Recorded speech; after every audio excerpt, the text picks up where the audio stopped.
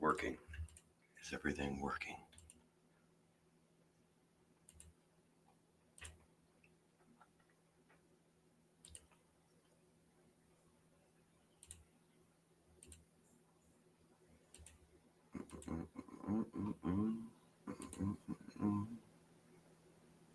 Working. Is everything working?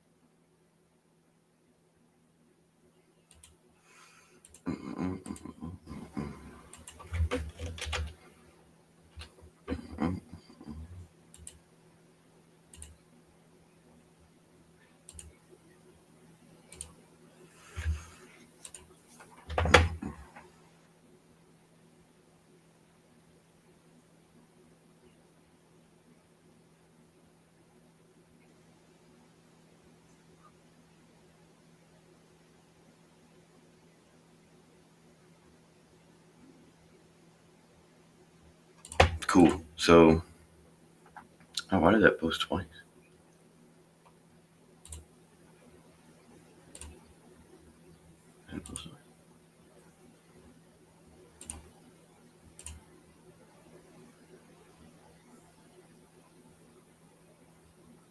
All right, cool. We'll wait a few more minutes to let let's put this browser over here. Let's put this browser over here. I don't need to look at this. I need to look at this. All right. Okay. I think Finn's awake. I'm going to send him a link. He's not awake.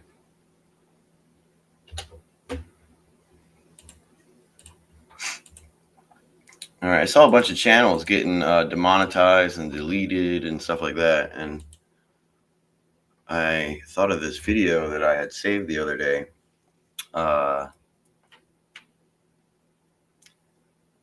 He talks about kind of like what's going on behind the scenes with some of these larger YouTube channels. And I wonder if there's a reshuffle happening while this is going on, and the demonetization and the deleting of the channels.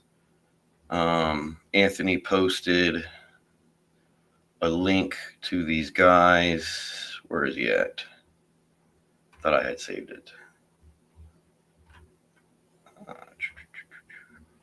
Oh yeah, here he is. Tactical Templar. So this guy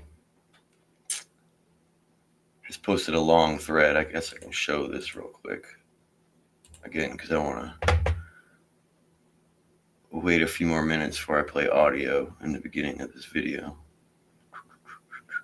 So share from this browser.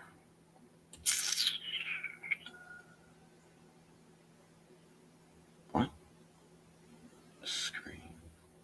Two. All right, we'll just do that. All right, so I'll share that, but then we'll click on this. Okay, here it is. Tactical Templar. If you've had your channel demonetized due to inauthentic content, please share your story in this thread and I'll help you broadcast it. So it's Templar's Roar. And he's added this thread Anthony's a part of and a bunch of other accounts. But what I did notice is there's like some channels, like this Mexican guy said he had almost 500,000 subscribers. This guy, they straight up took $4,000 from his earnings. And then there was another huge channel. Wait, can we go to, so stupid, relevant, recent. Okay. Yeah, this guy, 10 years of creating, almost 800,000 subs, demonetized. There was another large channel. Here's some Thailand boy with his channel, got demonetized. I don't really show their channels. I don't feel like looking. Chetty Chase, but he's clearly some dude from Thailand, and it's crazy. Okay, what else? There was a couple. Here's a guy, 185,000 subs. what is going on? This Russian dude. Here's one.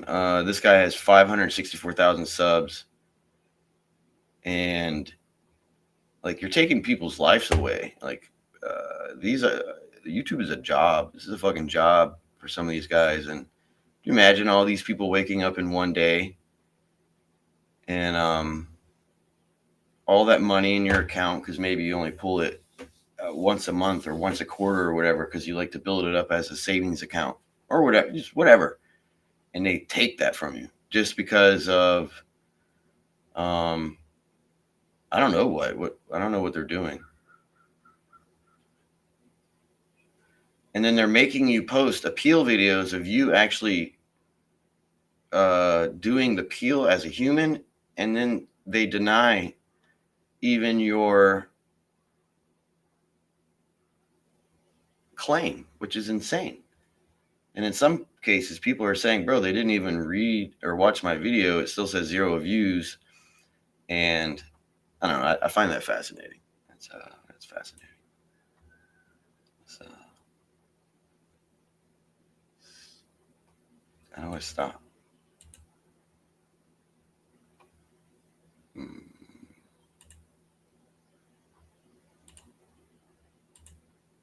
do you stop this? They fucking changed it. Oh, okay. Never mind. Let's move it over. All right, good. Now we're back to this. Anyway, I find this fascinating. And I actually replied to one of YouTube's reply because this Asian lady, she makes music and shit like that. And it said it'll you have options available to your peer to appeal your YPP suspension decision in studio, but you must submit your appeal within 21 days. After appealing, our teams will respond within 14 days. If your appeal is successful, we'll reapprove your channel for YPP and you'll be able to monetize your channel again. If your appeal is rejected, you need to wait 90 days from the suspension date to make changes to your content appeal, to your content, and to reapply. And I was like, how much are y'all saving this month by deleting all these accounts and demonetizing them? And then if you're denied, you have to wait 3 months. So like, it looks like they're trying not to pay channels out for the second quarter of this year. Because if you're getting auto emailed and you got to wait 90 days, basically 3 fucking months, that's the entire second quarter of this year. Oh, my camera's like on the thing here. That's insane. So if that one account, that dude has 4,000, imagine how much money these people make off ads if they have 200,000 or more. It's insane. Oh, we have people in the chat.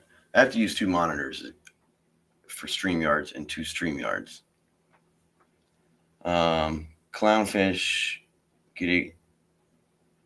Yes, exactly. YouTube struck Warner Brothers' own Green Lanterns trailer, which is insane.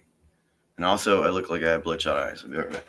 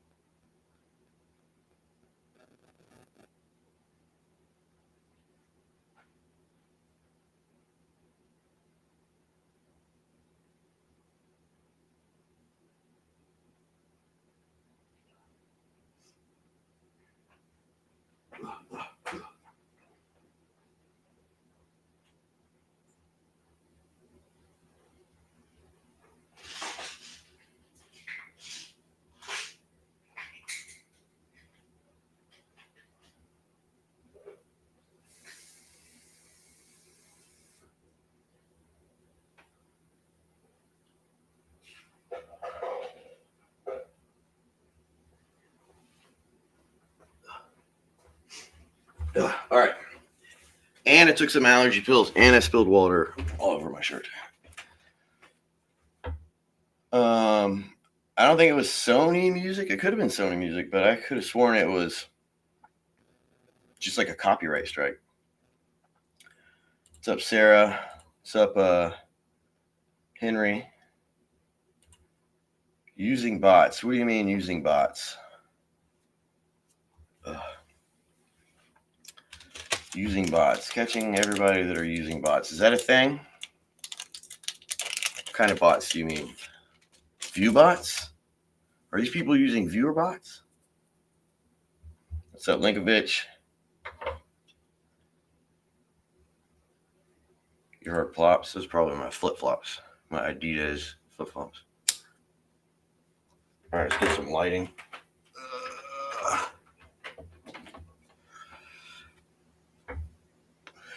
Anyway, this is crazy.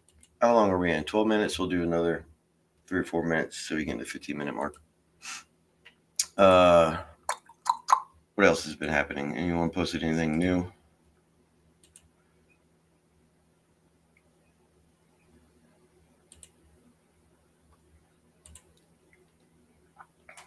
Yeah. All right, let's look here. I've stayed out of politics and all that stuff. I'm not even getting anywhere near that stuff. You can make jokes, but don't make it your whole fucking thing. Oops. Don't make it your whole freaking thing. Cuts before the 15-minute mark. Sorry, YouTube.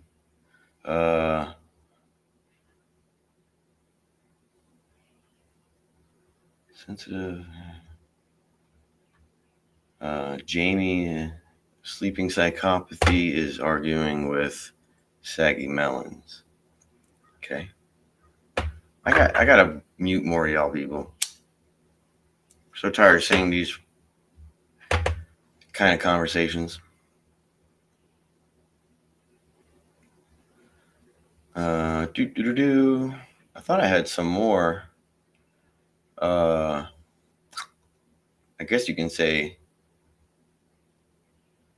YouTube being weird that was on Twitter, but I didn't save it in my bookmark tab, which is unfortunate. I gotta.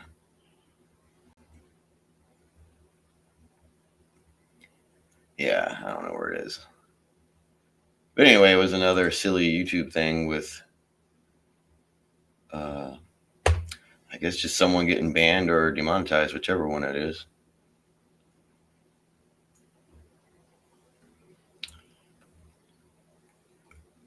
That's what it was. The one guy said, I meant to bookmark it. The one guy had said, every year around the same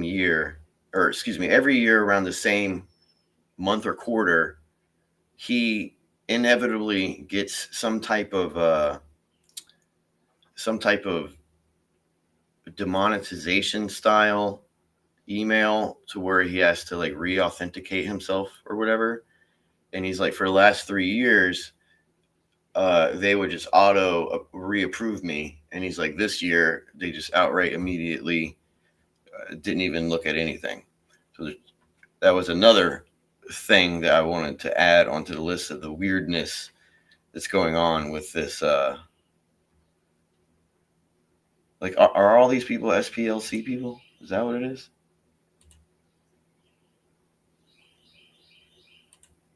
Folks with higher views and subs trying to rip off. Yeah, if you. So there may be some lying going on with some of these people. I don't think Anthony Viewbots. He doesn't. Was he Viewbot 30 people? I think he just got hit with something different, and that's a good point too. That's a third or fourth bullet point that you can add to the scenarios going on.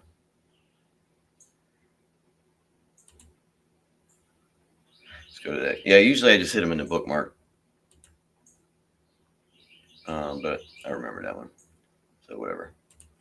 So this video, because we're at the 15-minute mark, this video is by Jin. He's an Asian guy. He's huge, and it's not about getting demonetized or whatever, but I wonder if he would, or if he is. How private equity turns your favorite channels into slop. And this is a nut. So there's amalgamation of issues or scenarios that are happening in YouTube right now. And I wonder if there's like a little inner office battle going on or something like that. But this guy explained something that I noticed because I watch like science channels and history.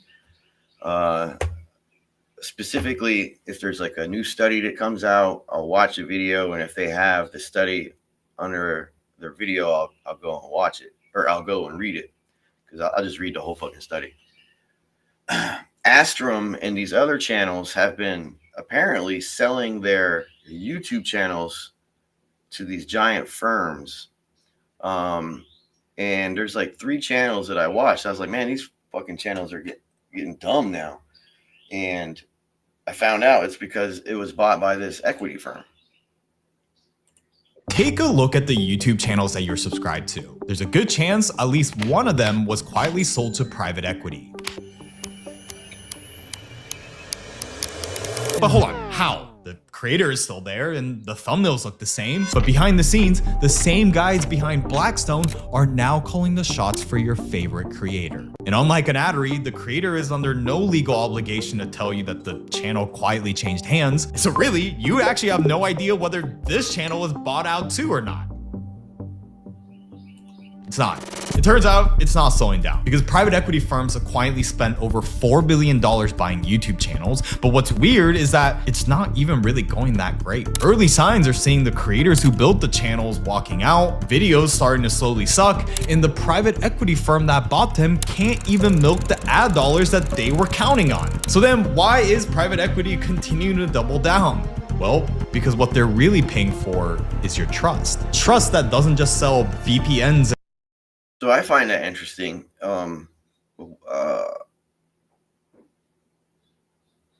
Are these firms pressuring you to, like,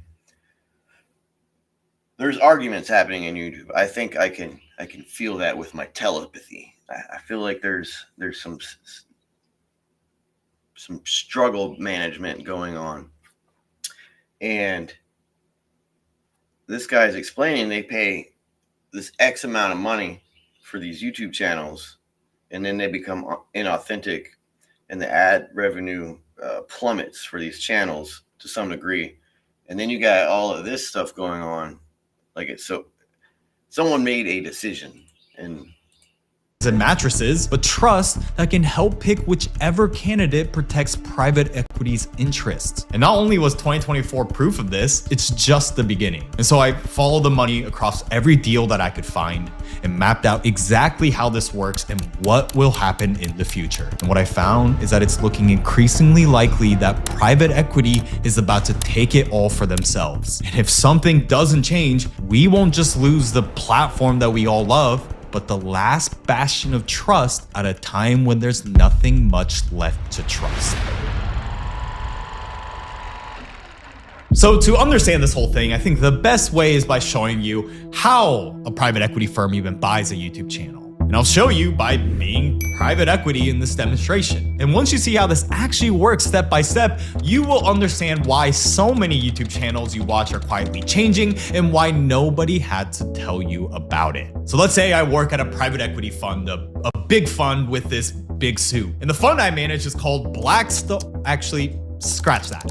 Subscriber Stone Capital. And anyways, a bunch of wealthy people recently gave me a lot of money. And my job is to buy businesses, make them more valuable, and sell them in the next 5 to 7 years. So with the clock already running, the pressure was already on to deliver. But the problem is, big returns only exist in places that nobody else has risked going to before. And right now, all the obvious targets are taken: manufacturing, healthcare, logistics, and retail, because there's been so much private equity activity over the last few years that the big firms have already bought most of it. So as a newer fund manager on the block, I had to find an industry that the big guys haven't figured out yet. And if I wanted to make a name for myself, I was going to have to get creative and lock in.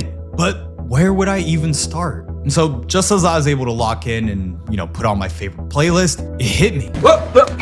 The next investment was staring me right in my face. A platform that now has more TV streaming hours than Netflix, a platform called YouTube.com. So over the next few days, I also thought about The last quarter, January, February, March of this year, was probably the largest payout that YouTube has ever paid to these quote unquote inauthentic, like these AI channels where that one Asian guy, that one Asian voice had like 6 or 10 channels and the subs were like, I mean, it's insane. So someone was looking at that P&L. I mean, they make 30% of all of the super chats and everything. And the ad revenue is substantially lower. And so if they just arrested a man in a foreign country for downloading huge swaths of music and then putting them through AI, and he was making AI channels of these music songs being redone in many different ways, and they fucking arrested that guy for stealing all that music and then changing it and put it. Well, they charged him. I don't know if they arrested him, but they had to look at that P&L spreadsheet, and all of a sudden you got these channels that just exploded in a 1 quarter of 1 year, and then this is the first month of the second quarter, and then this is happening. Mine got randomly yeeted. Jack, you stream? When do you stream? I didn't know you stream.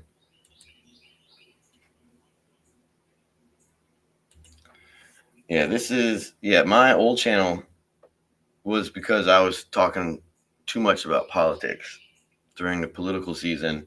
And I learned my lesson, YouTube. Not going to do it anymore. Joe Biden won. Anyway, let's just go back to this. I furiously started doing research on my next channel, and after looking through every niche and crevice of this website, I may have just found the one.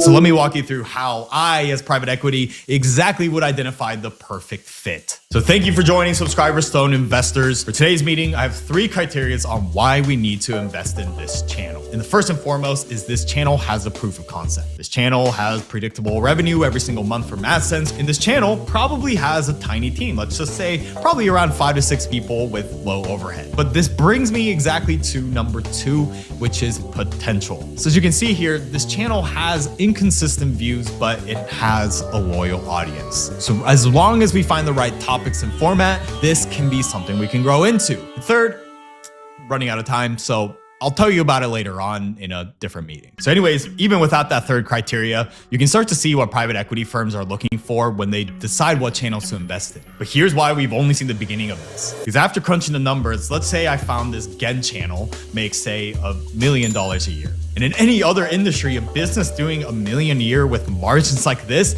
would cost me a fortune to invest in. But with YouTube channels, I come to find out that they sell to 3 to 5 times their annual earnings. But what I can sell it for is a completely different number. But before I get to that, I had a problem. Because when my boomer boss has never even heard of Mr. Beast, he came from this world of spending $500 million on a single hospital, how was I going to pitch him this opportunity? Now, after some convincing, he reluctantly agreed, but now the pressure was really on. If it all goes wrong, I'm cooked. Now my job was on the line and I was stressed. Maybe this was a dumb idea. What am I even doing? I should have just invested in another hospital. But then I remember something a wise man once told me. Just do it! And that's when I realized I had to go all in. Because just buying one channel isn't the play. The play was something much bigger. So I bought 9 more similar channels for a similar price. But here's where the math gets really interesting. What I do next is to combine all 10 under one company in what's known in the private equity world as a roll-up. And what it unlocks is a few things. One being greater efficiencies, because now the same legal team handles all the contracts, same person negotiates every brand deal, and same thumbnail testing operation, accounting, and compliance. It's exactly what private equity has been. Also, where's Candace Owens and Ian Carroll? Are they still out of the country? I think they're still out of the country. doing for years with hospitals, but the biggest unlock is what this now means for me and my investors. Because remember, I bought each channel for 3 to 5 times its earnings. But after this roll up into my portfolio, as a whole, this now sells for 12 to 20 times earnings. So without making any of the channels better, just by buying them, putting them under one roof, the valuation is now 20 times more. It's exactly how I make a shit ton of money, and it's the power of multiple arbitrage. So a few years pass, and now my boomer boss is happy, and he can't. Ah, arbitrage, he says, huh? Let's look at my Rothschild book. In the first chapter, and actually we have a guest. In the first chapter, it actually goes over and this book has like 50, 60, 70, 80 pages of references. A lot of personal notes were used. But princes, Napoleon, and all these people claimed that the Rothschilds had basically mastered and monopolized arbitrage. So let's bring on a guest. Who might this be? Nobody. I thought I heard a beep.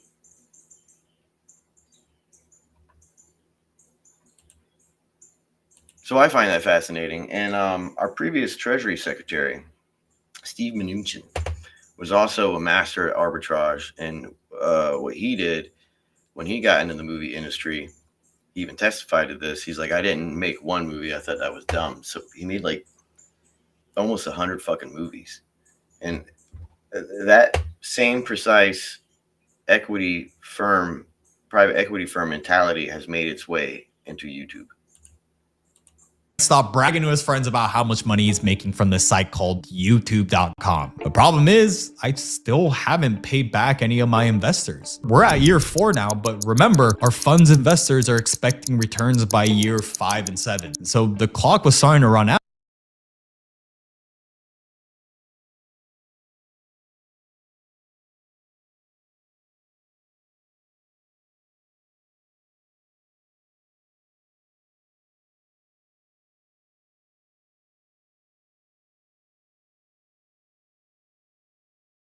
Just had a glitch, sorry. So now it wasn't just about locking in. I have to make money. So now it's all about optimization. That extra day that we used to give to make the videos better are cut. No, we want more videos per week. Let's also optimize content strategy. Those videos that the creator thinks that is interesting, who cares? Those need to be under strict questioning now. Instead, what we need to be doing are videos that are proven to perform. That's the priority. And just like that, similar videos are now starting to get put out week over week. And we're pumping them out like a content factory. And audiences are slowly starting to notice that something is a bit off in the comments, but who cares? We're here to make money now, and if I want to maximize profits, I have to eliminate these risks. And the biggest risk is staring right at my face here. Gen here may have been the one that built his channel from the ground up, but if the whole channel depends on just Gen and he burns out or gets sick or decides to leave, this asset stops becoming worth anything. And I can't have that happen. It's what's called a key man risk, and there is no way in hell I'm going to lose out on my investment because of Gen. So I start hiring new hosts that happen to be slightly more attractive and taller than Gen, and they slowly start getting introduced. And now that we have more hosts, we can start launching more channels like Gen Plus. And since we're now pumping out videos every day, it's too expensive to hire a creative director, so scripts start getting approved by AI to make sure it's brand friendly and it's at least good enough to go before filming. And weeks pass, and now the channel slowly becomes something that could keep running without the person who built it. The thing is, comments now really start noticing. And some now even start commenting that this is the last Gen video that they'll watch. But here's the part that matters and why no one has told you about this. The FTC updated their endorsement rules in 2023 that if a creator gets paid to promote a product, they have to tell you, exactly like you see on this video. But if a private equity firm buys that creator's entire channel, even if every video they make going forward is produced inside a portfolio being managed toward a financial exit, the creator doesn't have to say anything. And that hush hush is exactly what allows any of this to even work. Because here at Subscriber Stone Capital, what I didn't tell you is we do businesses with these creators in two ways. Either we own it outright 100% or a majority stake acquisition of 50 to 80% where the original creator remains. And we actually prefer those deals because now the creator also becomes a shareholder in Subscriber Stone Capital. Okay, but why do we do that? Well, oh, time's up. Sorry. Anyways, well, when their financial interest is now aligned with mine, he or she is going to damn well make sure he's going to keep cranking out videos. But more importantly, he or she is going to damn well make sure to not tell you, the audience, that he or she was owned by me all along. Because we both know how that will go, right? By aligning our incentives and having stakes in each other's companies, now the creator is handcuffed because at the end of the day, we both want the exit to go well, right? So it seems like I was joking, but the thing is, none of that was even a bit. Like, yeah, Subscriber Stone Capital is fake as shit, but it's similar to what actual private equity firms that bought your favorite channels have been doing for the last 5 years. And a few main players are increasingly driving up all of the deal flow. And it's not just happening to YouTube. The same dynamic is playing out everywhere online. Platforms that seem free are really just collecting everything about you and selling it to whoever will pay, like your. So we'll be looking at 3 main players and their portfolio, but why not start with the first and the biggest, Electrify Video Partners. Based in London with $135 million raised and backed by another private equity firm called Capital D, they've been buying up a bunch of channels over the last 5 years. And you'll definitely recognize at least one of them. From Fireship, which is a coding education, Simple History, history animation, Improvement Pill, self-improvement, and this one really surprised me, Fern, that amazing documentary channel, but the biggest and most significant one is Veritasium. Ran by Derek Muller, Electrify became the majority owner and took over hiring, logistics, compliance, taxes in a deal that allowed Muller to stay on as co-owner on his 20 million subscriber channel. They would take care of things like hiring. I used to watch this dude's channel. Stop watching it.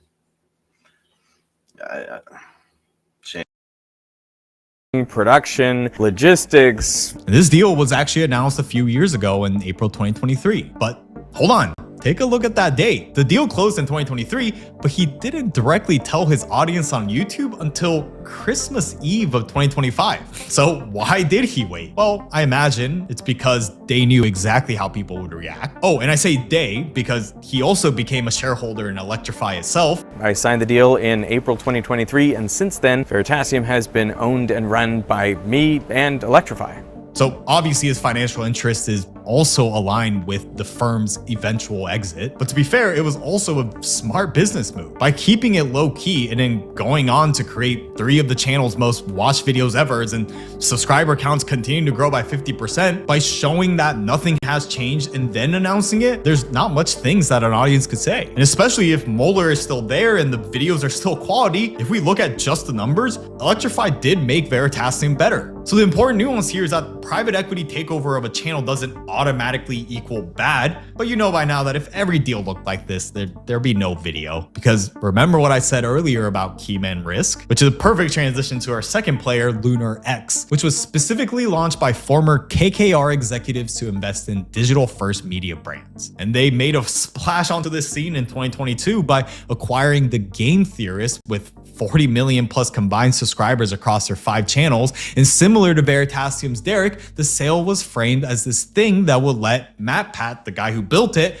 to finally be able to step back. On March 9th, I will be hosting my last Theory episode. The deal was that MatPat would handle the creative direction behind the scenes and Lunar X would handle all the boring business stuff. And since MatPat has officially stepped away from the camera, on the surface, it actually seems like a success. They gained 1 million new subscribers across all 5 channels, but the revenue tells a different story. Estimated monthly earnings has dropped 70% from roughly 52,000 in March 2024 to around 13,000 to 17,000 by February 2026. So what this tells you is that once the key man has removed himself from camera, the loyal audience also went away with it. Now, it remains to be seen if they will recover, but for some, they didn't even get that luxury. Which leads us to our third and final player, Recurrent Ventures. Oh, and they raised $300 million from our favorite private equity firm, Blackstone. Their portfolio is huge, from Task and Purpose to even Popular Science, but their most important acquisition is Donut Media. Founded in 2015, these four guys built a cult following around automotive content with their 5.8 million subscriber channel. And so it's no surprise that Recurrent Ventures was all over this to acquire Donut, and they successfully did so in November 2021. And the big promise that they made here was that all founding staff would remain, but that soon changed. After securing that sweet $300 million funding from Blackstone, Recurrent started moving different. They overhired across the portfolio, attempted to squeeze more revenue from product reviews, and when the economics deteriorated. All right, so that's all we need to know from that one. Share this tab. So this is a video by Video Advice. Another huge channel. I wonder if they're going to mess with him. And he has compiled a pretty good list. Goes over Committee of 300, Skull and Bones, The Cabal, the movie script of the world, a book written in 1997. Am I muted? Okay. A book written in 1997 called 2025. And 90% of everything on that book written in 1997 has happened, and there's only 4 bullet points left. And then just like breaking down the thing. But I wanted to go over this section. This is it's about money and power, but I thought it was a good little section of information. And this guy used to be the Canadian Defense. Yeah, that thing. Something of defense for Canada. And he goes over aliens for a little bit, which I guess we can help the algorithm by talking about aliens. But then he gets into the money, which is, and how I like the way he broke down money. It's a direction for the entire system. We're under the control of what I call the cabal, and this is part of a grander scheme. This is Paul Hellyer, the former Defense Minister of Canada, a man with access to classified intelligence and the inner workings of power. Now, we got a question from Jack. I read every day of my life. I get headaches because I read too much, basically. It's dehydration. You probably read more than anyone. Did you crack open the? So this is the hardcover. It's the first print, and it has a sleeve. I'll show you the sleeve. It's the House of Rothschilds, the world bankers from 1849 to 1999. Excuse me. And there was a book before this. It goes from 1798 to 1848, but I didn't see any. Well, I didn't look hard, but I didn't see any first prints. But this gets over, this goes over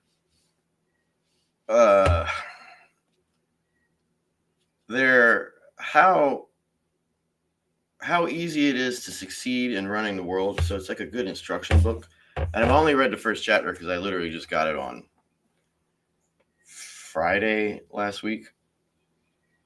And so in the first chapter, TLDR, you basically learn that the Rothschilds are arbitrage masters, and they hold monopoly over arbitrage, and all the males are basically, to some degree, at least back then, I don't know so much so now, they always had to marry inside of their own family.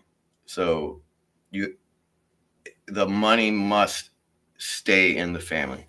And I bought this book thinking I would get more about the Primrose family, because the Primrose family is very popular. And it was the Primrose family that got succumbed by the Rothschilds. And it was Mayor Amschel and all those guys who they essentially usurped a bunch of important families. So I guess what you would learn from the first book, maybe more so, is that they would hunt down certain matriarchal families, and then they would marry into that family, take the matriarchy away, and put the patriarchy in there. And then once they've commandeered that family and all of its resources, then that's when they would start. Like, I mean, I'm sure they always did incest, but that's when it really got fucking important, is in the 1850s.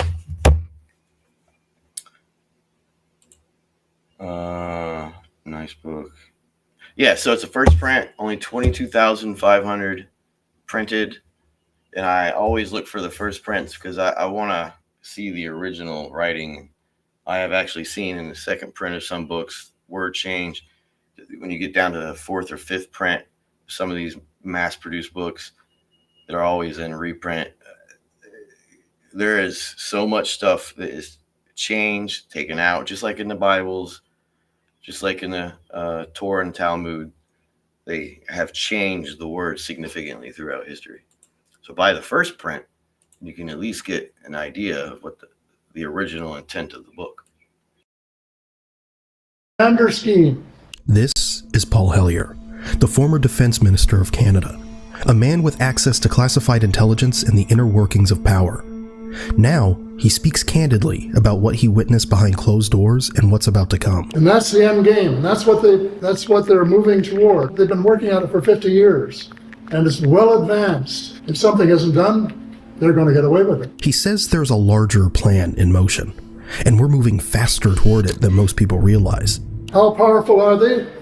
Well, they are so powerful that they have taken over control of the United States. There's so much that's been kept in the dark that it's going to take a lot of unwinding to get at the truth.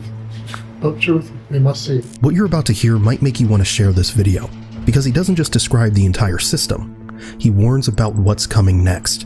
And whether we realize it or not, that moment may be approaching faster than we expect. Happily, some of us are beginning to talk about that sort of thing, and people are saying, "You're kidding me." And I said, "No, I'm not kidding you. But if it happens, just say, wave at them and say, we know you're playing games with us, and we're not going to go along with it. We're going to stand up for our rights." Standing up for your rights can mean a lot of things. But in today's world, one of the rights most people have already lost is privacy. Because your personal information doesn't just stay with the websites you give it to.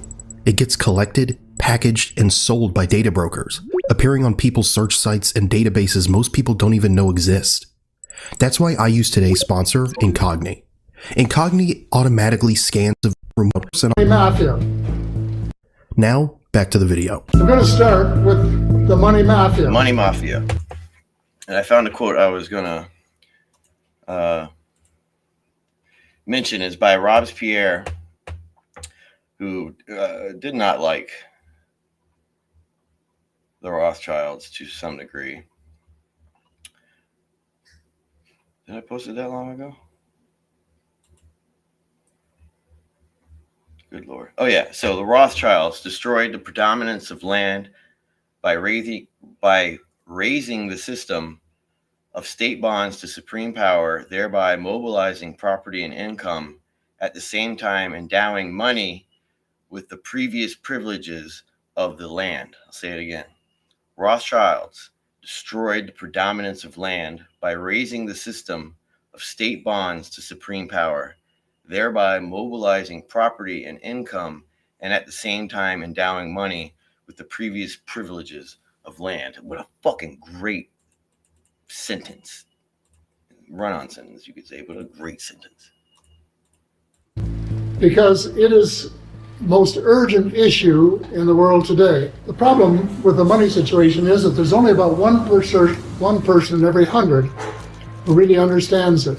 And there's some, we think of money in some esoteric way of wishing, of course, we'd had more.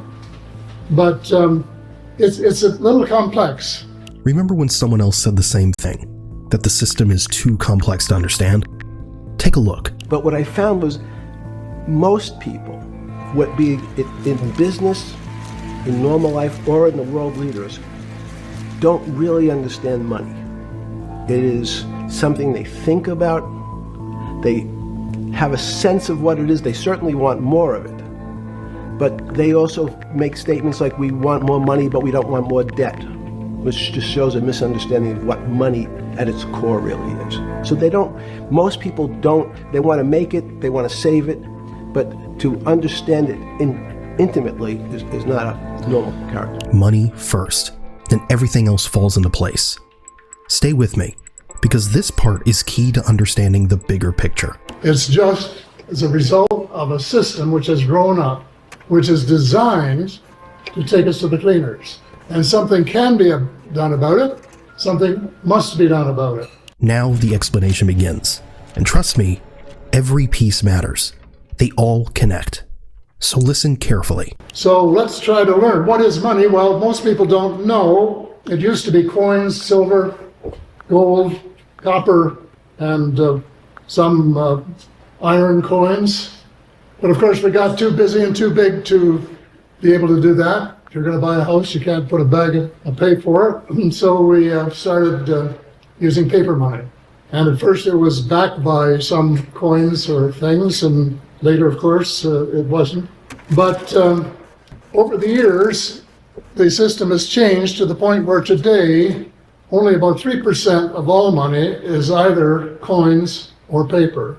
97% is virtual, and virtual means computer entry. Money is just data now, which leads to the most important question of all. Who controls the data? The first and probably the brightest of the governors of the Bank of Canada said that money was just a book entry. If he were alive today, he'd say money is just a computer entry. Well, the problem is, whose computers? And that's where we have to do something about it. But whose computers? You've heard it a million times. Follow the money. And coming from a former defense minister, it's worth at least hearing him out. We, the people, own the patent to create money. We have licensed private individuals to do it for us, and they now create 97% of all the money, but they create all of it as debt, and debt on which interest has to be paid, and no one creates any money with which to pay the interest, so you just keep going further and further and further into debt. The whole system is mathematically absurd. It's more insane than insane, if that's possible. Before we go further, let's take a step back. This didn't appear overnight. It started somewhere. And to understand where we are, we have to understand where it all began. I want to just give you a bit of a background on the history of the system is multiplied and what we call bank leverage. If we go back 300 years when the Bank of England was chartered, they lent half of their money, or all of their capital, their gold and silver, to the king at 8%. So he gave them a license to print, P-R-I-N-T, an equal amount, and lend it to their rich friends at high interest rates. So in effect, they were allowed to lend the same capital twice. Now, we've all heard about printing money, inflation, the Federal Reserve. It's not exactly news. And sure, it doesn't sound great. But wait until you hear how he connects the dots. Because those connections, let's just say they're eye-opening. But to understand, most people have the myth, observe the myth, that if you go to the bank to borrow money to buy a car, that what they're lending you is somebody deposit that somebody else made the day before, or a couple of days before. Not so. They create the money. They're pretty well lent out all the time. So if you go in and say to buy a car for $35,000, and what they'll do is ask you for collateral, and if you have some stocks or bonds, okay, or failing that, you can give them a second mortgage on your house or your cottage, and if you can't do any of those things, you can get co-signature of a rich relative. And once they're satisfied with the collateral, then they'll have you sign a note for $35,000, repayable principal and interest at prime plus, 2 or 3%, depending on the color of your eyes. As soon as they're satisfied, they tap their computer, and $35,000 appears in your account that you can go out and spend. Seconds earlier, that money did not exist. It was created out of thin air. So that money didn't exist until the moment you borrowed it. But here's the funny thing. You still pay taxes when you buy something, then taxes when you own it, then taxes when you sell it. Taxes on top of taxes. It's almost like we're renters on our own planet, and the landlord always collects. Makes you think about the system we've all just accepted, doesn't it? And as a result of that borrowing, we have paid $1,100 billion in interest since 1974, none of it which was necessary, none. He just gave you the number for Canada. The US is sitting on $34 trillion in debt. Most of the world is in the red. But have you ever asked yourself, who's on the other side of that debt? Who are we paying? If you don't have a clear answer, you're not alone. So stay with me, because now he starts connecting everything. Because it is all part of something bigger that's going on in the world, and that is to take away power from the people and give it to multinational corporations and banks who are under the control of what I call the cabal. And this is part of a grander scheme. Maybe he's just an angry former politician with conspiracy theories. Or maybe he has insights that we don't. Either Now he starts getting into aliens and shit like that. Do we want to talk about aliens? I guess. Maybe. I don't know. But it goes about aliens. So let me look at this. And everyone else is marginal. So close that one. I don't want to get hit with George Carlin, so. In 2 universities. Okay. Now,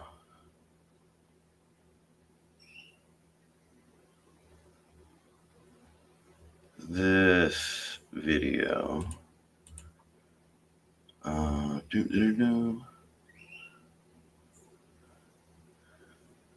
I thought I had saved the timestamp, but I had not. But I think it's right here-ish. Yeah, where is this spot? Here we go. I don't want to go over.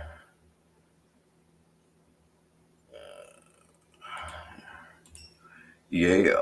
Okay. I think this is it. Rector at Ingolstadt University. Because the university was a Catholic institution, the rector brought home many suppressed books, which Adam read. Weishaupt graduated with a Doctor of Law degree from the University of Ingolstadt in 1768. Though the Pope disbanded the Jesuits in 1773, they were still allowed to teach canon law at the university because they were the only ones who were qualified to do so. This angered Weishaupt and pushed him further towards the radical teachings he read as a child. At first, Weishaupt had only a few disciples who met locally in Weishaupt's apartment in Ingolstadt, Germany. To my knowledge, this is the only presentation to prove the physical origins of the Illuminati. From this upper room, an evil philosophy of extreme rationalism was born. Weishaupt was initiated into the Masonic Lodge of Theodore of Good Counsel in Munich in 1777. Through his growing associations with Freemasons, priests, preachers, professors, dukes, colonels, and counts, Weishaupt worked to weave the Illuminati into the rope of Freemasonry. The nobility wished to become members of the Illuminati to establish more connections to advance their own enterprises and interests. Members of the Illuminati were gradually told the intentions of the group as long as they agreed with them and could be trusted to keep its secrets. In 1782, dozens of participants attended the Masonic Congress of Wilhelmsbad, which became the power base of the Illuminati. At its height, the Illuminati had around 2,000 members. The House of Rothschild was on its way to becoming the most powerful banking family in the world.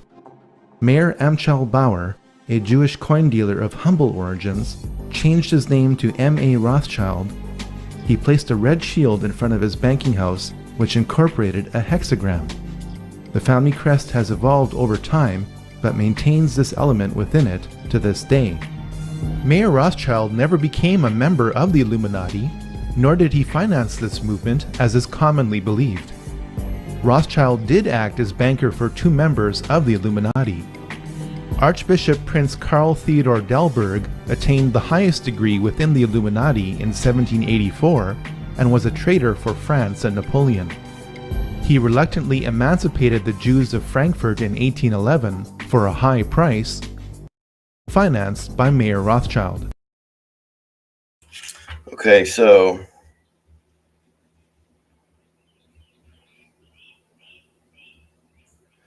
for it had been the original French Revolution that in 1796 had literally demolished the walls of the Frankfurt ghetto and enabled the Rothschild to begin their phenomenal, unprecedented, and since unmatched economic ascent. Before 1789, Mayer Amschel Rothschild and his family's lives had been circumscribed by the discriminatory legislation.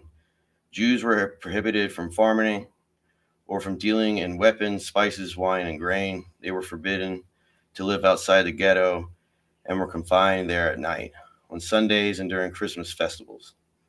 They were subject to discriminatory taxation.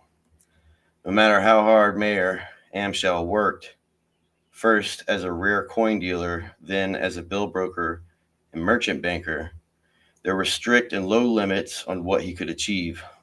All that changed when the French exported their revolution to South Germany. Not only was the Judeness opened, the legal restrictions on Frankfurt Jews were also largely removed, thanks not least to Mayer Amschel's financial influence on Napoleon's henchman in the Rhineland, Karl von Dalberg.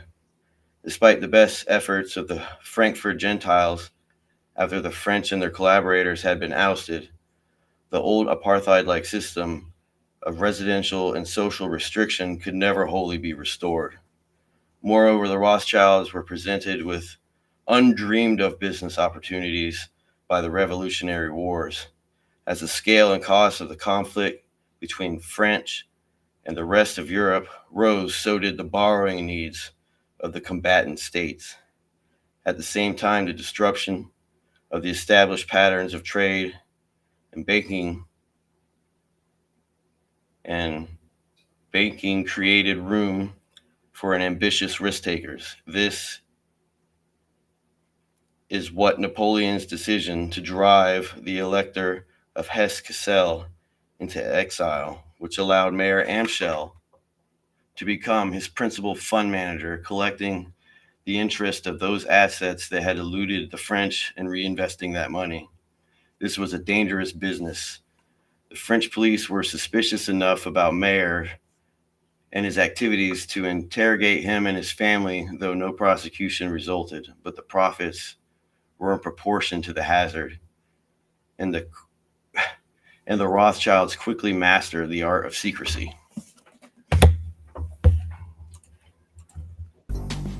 Karl, Landgrave of Hesse-Kassel, was deeply into the occult and was the main organizer of the Congress of Wilhelmsbad, held at the summer home of Karl's brother, William IX, Elector of Hesse. The House of Hesse built up one of the largest fortunes in Europe by hiring out mercenaries conscripted from its own kingdom to other nobilities. Mayer Rothschild handled the mercenary blood money of the House of Hesse by becoming its banker in 1783. The House of Rothschild grew from its connections to members of the Illuminati, and not because the two were combined. Despite their best efforts at necessary secrecy, the Illuminati were exposed in 1784 by the Bavarian government, which soon issued an edict banning all secret societies. The workings of the order were contained in writings seized by the Bavarian government, which took them so seriously as to publish them in an official document entitled The Original Writings of the Order of the Illuminati, which was distributed to the major governments of Europe. Some members of the Illuminati were arrested, while most fled Bavaria under the edict. This only spread Illuminati philosophy further throughout Europe. Adam Weishaupt went underground and re-emerged under the sponsorship of Duke Ernst II of Saxe-Coburg-Altenburg, where he would continue to write books on the Illuminati until his death. The third chord in the And today, the Saxe-Coburg Gothas, still the Saxe-Coburg family, is King Charles. The Windsor family are the Saxe-Coburg Gothas.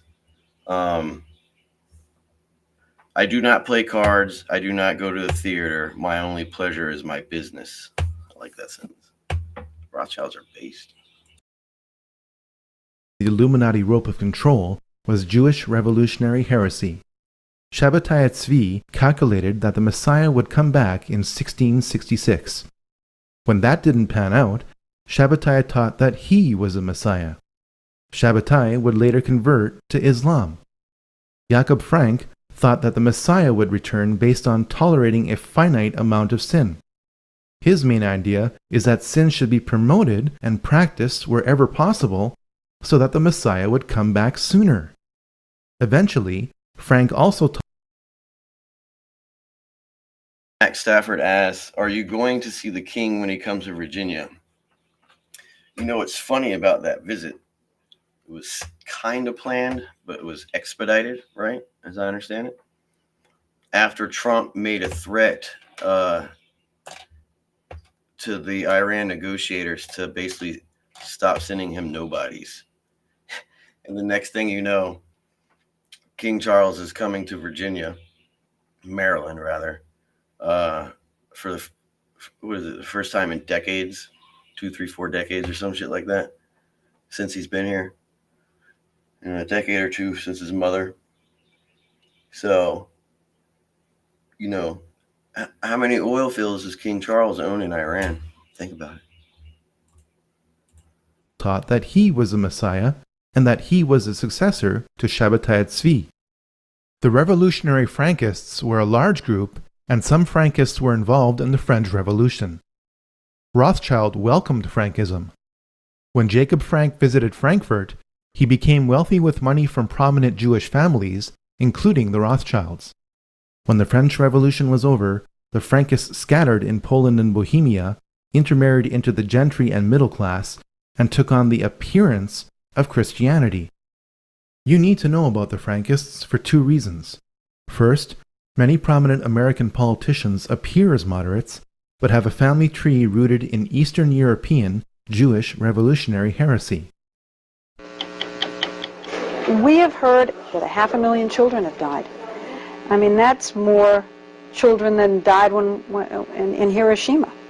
And you know, is the price worth it? I think this is a very hard choice, but we think the price is worth it. You'll be surprised to learn that several key Middle Eastern politicians also share these roots. Second, so many people of Jewish background in Hollywood carry on the Frankist tradition today through constant promotion of sin and the occult. Though they were independent forces, the hand of the Illuminati was influenced by Jewish revolutionary heresy.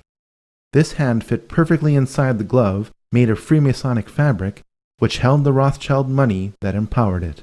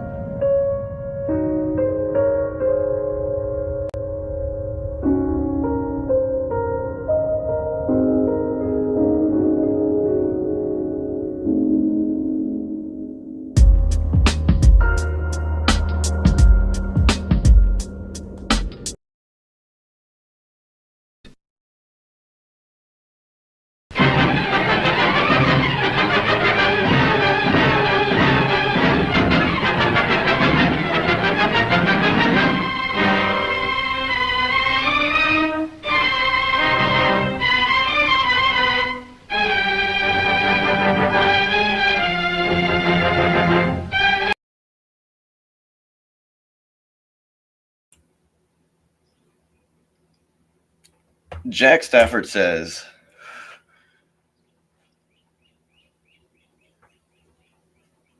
Trump wants to be invited into the Commonwealth during the 250th birthday of America Town. That would be hilarious. What's probably going to happen is there's going to be a deal made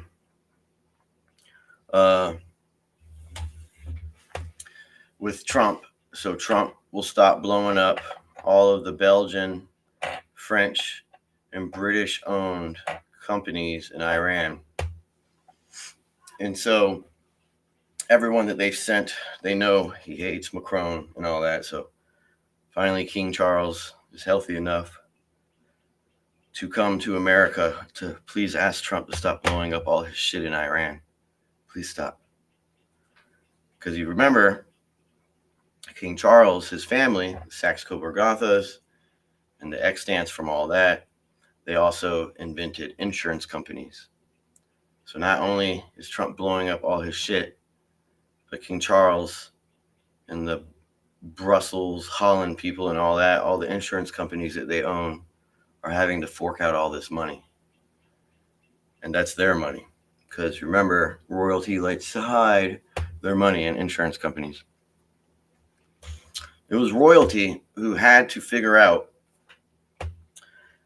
how to get repaid for shit after their brotherly or cousin skirmishes when they would burn down each other's castles, or they would burn down a church, which at the time were like banks during the bishoprics, and those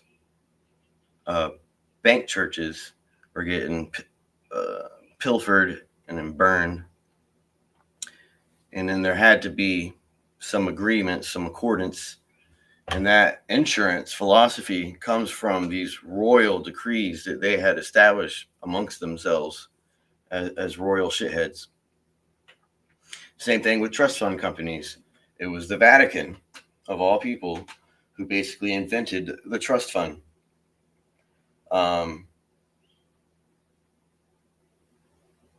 So it is what it is. The multipolar world isn't working anymore, and we are in the age of Aquarius, where rules are supposed to change by the one, the whole, whatever these people believe. And it's just like World War I, World War II, where they're going to redo borders. And they're going to sign new contracts. Oh, I get this trade route for 99 years. And on the 90th or the 95th year, I'm going to start fighting to keep it. And if I lose it, the victor takes it. That's what happened with Crimea. All those deals from World War I, World War II were simply annulled. They expired. And now they're fighting for a new border. And it will be established by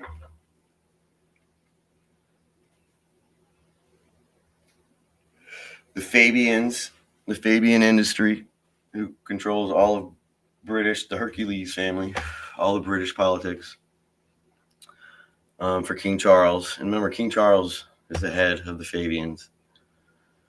King Charles is head of the Council of Foreign Relations, which is in the Pratt House, which is owned by the hotel mafia, Mitt Romney, and the Mormons. He's in charge of that.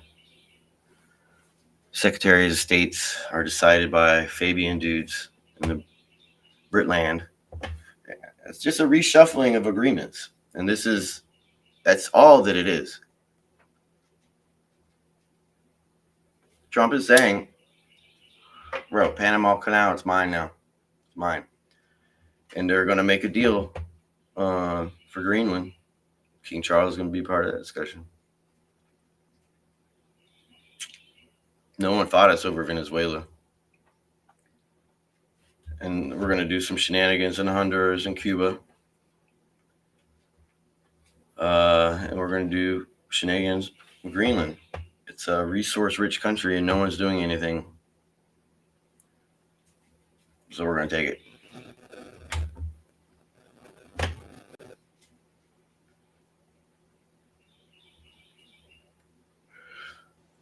Trump is a part of Plus Delta.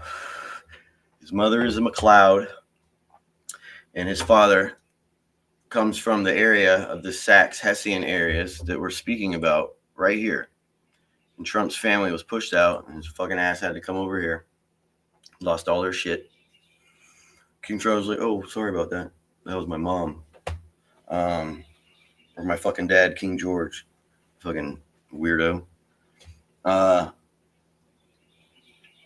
They're gonna fight over the Falklands. The Treasury of the United States already told Argentina, look, bro, we got you.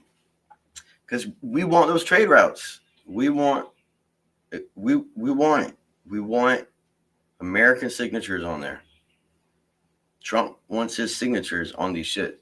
He doesn't. It's not going to be Macron or someone from fucking Germany. It's not going to be that dumb bitch in Italy either.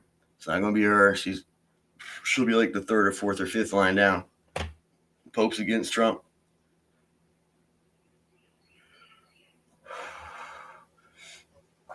King Charles, his father's side, and his mother's side. You remember King Charles's father was born in motherfucking Denmark. He is a prince of Denmark, and a prince of Denmark is on the throne of Greece, or not in Denmark. He was born in Greece, and the throne of Greece is the throne of Denmark.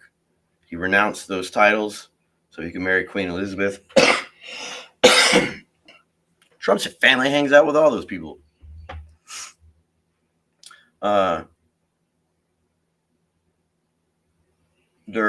King Charles is really worried about Thailand. The Shanghai, what do you think HSBC is? It's the Hong Kong Shanghai Bank. And it's controlled by King Charles. Not Thailand. Shanghai is a French stronghold. They don't want to lose that shit. They don't want to lose it. Trump's like, fuck you, I'm taking it. And the whole thing with Ukraine. The reason why Putin wants all of eastern Ukraine is because it has one of the largest salt mines in the world. It has over 550 metric tons of unmined gold. It has beautiful rivers, huge amount of agriculture for exports, like grain, mitten for animals, corn, einkorn, and Trump wants that shit. Or excuse me, Putin wants that shit. He wants it. He wants it back. USSR lost it. Now he wants it back. Now he's going to get it. Iran is going to be smaller in the end of this. Inside of Iran, there's like 5 countries, 5 distinct people in Iran. And the Persians are in the stronghold middle of the country, and they control the southern portion of the Caspian Sea. Yeah. And you remember Lviv in Ukraine, in Western Ukraine, Lviv used to be Poland's. And the Carpathian Mountains used to be Hungary's. And now Hungary, they don't have the Carpathian Mountains anymore. They just have the foothills. And Lviv, which is a huge, beautiful area, used to be part of Poland's. Telling me Poland don't want that shit back? Telling me the Hungarians don't want their mountains back? They're chariot warriors, and they don't even have the mountains that they came from. What kind of bullshit is that? It's all because of World War I and World War II, redoing the borders. And now we're seeing all the struggles from World War I and World War II. We're dealing with all that bullshit right now. Right fucking now.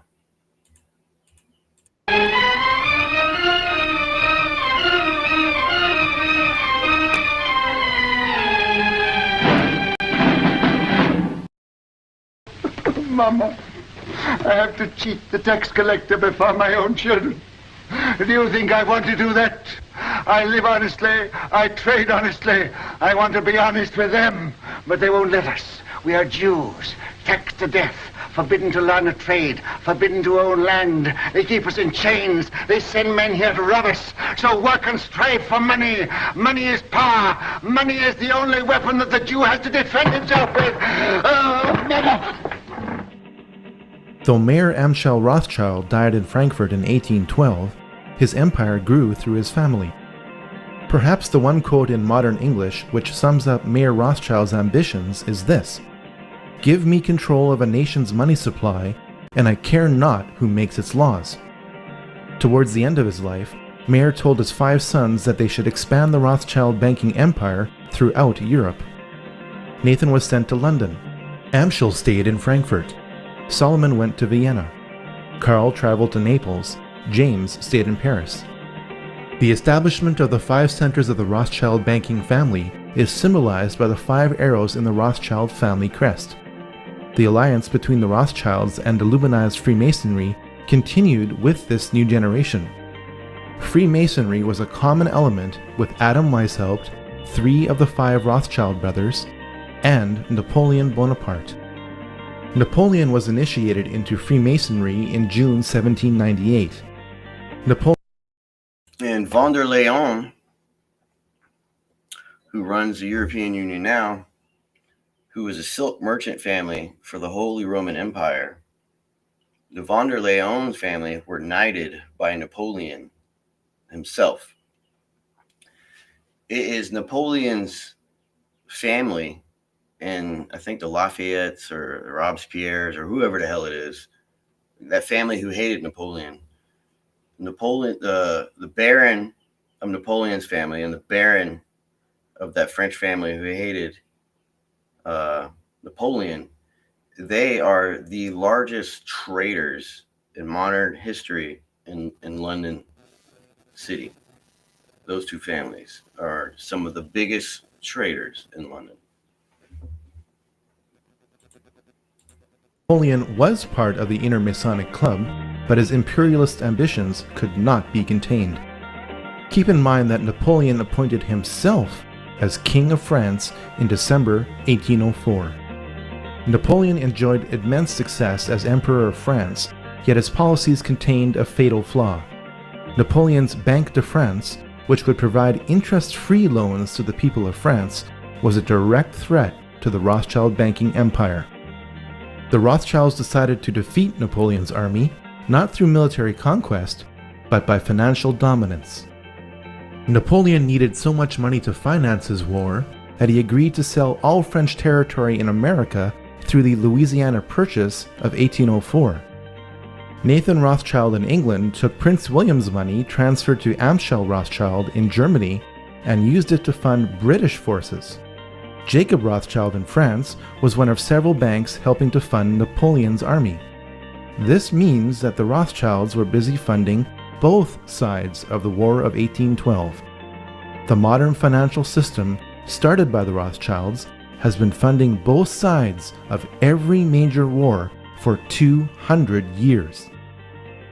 While the Battle of Waterloo was a defeat for Napoleon, it was also a guarantee of financial domination for the Rothschilds. Because the Rothschilds had a network of banking couriers throughout Europe, they were the only merchants allowed to pass through the English and French blockades.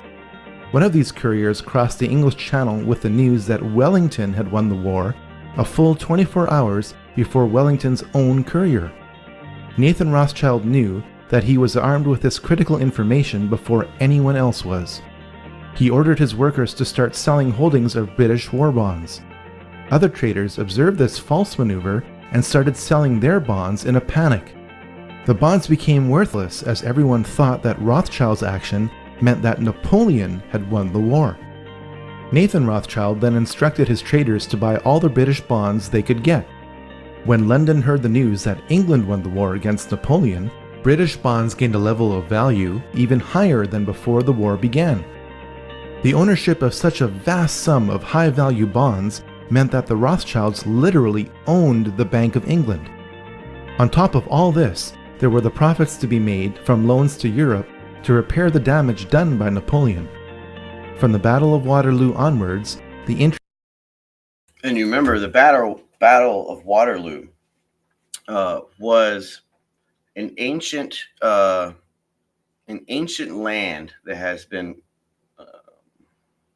fought over multiple times, and the Vatican was there, like wholehandedly. There's a specific building in the Waterloo area that they fought at, and that building is extremely important to the Vatican. And this was one of the largest mistakes that Bonaparte made, was coming for that plot of land and for that building. And if I'm not mistaken, that really badass movie of Waterloo that was filmed in like the 70s or whatever, they did on location filming, if I remember correctly, and that building they fought over, I think in that movie, is the building that they used for filming. It's a really good film. And I think in that film as well, they make jokes about Napoleon drinking blood in the beginning of it during one of the ball scenes, which he did drink blood. So it has like a lot of it's very esoteric film, and it has like a lot of truths in it. Almost said nuance, but truths. So let's go to Kabbalah. That was basically it on that portion that I wanted to go over about money and money movers. Let's go to here. So this is an interview from 1995 when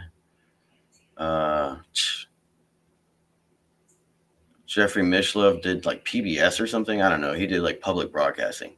So this is a really interesting interview. This was when Kabbalah was first hitting like the music industries, the Army, the Navy,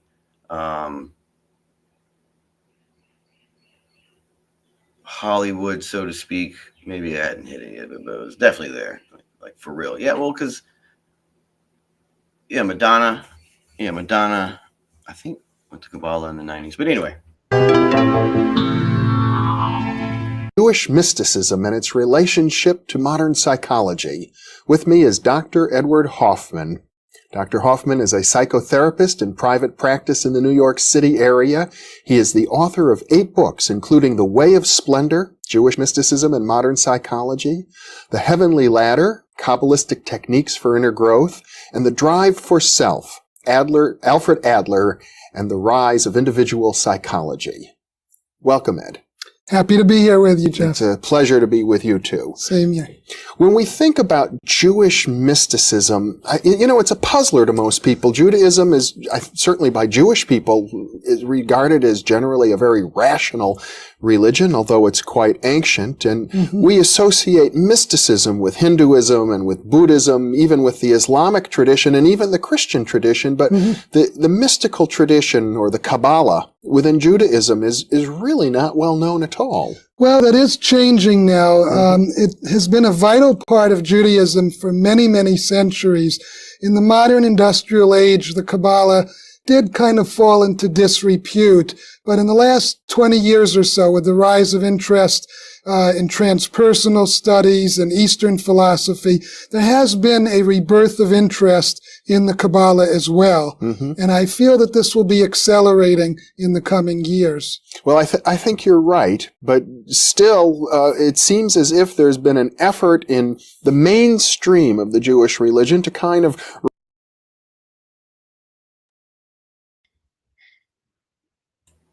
Yeah. Yo, what's good with you? What's going on? Not much. See, you read you've been reading that Rothschild book you got. Yeah. Okay. How was it? I just read the first chapter so far.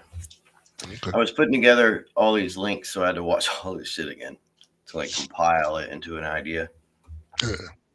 Just money So and crazy. So what they saying so far in the first chapter? What was summary? So in the first chapter was basically about the Rothschilds finding out that they can take a monopoly over bonds arbitrage, like bonds for the states. And when that started happening, they got approval from royalty, which beforehand it had never been a thing. Like you couldn't deal with them. And so now they got permission to do business outside of their walls, and incest. Incest. Keep the money in the family. Keep the money in the family. Like if you were a part of any of the upper structure that managed this bond system, the power. Not allowed to marry out of the family. I heard about that though. I've heard about that a long time ago. You know what I'm saying? Inbreeding, keep money, power in the family. You would marry your brother's daughter. Cousin. Yeah, cousin. Yeah, whatever. Yeah, cousin. Yeah. Yep. And then it's just that master of that monopoly of flipping bonds through the countries before there was the internet or anything like that. They had the first express lane, bro. Like they basically, I think, invented moving messages as fast as possible between countries. Okay, yeah, I got you. Power, man, power. Oh, they were like the OG UPS or priority mail or whatever you want to call it. What do you do with that power? You know what I'm saying? What do you try to mold the world in your image or something, or you know what I mean? Like, what do you do with that? Yeah, I got a clip that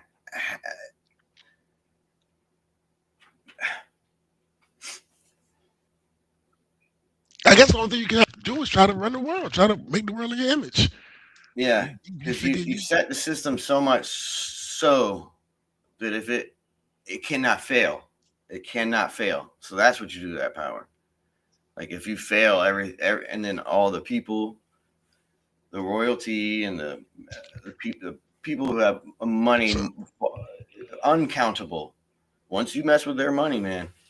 Oh yeah. You know they're above the law, bro. They make the law. What are you talking about? They are the law. You know what I'm saying? Straight up. You know what I mean? Yeah. But now I'm talking about other land. You know, so the Lord. You know, I ain't getting into all of that. But yeah, I know what you mean. As far as the world goes, secular. Yeah, they run shit. And that's why King Charles is going to Trump. He's like, bro, you're fucking all my shit up. Watch out for these cords, baby. I'm sorry. What's up? No, my bad. I was talking over you.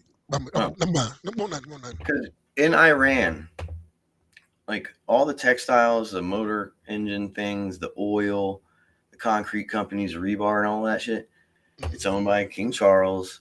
It's owned by the Brussels, Belgium people. It's owned by France. It's total. I got a question. I got a question. Whack. I got a question. So how much sovereignty do you think America really have? So, I think I would say America. I would say states, right? I would say states. State sovereignty is insane, but if you think the federal system is all encompassing, I mean, it's only a little area in DC, dude. That's all it really is. I'm saying, do you think we're sovereign, or do you think we ran by them? You know what I'm saying? You think they run us? On a grand scale, you know what I'm saying? Like for real, if you like pull it all the way down, you think the Rothschilds run us, or you think we're a sovereign nation? So there has been a turning point in American aristocracy and statesmen. Like in America, we actually have statesmen. We have a true corporate aristocracy. You know what I mean? Like Trump family owns like over 6,000 properties. You got all there's enough American power and money that we can stand our ground and allow Trump to do these things and not stop him right now.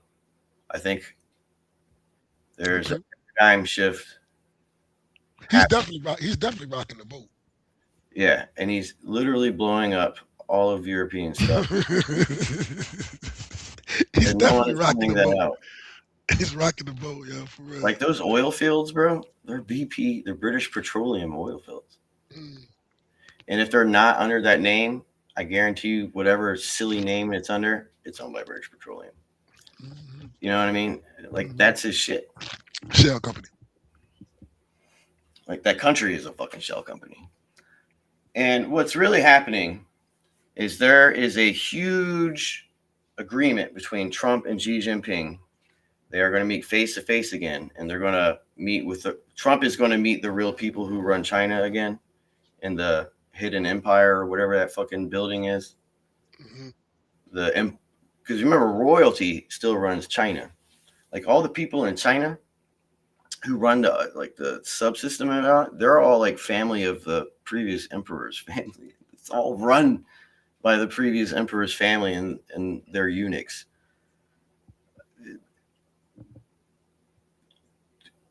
There is someone who does not want the Silk Road version 2 happening, and the United States military is being used to stop it at all costs.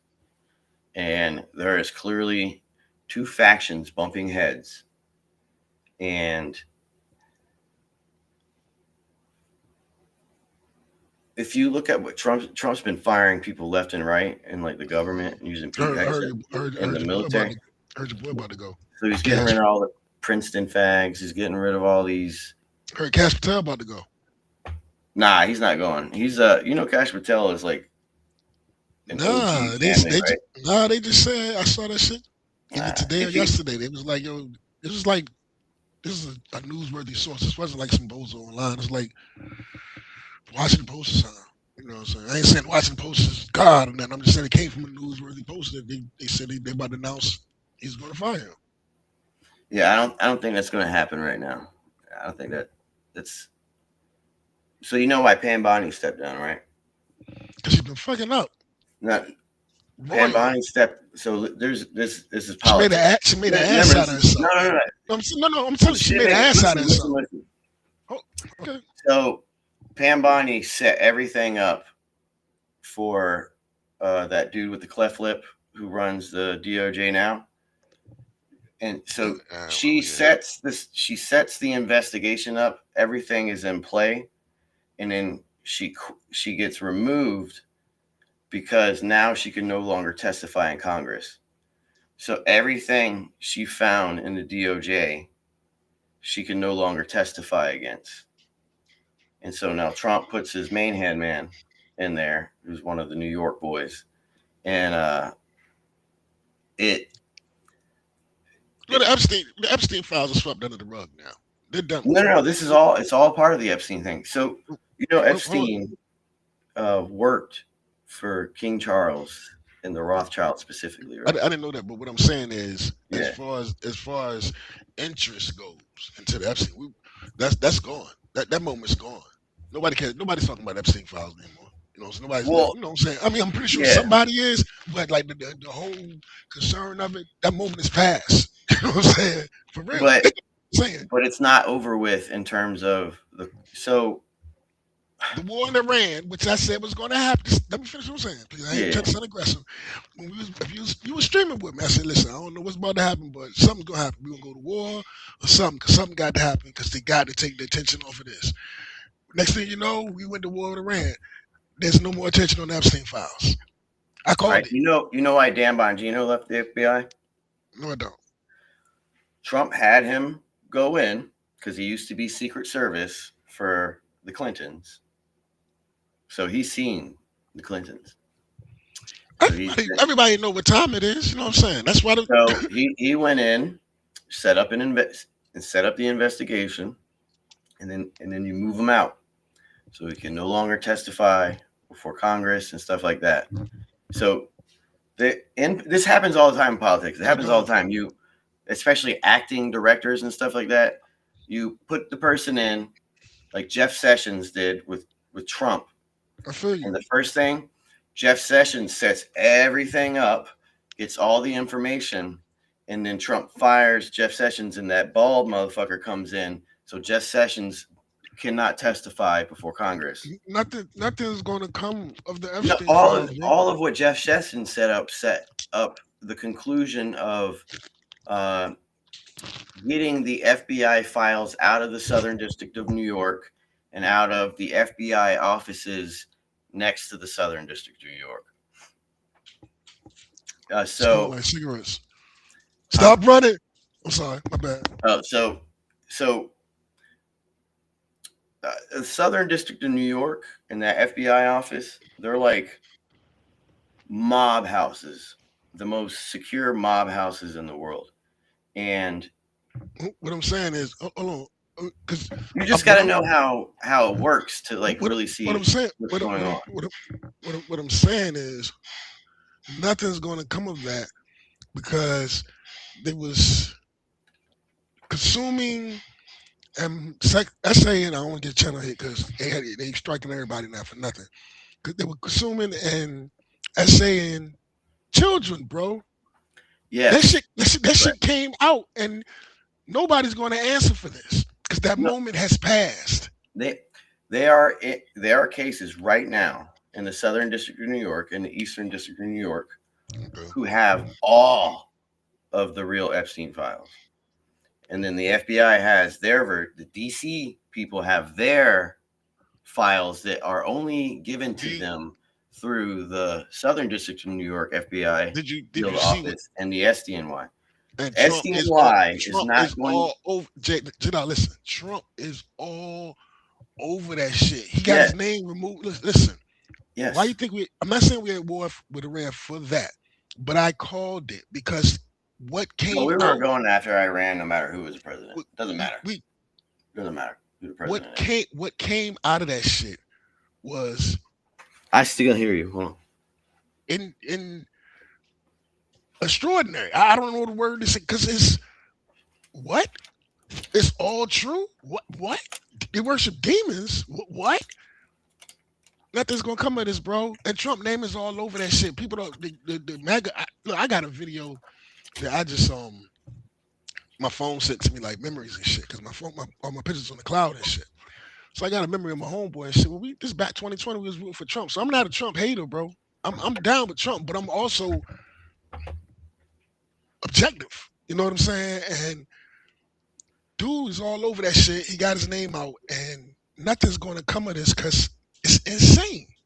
But you gonna lock Trump up? Trump gonna go to jail? They gonna lock up Hillary Clinton? They gonna come out and say, yeah, these motherfuckers was doing this shit? Because it's already there. We watched them in court dance around it, arguing about no, you did, no, you did, no, you did. I was streaming the shit. The Republicans and Democrats, well, we want to release, we want to. It was a circle jerk. A show, a comedy show, Kangaroo Court. You know how we were talking about sovereignty a minute ago? Yes. Do you know how Utah has completely iron locked the Charlie Kirk thing? You know how we even had Kash Patel. He's like, we gave it over to the Utah people. I know they're saying the gun. Bro, states are powerful, especially when they use their authority. And governors are presidents of states. I know. So, got a shitty one. No. So I know what you mean. In New York, you have the system that it is. And then on top of New York, in the most beautiful gilded skyscraper of all, you have the Southern District of New York courthouse. It is literally it's so powerful. It's power beyond belief. More powerful than the Rothschilds? Right, so more powerful than the Rothschilds? I wouldn't be surprised if you don't believe that. You don't believe that. There's no way you got that. There's no way that book has connections from Rothschilds to some degree. Yeah, the New York area, it's a royalty stronghold, and it's a money stronghold. It's a financial stronghold. It's K Street, Wall Street. Royalty has so much money in that area. Jeffrey Epstein. So if the Rothschilds, Jeffrey Epstein was directly saying, "I work for them." Yes. You're saying is at the top of that shiny building, the best skyscraper in New York, the Southern District Court or whatever you just said. And I was like, you said they probably got. Well, you're making. I'm not saying you're making my point, but my point is nothing is going to come of this shit. Yes. Because of this shit right here that you're looking at, the Rothschilds. Huh? They're not going to allow it. The Rothschilds not going to allow it, dog. No. Well, we'll see about that. They're not going to allow it. It ain't gonna be like it ain't gonna be like breaking news. The Rothschild steps in, but the powers that be, they ain't gonna take the connections that's made. It's not gonna happen, bro. It's done. That moment's passed. Do you We know? watched them in court. Do you know the Rothschilds has been selling huge amounts of their property since Trump has become president? One, because of legal fees. The Donald Trump used Jeff Sessions to take over both Rothschild banks. And after Trump's DOJ had forever permission to view both the books of the Rothschild banks, specifically the French one, those two banks were ran by two Rothschilds with the same name, different people. And right after that ruling, that motherfucker, one of the main guys, was dead within months of that ruling. And then now they're trying to destabilize those banks so they can move their red arrows to another building, so to speak. Oleg Deripaska, Trump took all of Oleg Deripaska's shit. And Oleg Deripaska was the Epstein to Nathan Rothschild. And Nathan Rothschild, when Jacob Rothschild died. Where you going with this, bro? Listen. Nathan Rothschild is now Baron Nathan Rothschild. He's the one who stole all of the aluminum, all of the copper. Okay, where you going with this? Where you going with this? Trump has been, bro. The Rothschilds had to sell their Black Forest. You know the Black Forest where they wrote Hansel and Gretel and all those weird books, all those story time rhymes that came out of the Black Forest, which is a Rothschild property. Okay, I got you. They sold that fucking property to a cardboard company. Okay, so why did they have to do that? They sold mansions. They did this entire auction where. So are you saying that Trump is? Are you saying that Trump is going to get? Yeah, bro, you got it's unbelievable. So they're not. So they're not that. So they're not that powerful. Because Trump, one of the Rothschilds, probably Evelyn de Rothschild, Trump is down with Epstein, and he's down with them. No, that's not the case. That's not it at all. Okay. Trump has been dismantling the monument in the United States that we have, which is a giant penis. It's 555 stones high. I got you tomorrow. Right. When Benjamin Franklin for the French and all those other people in the buildings, when they signed over, when they gave up, and we became a nation. I'm gonna get a bit. I'm gonna grab a bit. Hold on a second. Right. Keep on going. Go for your audience. Can you hear it? No. Hold that thought. Right, give me 2 minutes.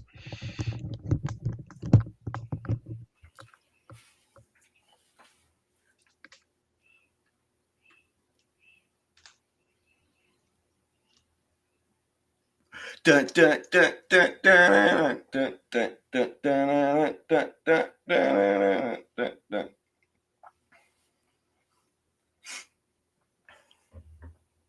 Are you back, you Gabe? You try not to say that anymore on live.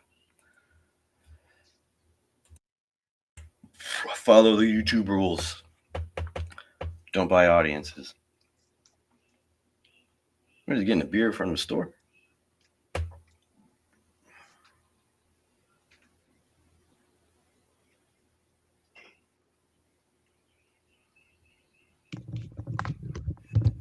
I'm back. All right, you know how it's 555 stones tall, right? Yeah. When the British and the French signed over and we became a thing, so to speak, and when that phrase, when Benjamin Franklin was coming out and the reporter asked him, what did the Americans get? He's like, your republic, if you can keep it. Hold on one more second. Let me get my my bowl. I swear to you. I'm sorry, man. I just want to get settled. I'm gonna get settled so I ain't got to keep getting back up. My bad, God. I won't yell at you.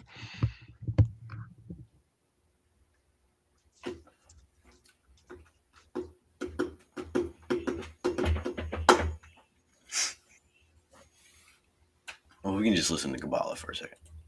Write this out of the history. In fact, you've mentioned yourself that history books on Jewish history sometimes pay no attention to it at all. Yeah, I think partly it's the training of the academics who study the field. They're a little uneasy with the subject of mysticism, partly perhaps because they don't understand it and they'd rather pretend that it isn't a part of Jewish history. But again, through modern scholarship, we're finding that the Kabbalah has been a vital and highly authentic part of the Jewish tradition. That dude got on the All worst. right, so it's 555 stones.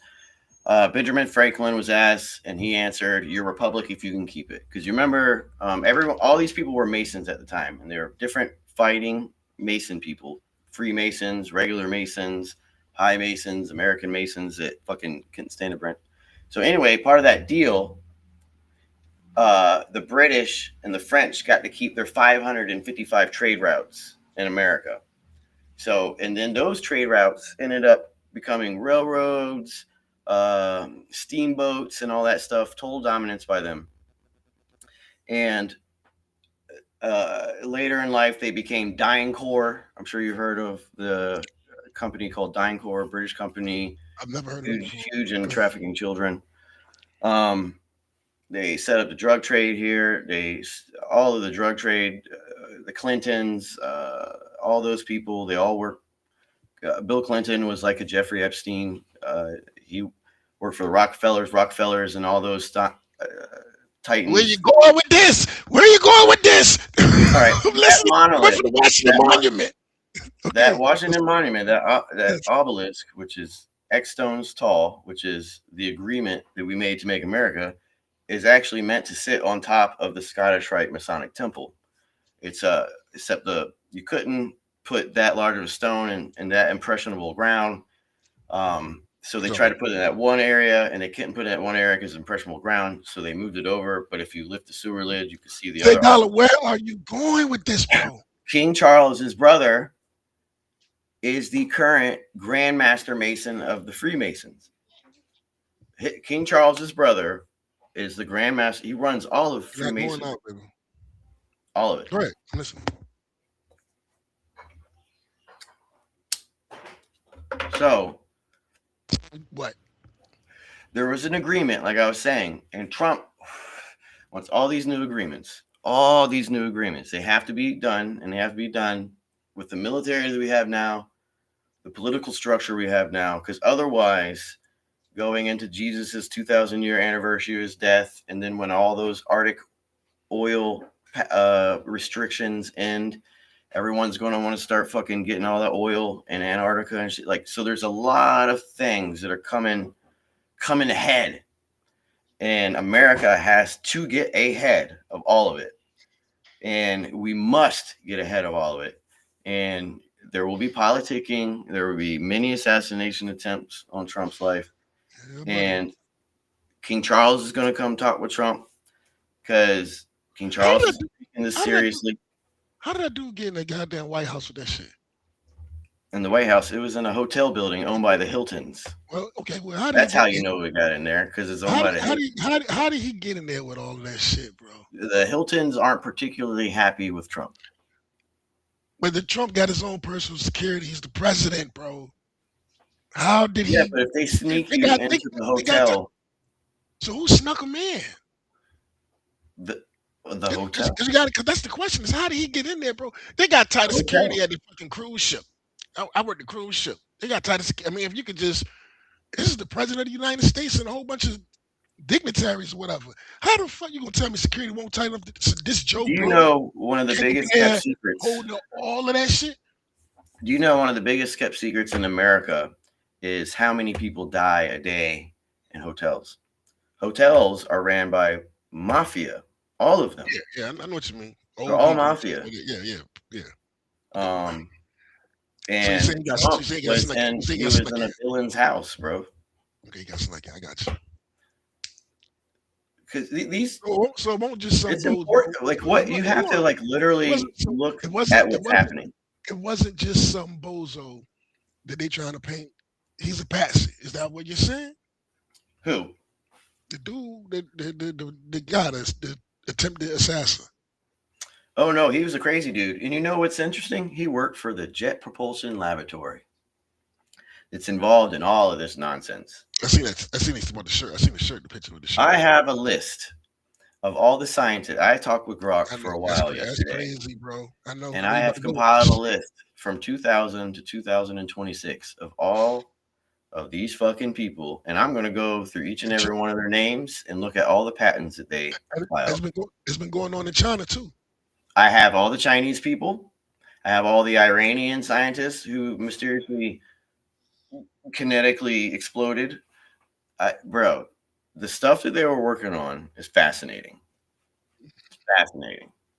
Is it either they were spies and they had to be something, or we're scooping them up. This latest person, this latest scientist, the U.S. scientist, this latest scientist, I want to say a month ago, wrote a letter saying, I'm not suicidal. I don't want to kill myself. I'm not going to go missing. This was like a month ago, or maybe a month ago, or maybe a little bit longer than that. I don't know. Well, she died in 2022, but the videos are coming out. No. The person that just died 2 days ago. The scientist that just died, they killed himself 2 days ago. Do you know a Democrat died in a plane crash yesterday? Do you know what I'm talking about? Yes, I have all of them, dude.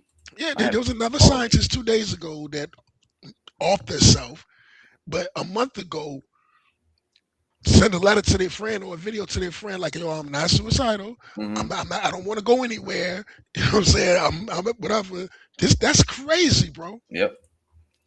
And it's crazy. That's crazy, man. In China too, I have a list of all these Chinese scientists who are vanishing or dying in car crashes or leaving their house. There's a weird thing about leaving your house without your cell phone. Yes, and the wallet. No wallet, no cell phone. Yeah, I'm going to add that to the list when I talk to Grok again. List can also get a list of all the people who left their personal belongings. All of them that's missing, all of them left their wallet and their cell phone. How is that possible? They're all missing and they all left their wallet and their cell phone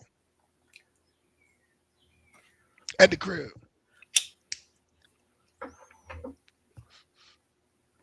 So I also have compiled a list of all the other people.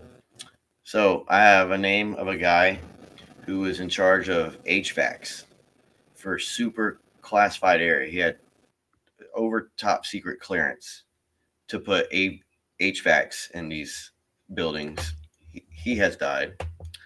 I also added the scientist who was working on that telescope array in Chile that's on the top of a mountain, and it takes a picture of the sky every single day. This one spot in the sky it takes pictures of, and he was in charge of this whole thing, and he knew these people who have been missing, and he literally just died like last month, and he was in charge of this, of taking pictures of skies for something that the Department of Energy and another government agency funded. They have also disappeared a guy who had super secret clearance who worked at these facilities, and he was a procurement manager.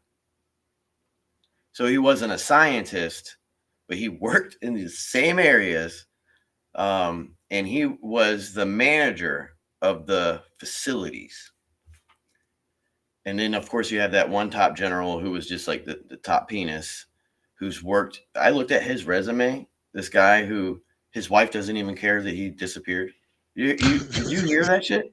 I heard the 911 video, bro. She don't even care, bro. Your husband. And she even made a joke. She's like, sometimes scientists just die. About all the, like, someone interviewed her. I'm like, bro, what am I watching, dude? Like, is this real? But anyway, he made spaceships. He made rockets. He has all these patents for like shit that vibrates, leaving the atmosphere, like electronics that vibrate. And her wife don't even care that he's gone. I'm like, am I watching a fucking movie? Are you even really the wife? I don't know, man. With the Yeah, no, something's clearly something's afoot. Clearly. Yeah. I can't wait to see it. I know it ain't nothing but a movie, but I can't wait to go see that. Was it Disclosure Day or whatever that shit is? What is it? Disclosure Day. I think that's what it's called. Disclosure Day or something like that. Steven Spielberg joint. I can't wait to go see that shit, man. I hope it don't let me down. Like, Yeah. I know it's just a movie. You know what I'm saying? I ain't trying to say it's gonna be some real shit, but I hope it don't let me down, man. It's don't turn out to be some goofy shit. You know what I'm saying? I hope it's dope, because that shit's gonna be amazing. I might have to go see that Michael Jackson movie, man. No, don't wait. I don't watch that shit. Hey, bro, what? You must think grew up in the '80s. How old are you? Well, I listen to Michael Jackson. I'm just not listening. The jackets, yeah, the Thriller jackets. No, they did him dirty, and now they're gonna make that film that ain't nothing like his life. I don't know, man. Everybody's saying it's good, bro. No. I don't know, man. Everything can be trash, J Dollar. You know, was he fucked up or whatever his story? I don't know. You know. Nah, they passed him around growing up, and then they ended up breaking his damn personality. Yeah. He became a fucking weirdo. Off. Yeah, he became a weirdo. He's definitely off. I feel bad for him, dude. He's like, it's just like what happened to Britney Spears. Like they break your brain. Break your brain. Yeah, you right about that too. I mean, I remember growing up. I remember the Pepsi. I remember his hair catching on fire. I remember when Thriller aired. My dad recorded on Betamax. You know what I'm saying? Everybody stopped what they was doing for the premiere on MTV. And my dad recorded it on Betamax. It was a big deal. You know what I'm saying? I remember that shit, man. I grew up on that shit. I grew up with Mike. Well, since you're here and we're talking about aliens and stuff, let's you know who Philip K. Dick is, right? He's the guy. Yeah. They made Blade Runner movie after. Yeah. And all that stuff. Yeah. I do know who he is. Yeah. Listen. So after he did this, so he wrote these books. Okay.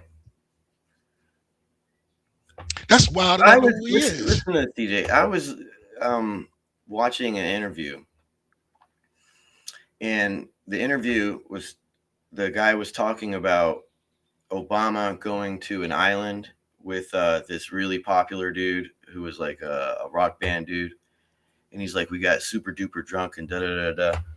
And I kept bothering him about the aliens, and he's like, if you want to know about the aliens, he's like, read the 3-Body Problem. And I think that's fascinating because in the 3-Body Problem, a lot of that book, all the scientists are dying for no reason. No.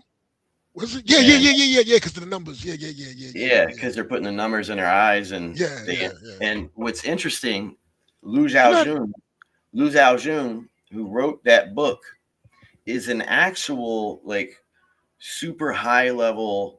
Has worked on engineering, like you know how China is really protective of their shit, but he was an engineer, architecture, I guess, or whatever, for the Chinese government, and the Chinese let him write this book, and it's about dying scientists who every time they try to progress science, they end up committing not rape, but you know what I'm talking about. They unalive themselves.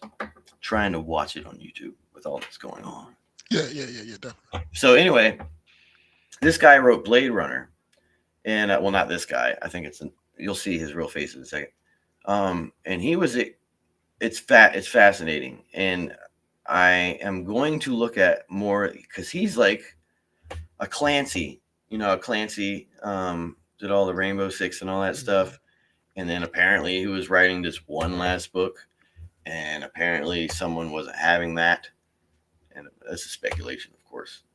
And then this is another story where a guy starts writing or speaking out of turn, and then mysteriously they're... You got the old Willie Cooper treatment. Yep. Yeah, Stanley Kubrick. Yeah. Okay. Stanley Cooper?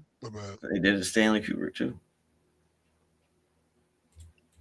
Confess that I've been asked to cut about 2/3 of my speech out and deliver as short a speech as possible. You are free to believe me or to disbelieve, but please take my word on it that I am not joking. This is very serious. a matter of importance. This is the recording some believe cost him his life. In September 1977, the writer Philip K. Dick spoke to an audience in France. They expected science fiction. What he said, instead, revealed too much about reality and drew the attention of the CIA and FBI, changing his life forever. The subject of this speech is a topic which has been discovered recently. A breaching, a tinkering, a change had been made, but not in our present, had been made in our past. A variable was changed, reprogrammed as it were, and that because of this, an alternative world branched off, became actualized instead of the prior one, and that in fact, in literal fact, we are once more living this particular segment of linear time. He said the CIA and FBI had taken his work years earlier.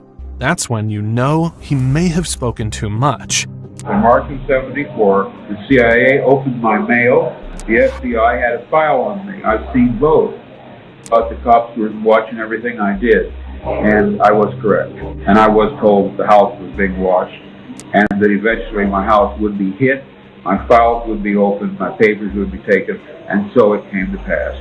When I came home and found my house consisting of nothing but rubble, ruin, chaos, broken windows, smashed doorknobs, blown open files. A few years later, he suddenly dies, right before the premiere of Blade Runner, June 1982, the film adaptation of his novel, Do Androids Dream of Electric Sheep.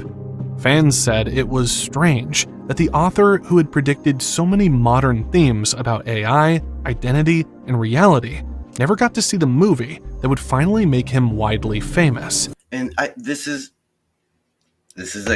a recurring thing, not only with people who make these movies, but it's also with these patent people.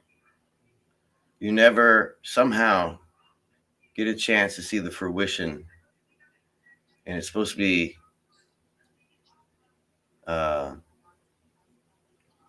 I would assume they would think it's supposed to be better than that, but if you maybe statistically, if you look at it, the number of scientists that are disappearing is normal or whatever. But this is another instance, and I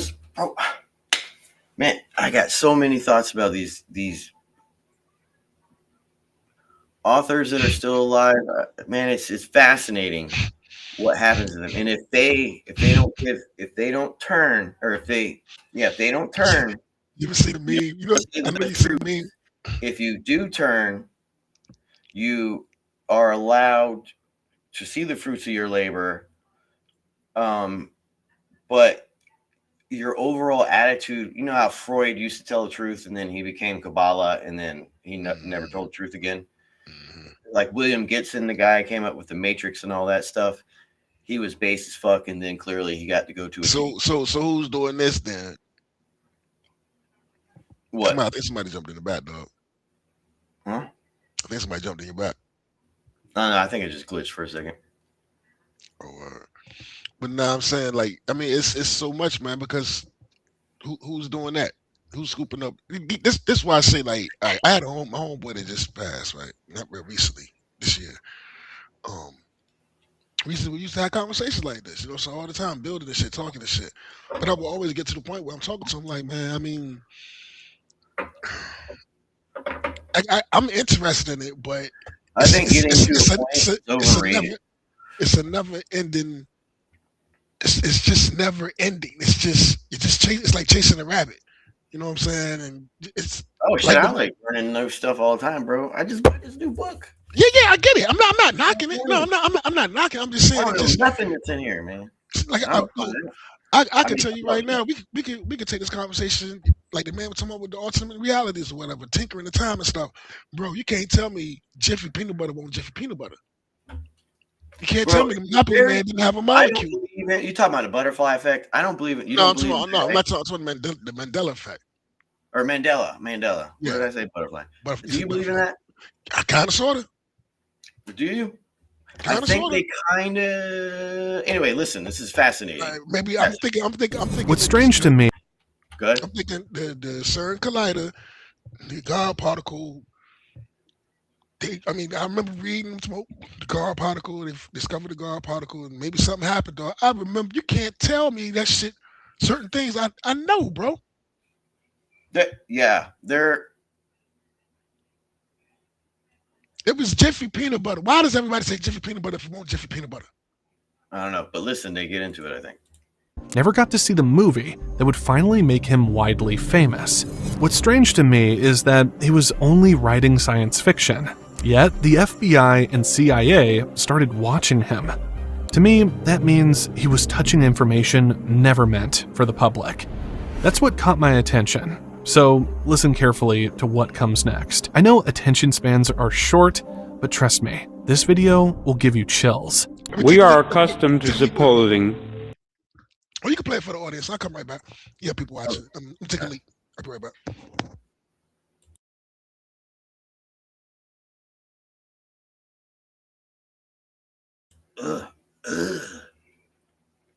I was watching a video yesterday. My ADD is wild. I have fallen into the plasma rabbit hole, and I was listening to this dude talk about, if you were talking about this 10 years ago, you wouldn't even believe it. And the instrument that he made, man, this shit is so fascinating. And then somehow I watched Indian dude 3D print some silly shit, and he used the vapor from water to spark plasma engines. And all he had was like plastic tubes, a plastic syringe, a bottle sitting on its side, and a 3D printed, no moving parts object. And then I was watching another video of this guy, and I'm noticing a lot of these people who own the mines and are doing these things are very young fellows. So it's another young guy who somehow is making this company that makes all these wild fucking plasma engines. And then, I remember. It's absolutely and utterly fucking fascinating what's going on right now. I clearly remember Nelson Mandela dying. And then I remember something happened all of a sudden, and they said something about Nelson Mandela. And I said, hold on, I thought he died. And this was when the Nelson Mandela effect came to pass. There's a whole lot of people saying, hold up, I thought he died. And it was like, nah, I remember him dying, bro. After Nelson Mandela got out of prison. That's why it's called the Mandela effect.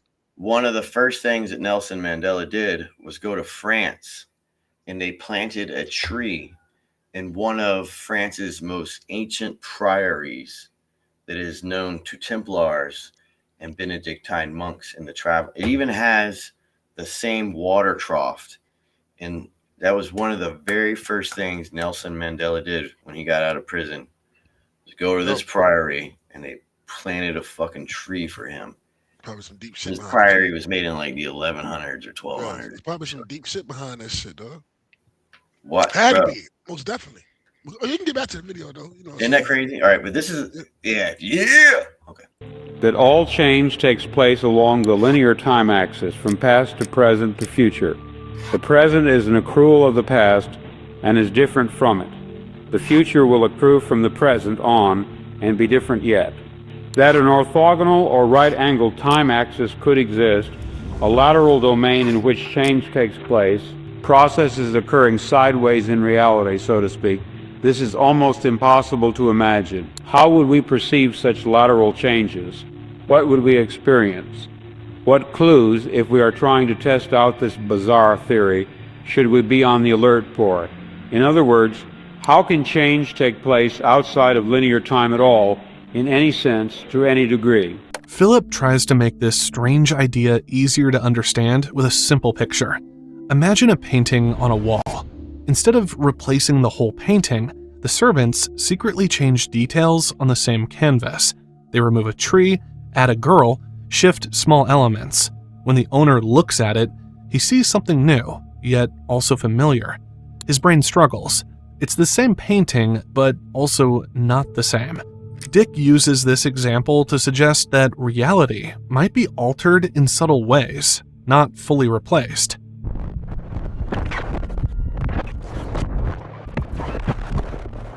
Contemplating this possibility of a lateral arrangement of worlds, a plurality of overlapping Earths along whose linking axis a person can somehow move, can travel in a mysterious way from worse to fair to good to excellent.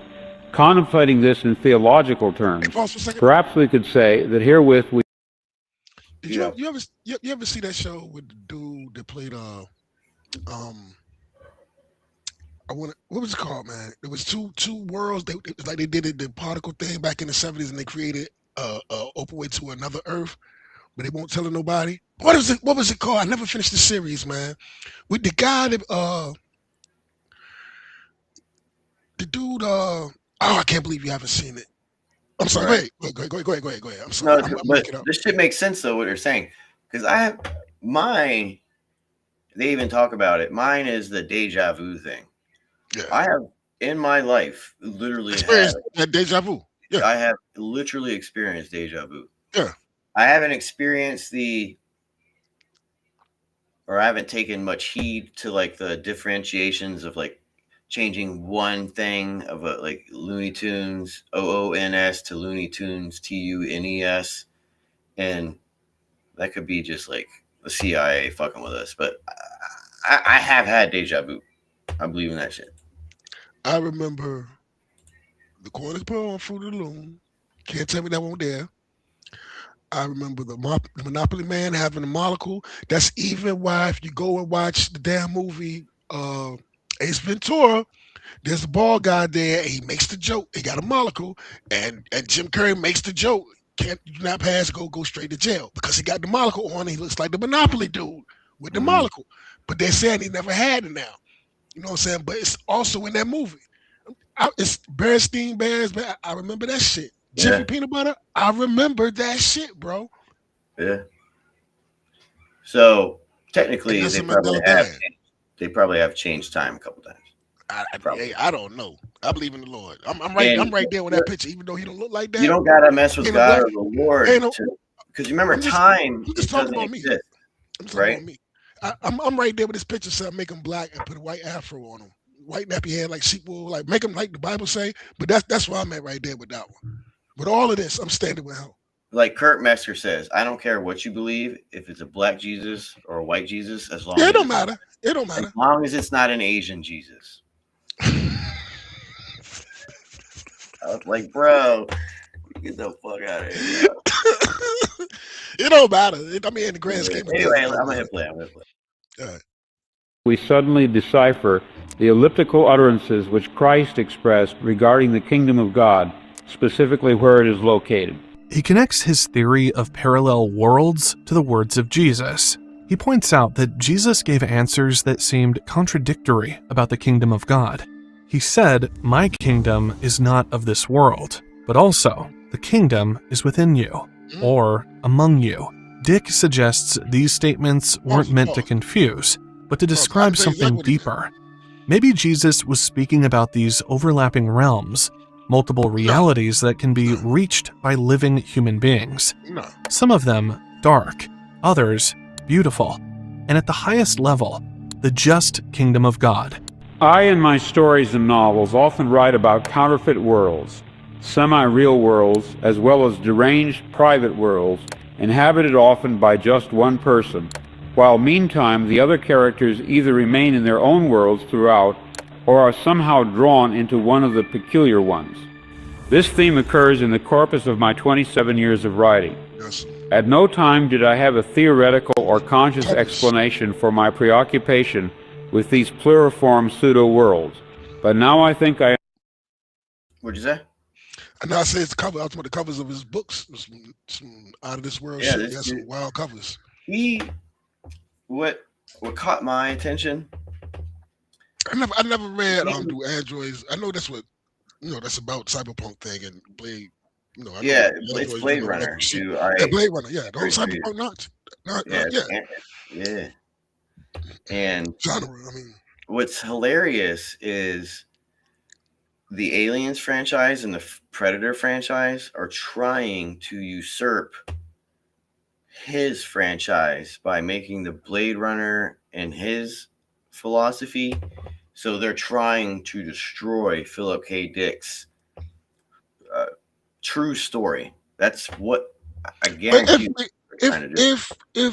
If the world don't, if we don't blow the world up, the sweet media death don't come, or the Lord don't return, we're eventually going to get to the point of synthetics, androids. You know what I'm saying? Shit like that. And the title of "Do Androids Dream of Electric Sheep" is dope as fuck. You know what I'm saying? That's a dope ass title. Do Androids Dream of Electric Sheep?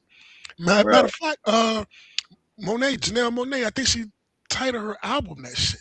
But go ahead, I'm sorry. Go ahead. He has a couple interesting book titles. So I'll click this. I understand. What I was sensing was the manifold of partially actualized realities. It was in February of 1974 that my blocked-off memories of Track A returned, and it was in February of 1974 that my novel, Flow My Tears, the Policeman Said, was released finally, after two years' delay. It was almost as if the release of the novel, which had been delayed so long, meant that in a certain sense it was all right for me to remember. That is, to remember that the book was not fiction. The book was based on subliminal memories which I had of such a world. After connecting his book to subliminal memories, he went deeper into describing what happened to him in early 1974. He said it began after dental surgery, when he was recovering at home. One afternoon, a delivery girl came to his door wearing a necklace with a Christian fish symbol. As the sunlight reflected off the necklace, Dick saw a sudden flash of pink light. From that moment on, he reported a series of overwhelming visions. He claimed the pink beam carried information directly into his mind, not images he imagined, but structured knowledge. He suddenly knew that his infant son had a dangerous undiagnosed medical condition. When doctors checked, they confirmed it, saving the boy's life. To Dick, this proved the experience was not fantasy. In the weeks that followed, the visions intensified. He said he lived in two overlapping realities: California in 1974 and ancient Rome in the 1st century. At times, he believed he was both himself and a Christian slave living under Roman rule. He described it as if time had folded, two tracks of history running at the same time, and his consciousness could move between them. Philip also reported receiving vast amounts of information, entire downloads of philosophy, theology, and science that felt too complex to invent. He said it was as if an external intelligence, which he later called VALIS, Vast Active Living Intelligence System, was transmitting knowledge into his brain. Pause it. I really hope this movie Disclosure Day live up to my expectations. I really hope it don't let me down. You know what I'm saying? I hope it just blows my mind, yo. Because shit like this, on one hand, I can listen to and be like, this dude is off his motherfucking rocker. But then at the same time, I can look at that album cover. I mean, look at that. Look at what the fuck?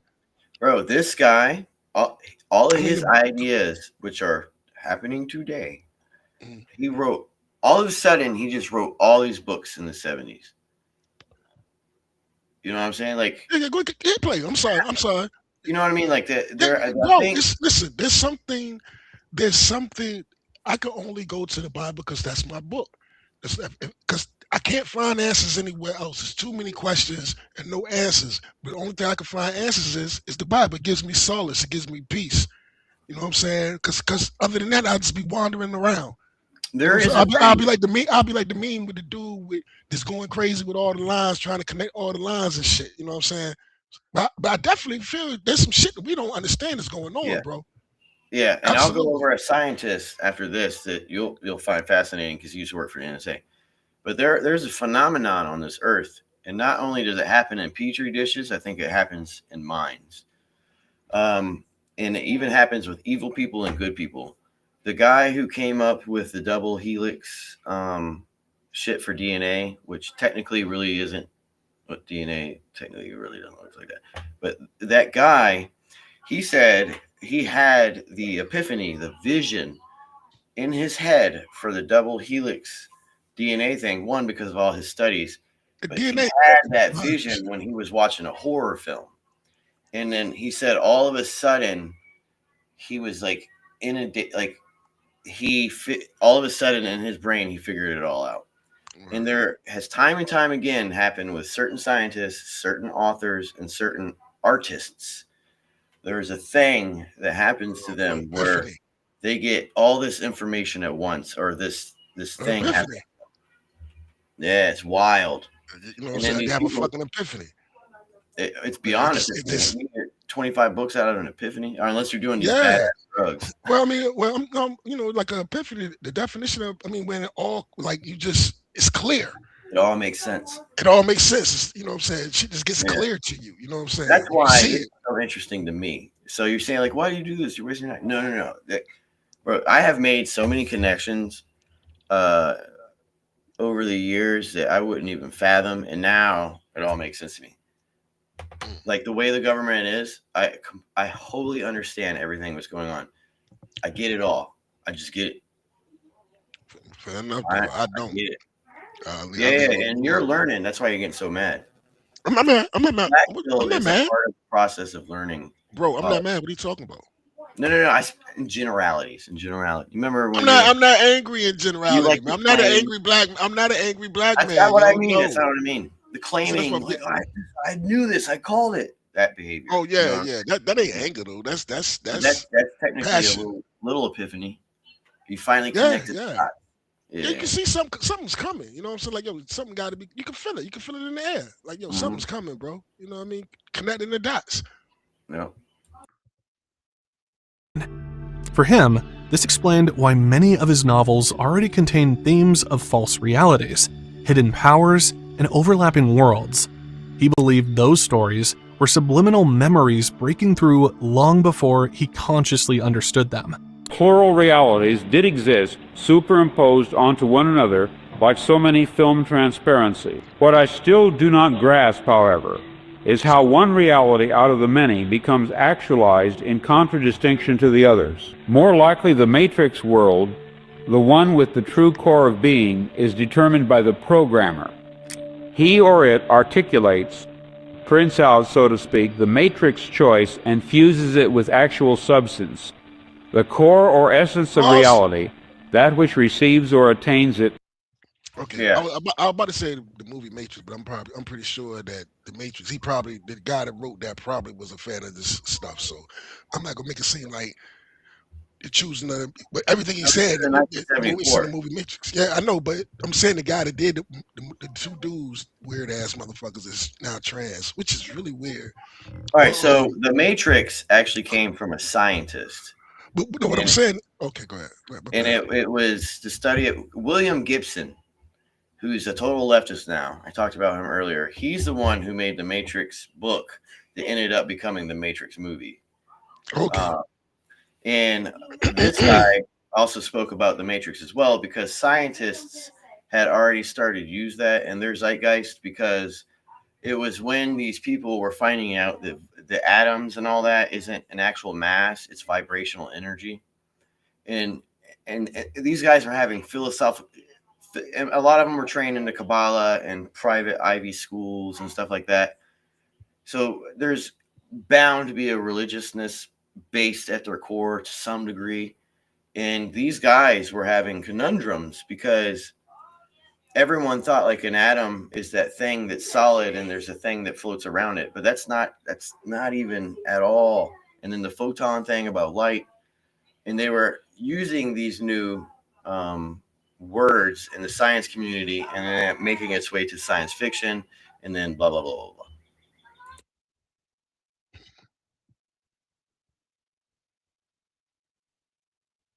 And to what degree? That is within the purview of the programmer. This selection and reselection is part of general creativity, of world building, which seems to be it or his task. As you can see, some people in the audience laughed at what he was saying. Remember, this was 1977.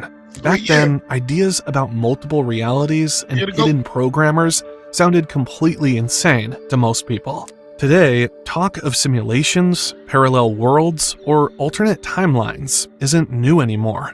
Scientists and philosophers discuss it openly. But what still makes me pause is not the theory itself. It's the fact that the CIA and FBI really did open his mail, keep files on him, raid his home, and take his papers. That part still raises questions. If he was just a sci-fi writer making things up, why go to such lengths? Maybe he had said too much. And to make his concept easier to grasp, he gave an example. He compared reality itself to a game of chess. Imagine two players, one representing a dark, destructive force, and the other representing the guiding intelligence behind reality. On the surface, it can look like the dark player is winning moves, capturing pieces, and gaining control of the board. But in truth, the game is already structured so that the ultimate victory belongs to the higher player. According to this view, the guiding intelligence, what Dick sometimes called the programmer, has already chosen the variables in advance. Every apparent loss is only part of a larger sequence that leads to final victory. People sense this instinctively, which is amazing, because I think going back to the 60s into the creation of like the electric computers and all that, instinctively in some of these people's brains, they knew that technology would become artificial-esque by enough programming that it just takes a hold of itself. Some of these guys way back then knew instinctively that probably every iteration of humans will always, no matter what, make a computer which ends up becoming the all-knowing mind. It's called a Turing test. Isn't that fascinating to just have that thought all the way back then? They knew it when they made it. Eventually, if time keeps on going on and keeps progressing from the transistor to... Isn't that crazy? That's crazy to think about. You don't even... Just being a scientist back then, you're so limited on your knowledge just by the handful of books you read. No. Well, I mean, it's just your social circle, your friends. They didn't have internet. They didn't have TV. We were talking about this way before internet, though, man. This isn't. These people. Yeah, that's what I'm saying. That's how. Imagine being scared by that. If you're in the 60s and you had this epiphany, you're like, "Oh my God, we're going to be controlled by computers." It's eventually going to run its course. I mean, you can. Well, we're open to it now because we're living it. So I understand what you're saying. You're saying back then we're living the shit now. We're living the beginning state. We're living it now. We're living the beginning of it. That's probably why a lot of them went to religion when they started figuring out this shit. Which I find fascinating. You see how fast this shit happened? Mm-hmm. It happened in our lifetime. It happened in me and your lifetime. I remember life before all of this shit, before the internet. Before all of it. Yeah. And what he is saying is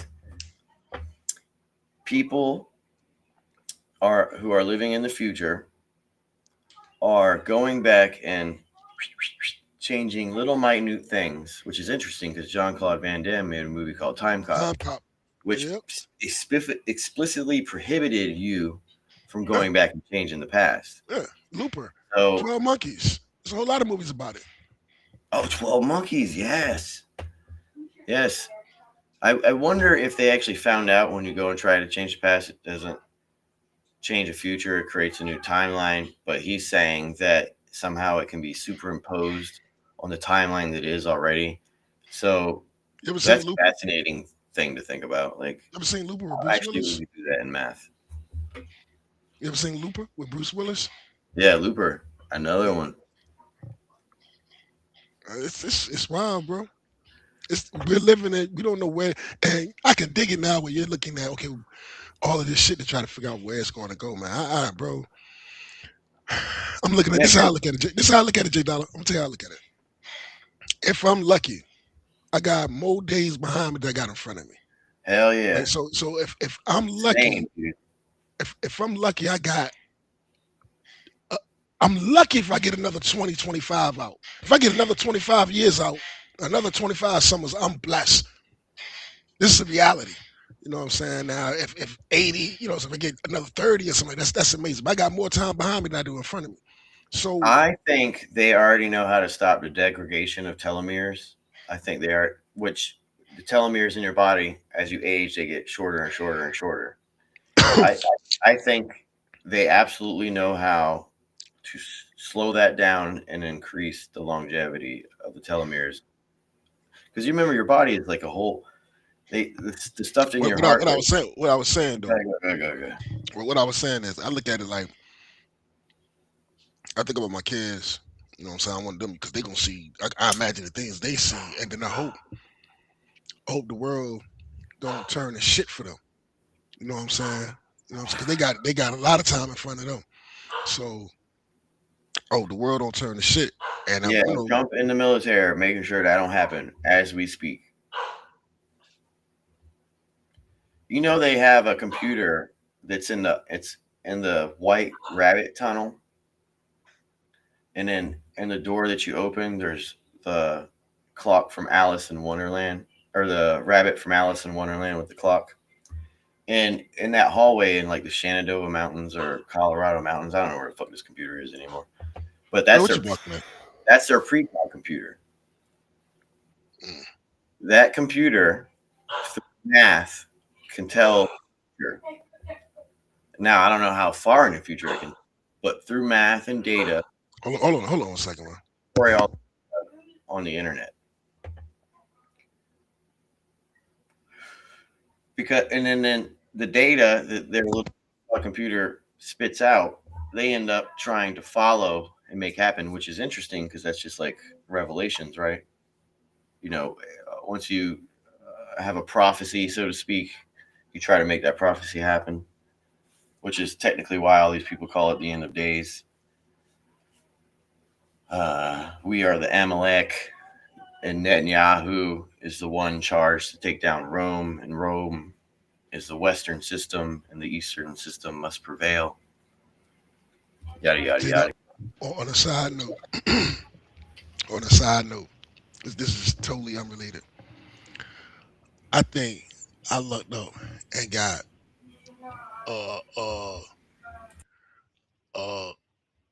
pedigree beast of a dog.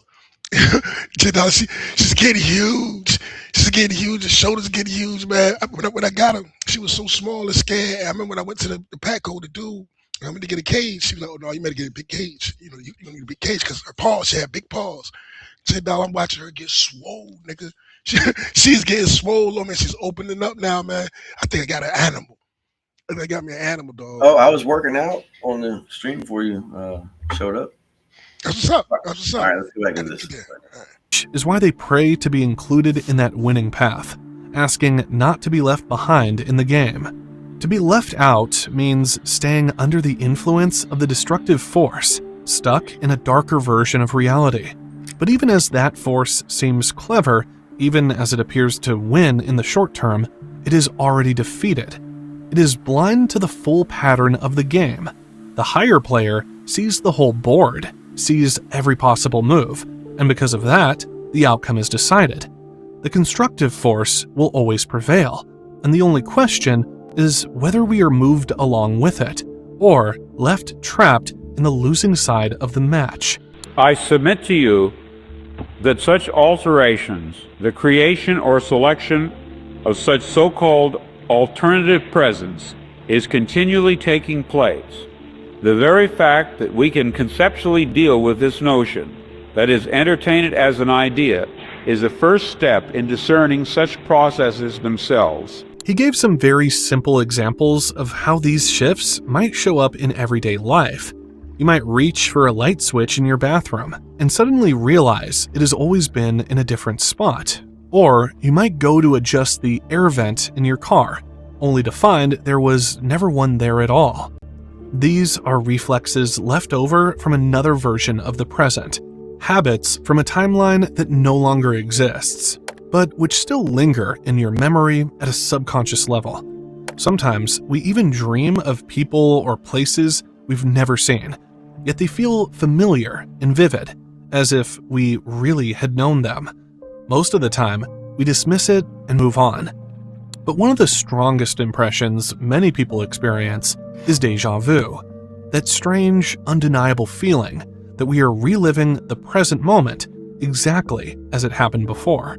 We hear the same words, we say the same words, and we are sure we've been here before. Dick argued this wasn't just a trick of the mind. For him, I have experienced deja vu a handful of times, and you can't tell me. I'm sitting there like, I've seen this before. It just be a moment. It's not even like it just, when it happens. It's not like you see it. You can be just doing whatever you're doing, minding your business, whatever, and then you're like, hold on, I've seen this before. So does that say at that moment that deja vu happens on that day, and if you could remember when you had that thought, does that mean that they're setting back time? I don't know. To the I don't know. I don't know what crazy? deja vu is. But I know I experienced it, and the way he's saying it is true because you can't tell me. You know what I'm saying? It's not. I'm not high. I'm not drunk. I'm whatever. Just sitting there chilling, doing whatever you're doing, and when it hits you, like, hold on, I've seen this before. I've done this before. I this fucking paper on this table. Yeah. With these orange scissors before. What the fuck? Yeah. Like, yeah. Yeah. It's wild, dude. I don't even know. How do you explain that? How the fuck do you explain that? How do you explain it? I don't know, bro. Couldn't tell you. It's a wild phenomenon. You can't tell me it ain't real. That shit is real. It's real. It's real. Absolutely. For him, deja vu was evidence. He believed it was a clue that at some point in the past, a variable had been changed, as if reality was reprogrammed, and that a new timeline branched off from the old one. In other words, we are not just imagining it. We are literally reliving the same segment of time again, only in a slightly altered version of reality. A breaching, a tinkering, a change had been made, but not in our present, had been made in our past. Evidently, such an alteration would have a peculiar effect on those persons involved. They would, so to speak, be moved back one square or several squares on the board game which constitutes our reality. Conceivably, this could happen any number of times, affecting any number of people, as alternative variables were reprogrammed. We would have to live out each reprogramming along the subsequent linear time axis, but to the programmer, whom we call God, to him the results of the programming would be apparent at once. We are within time, and he is not. We are living in a computer-programmed reality, and the only clue we have to it is when some variable is changed and some alteration in our reality occurs. He believed that every time reality shifts, a new lateral world is generated, and with each shift, the guiding intelligence, the programmer, achieves a kind of victory. Each new version of reality isn't perfect, but it's slightly better than the one before it. In his view, the universe is constantly being refined, stage by stage, through this process. The way he described it, the old universe doesn't disappear. It becomes raw material, a kind of stockpile that is used to build the new one. What looks like chaos or broken fragments in one timeline might actually be the foundation for the next. This means reality isn't moving toward collapse, but toward improvement. Even if we can't always see how, the process keeps pushing forward, generating alternate worlds one after another, each infused with a little more order and structure than the last. It's a lot of his. He's putting a lot of his shit on what he's saying. You know what I'm saying? Like, I understand he's trying to explain it. I'm talking to the author of this video. I understand he's trying to explain it, but he's putting a lot of his shit on top of what this man is saying. You know what I'm saying? Right, right. Well, it's only a few more minutes, so it's good. Yeah, that's cool. We need at this point is to locate, to bring forth as evidence, someone who has managed somehow, it doesn't matter how, to retain memories of a different present, latent alternate world impressions, different in some significant way from this, the one which is at this stage actualized. According to my theoretical view, it would almost certainly be memories of a worse world than this. For it is not reasonable that God the programmer and reprogrammer would substitute a worse world in terms of freedom or beauty or love or order or healthiness by any standard which we know. If what Philip K. Dick was describing is true, that reality can shift sideways, that alternate versions of the world appear again and again, then maybe we've already seen signs of it without realizing. One of the clearest examples is what we now call the Mandela effect. Millions of people around the world share the same memory of something that doesn't match today's official version of events. The name itself comes from people remembering that Nelson Mandela died in prison during the 1980s. They remember news reports, public reactions, even school lessons about his death. Yeah. Yes! You know what I'm saying? Yes! Absolutely. Down, girl. Get down. I know I'm getting excited. She matches my energy. She matches my energy, dog. You know what I'm saying? Yeah, but what he's saying, you were talking about earlier. Yes, I'm telling you, bro. Absolutely. You can't. It is what it is. Like it never happened. Yes, it is what it is, bro. But that's why they taught us about him in school. This is how I know. I remember the Challenger blowing up. I remember this. Yep. And remember, like almost all those scientists were somehow like teachers and stuff like that who supposedly died in the space crash. Remember? Yeah, well, I think 3 of them are still alive now. So I remember them blowing up. What are you talking about? There's nobody alive from the Challenger. Yes. No, it's not. There's no way. He exploded in the air. Bro, I'm telling you, just like in the Mandela effect. There's Challenger survivors. Yeah. You're lying. Bro, like they use this, like 2 of them use the same name and 1 of them uses like a middle name. Like, there's no Challenger. Watch it explode. Listen, they wheeled the cart with the TV on it. Bro, it's NASA. Third, 4th grade. Its logo is a snake tongue. I think I was in 3rd, 4th grade. We was in school.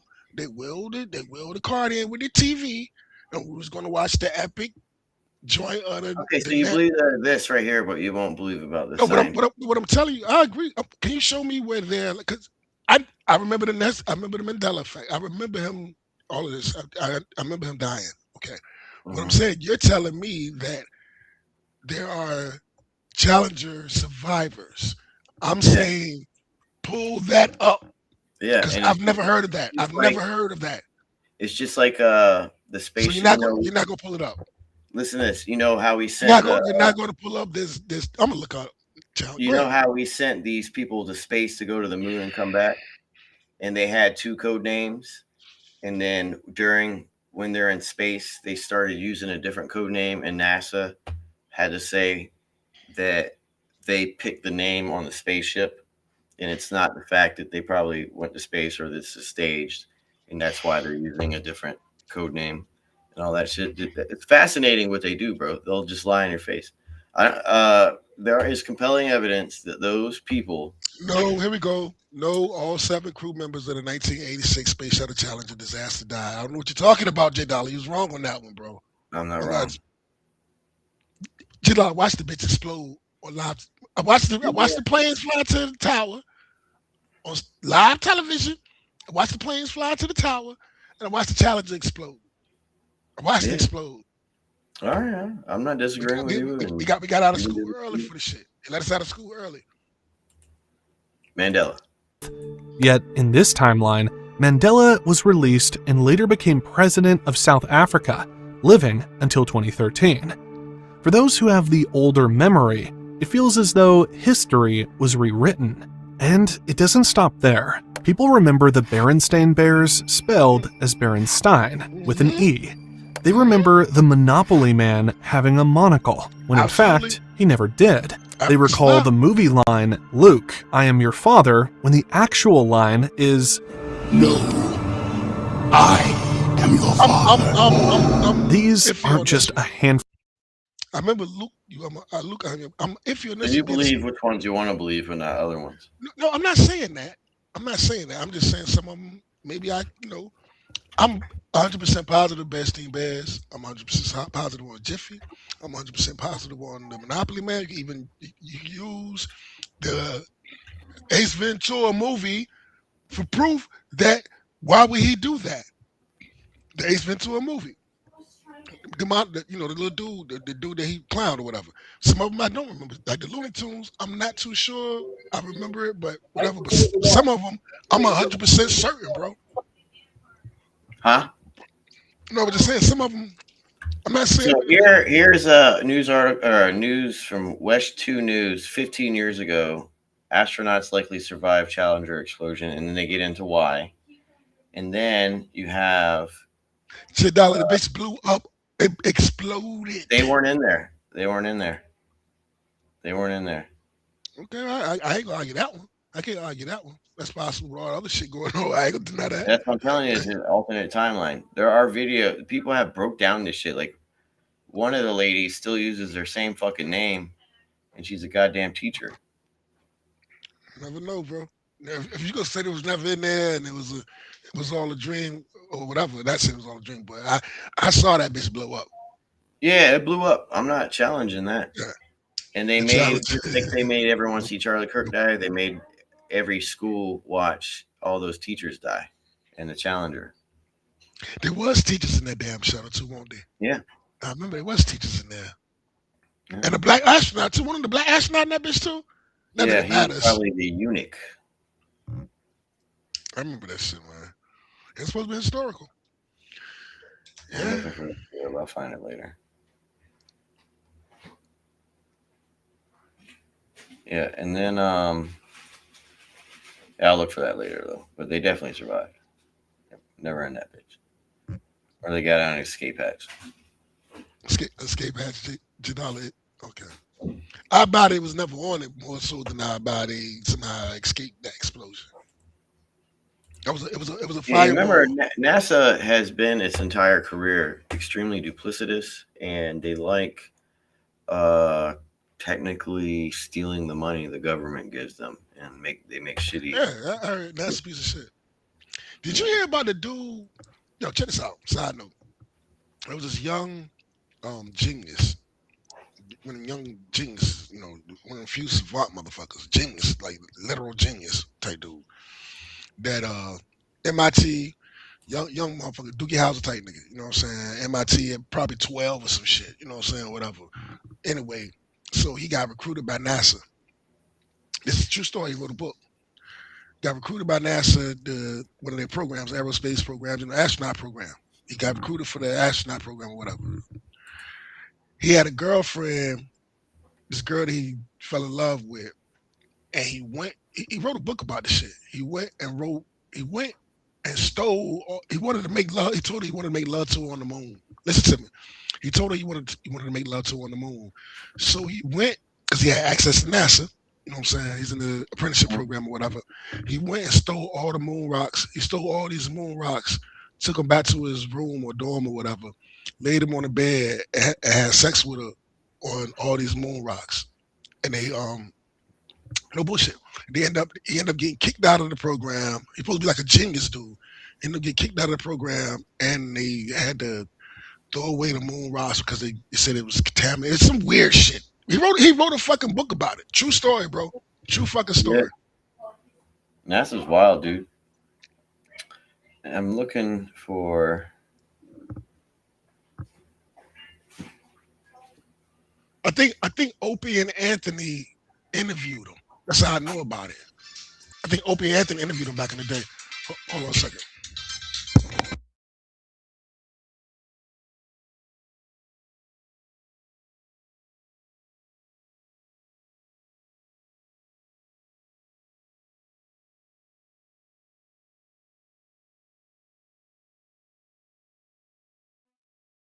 There we go.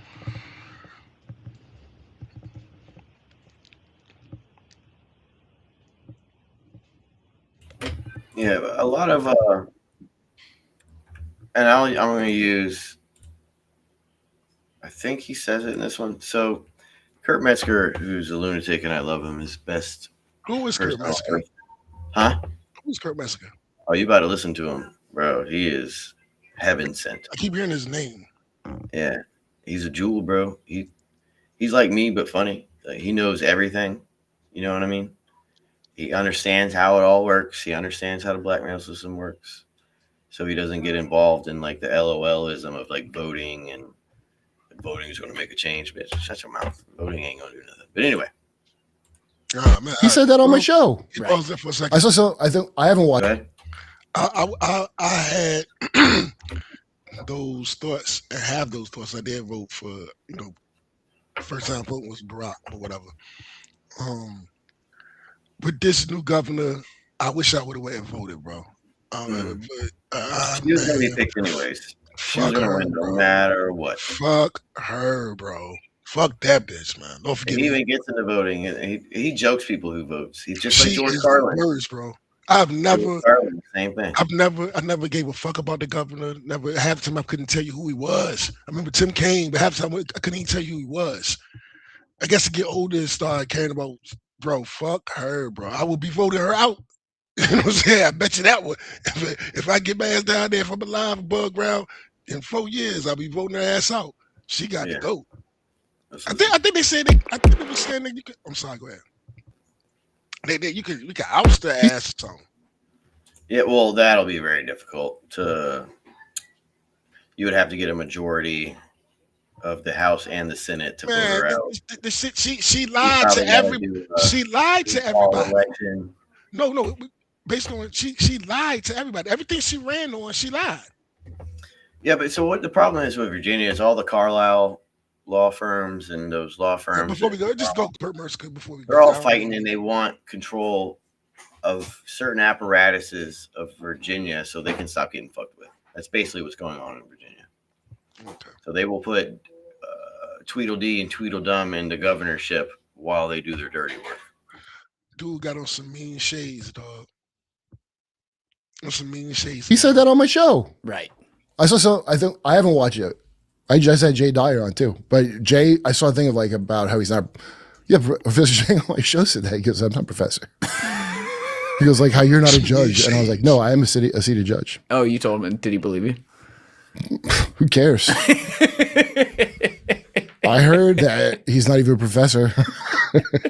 He told me, and I have a clip of it up because it was mind blowing to me. Remember the direct energy weapon they used on the supposedly? Mm-hmm. He was like, "No, that's misinformation. Maduro in on his own kidnapping. They did kidnap him and his wife, which is odd. And because did she hold an office? Maybe she held an office there. Still fucking weird. He was in on it. He's from some earlier iteration of a CIA program running Venezuela. Maduro. Yeah, and he's in a Brooklyn prison cell. Right. Wait, hold on. He goes. This is what he said to me. He goes, you don't got a pipe. Like, so basically, so I was like, whoa, I did that. I did how you are. Exactly how you are. It's in the clip. And he go, I go, what? He goes, because I was getting to the direct energy weapon part where he was like, that's misinformation. And I felt like I got slapped in the face. Talking about direct energy weapons. No. And so he goes, yeah. So, there's factions of CIA, the Trump one and the not Trump one, obviously. Oh, Trump's got a faction. You don't, Israel. But anyway, you don't even say it, dude. Come on, man. Come on. It's not fucking cool, dude. Okay, so Zhang said that we'll see when he goes on trial and he testifies that the Democrats and part of the CIA rigged the 2020 election. When he said that, I was like, wait, I already heard them saying shit like that. I've already heard that stupid shit coming from them. And I remember because when I heard them saying the Trump camp, I said, who gives a fuck about that now? I thought you were going to go wood chip all the PDF files. I don't know why I thought that. I assumed when he said he was going to cut the military in half and not all the things that are the exact opposite of the thing now. I guess just take the thing now and the exact opposite is what has happened. Total 180. He didn't even do mass deportations, everyone. I know it was very traumatic, the media experience you had.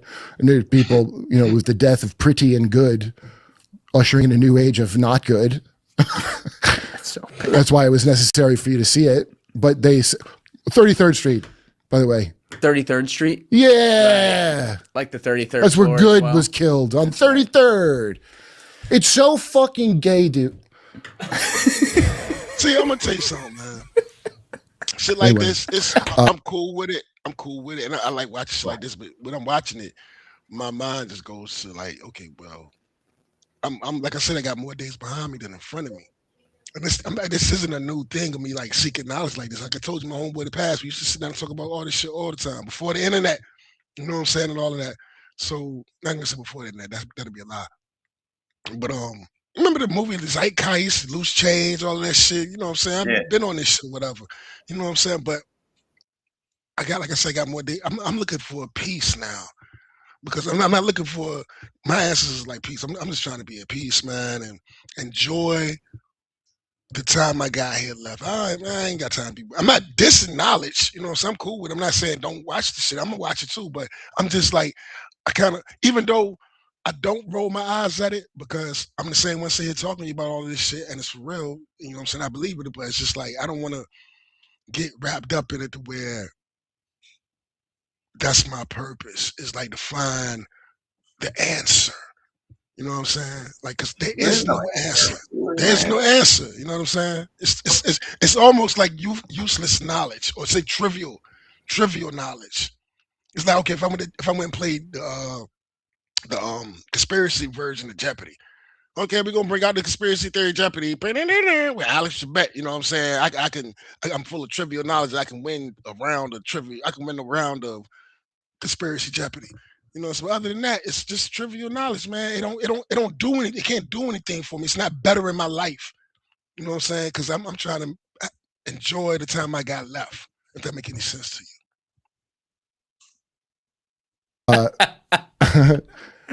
you. Trump naturally. We covered this on Jimmy Dore show. The problem with all the mass migration is for lowering your wage. It's always what it's been about. I think they're trying to ruin Cesar Chavez right now, aren't they? Yeah. And what's the accusation there? Like he was some pedophile I would say in your particular scenario, being that you're a trader, a day trader, that a lot of this information is detrimental to what you do and how you make money. So I can see where it applies. You know what I'm saying? Like, okay, well, we need to find out who family doing this, and that, because you can play on that shit with the stocks, because you got information. So I can see how that. I can see how it helps you in your occupation. You know what I'm saying? Do you know what ADD is? Yeah. They call it attention deficit disorder. Yeah. But really, through the military, it's when they found out that people could add things up. So it's ADD, that dope. I like that. Yeah. So you remember that Mel Gibson movie where he was going crazy? Patrick Stewart was in it. And conspiracy theory. Want to call it conspiracy theory? We go take a piss real quick. Take a piss and grab a beer. Hold that thought. I'm sorry. I do this because there's a real MLK in the sheets. The reason why I do that because I know you're about to get into something, and I got to piss and grab a beer. I know you're gonna be a minute. I'll be right back. All right, cool. Is right now, aren't they? Yeah. What's the accusation there? Like he was like some pedophile or something? He was a real MLK in the sheets, and he was an activist in the streets and MLK in the sheets. I don't give a fucking shit. Like, why now? By the way, we have cannibal pedos you could be worried about right now. That's right. Are you going to go after the Cesar Chavez? Why? Well, my guess is some fucking oligarch that they really want to get unions out of your fucking head. Hey guys, 3 quick things. Number 1, if you haven't subscribed, please subscribe. It's a huge help. Number 2, if you'd like to join my Patreon for early uncensored releases of the full episodes, you can join via the link in my description or in the pinned comment below. And number 3, if you'd like to join my clipping community for a chance to make content from the show and make money, you can join via the Discord link in my description below. You get that, you better get, first of all, we're going to have privatized government any minute now. Now that Trump's destroyed the entire country. To be fair, he's not in charge of the country, so, he's up on the guy a little bit. Obviously, he's not fucking in charge. Clearly. Or why would he be doing the exact opposite? I've never even seen it to a degree like this, where it's like mythic Janus, the two-faced god proportions. You could easily... This could be an epic thing now. And then, it's like, and then I watch like Democrats attacking. I'm like, shut the... Yeah, no, Kamala would have gotten right to the bottom of it. You fucking... Oh, the Diddy party would be better than the Epstein party. Thank you. That'll be all them. Oh, the COVID shot was poison, you fuckwit. Who am I talking to? Anyway, yeah, we still got people that wear masks, dude. Friends of mine do. Isn't that I don't even want to insane? ask them about it. Isn't that It's so awkward. Yo, if my friend changed sexes, that would be such a more comfortable conversation to have than I'm just gonna always wear a mask now. Outside too. Because you know why? I'll ask you about your sex change. I'll be like, oh, But you're not gonna ask them why they're retarded. dude, whatever the answer to why you're wearing a mask, it's gonna break my heart, whatever it is. Whatever the fuck you tell me is the reason you're still wearing a COVID mask, I was gonna just crush me. Oh wait, so back about It's gonna be so fucking like, really? hold on a minute. Back What? about 8 loops now. You were talking about how Maduro's a CIA asset from an old program. 8 Loops now is my ska band, dude, before I started this. That's right. You know 8 Loops? Anyway. Yeah. Maduro is going to testify and then get off, was the plan, supposedly. And if he goes to trial, when he goes to trial, I guess we'll know. You know? Yeah. We'll know, because Vinny's going to be... Guess where they got Maduro? Guess where they got Maduro? The Southern District of New York. Brooklyn. Housed in a nice location. SDNY, bro. Like it's its own little country, and it's just a building. I feel you. Why is he there? Yeah. And that shit wild. I know what's even wilder than that. The damn dog just ate my damn chapstick that I left on the damn table, which pisses me off because we don't do that. She ain't never. We're not even gonna start that. Put her ass right in the cage and covered it up.